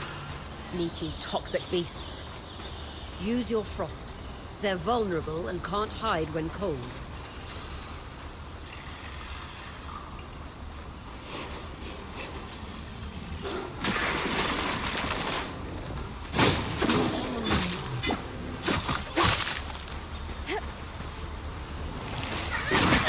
Whoa, whoa, whoa, whoa, whoa, whoa, whoa.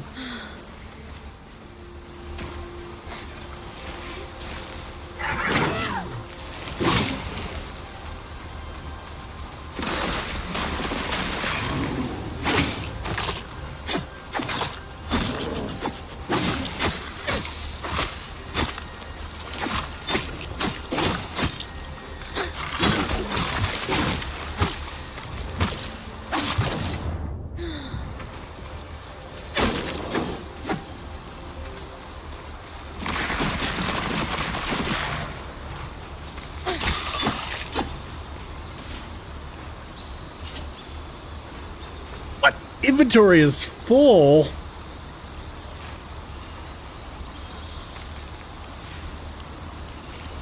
What?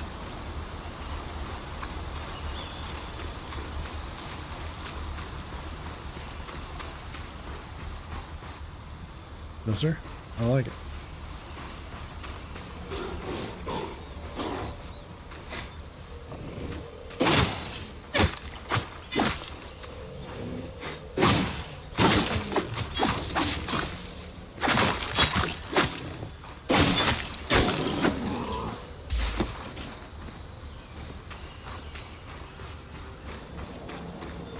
Inventory was a complaint of yours? Yeah.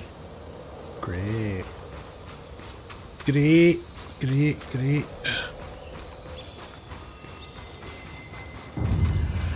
This must be Hunter's Lake. But lakes are still. Why name it after the spirit of flowing water?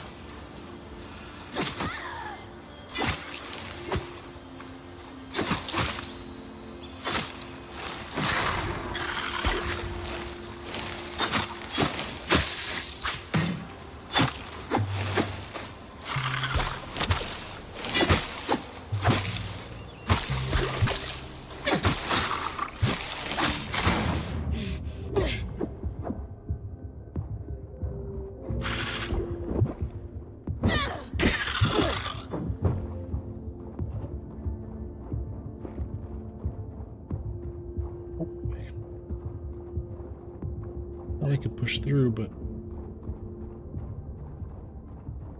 I guess not.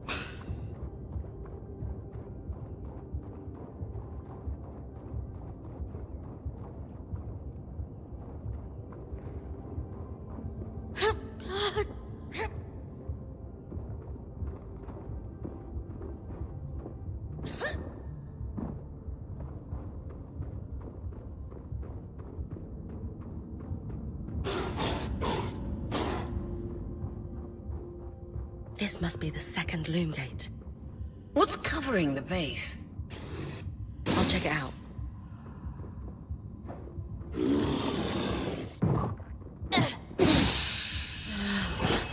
I've got you.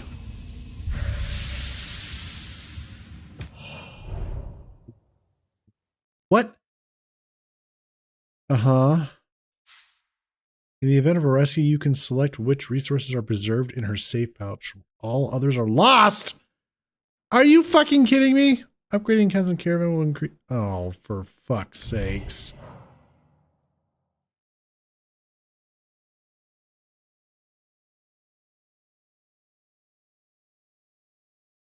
All that hard work.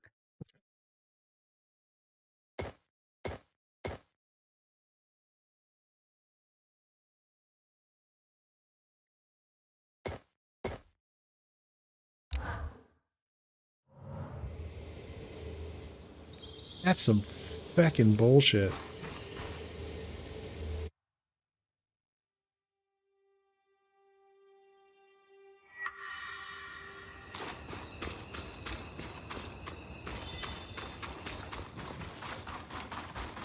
How do I upgrade shit?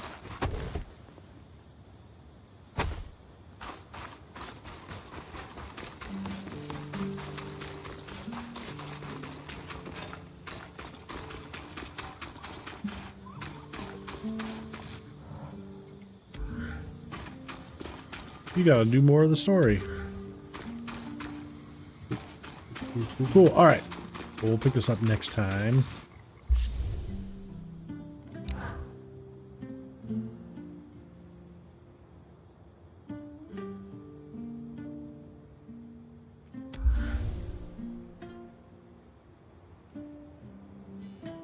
All right, folks.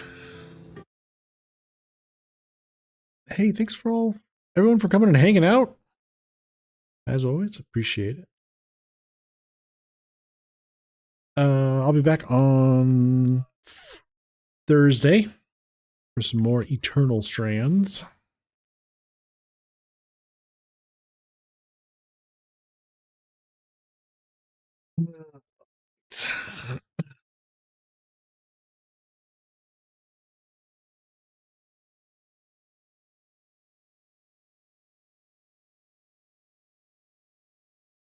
And I'll see you folks on Thursday.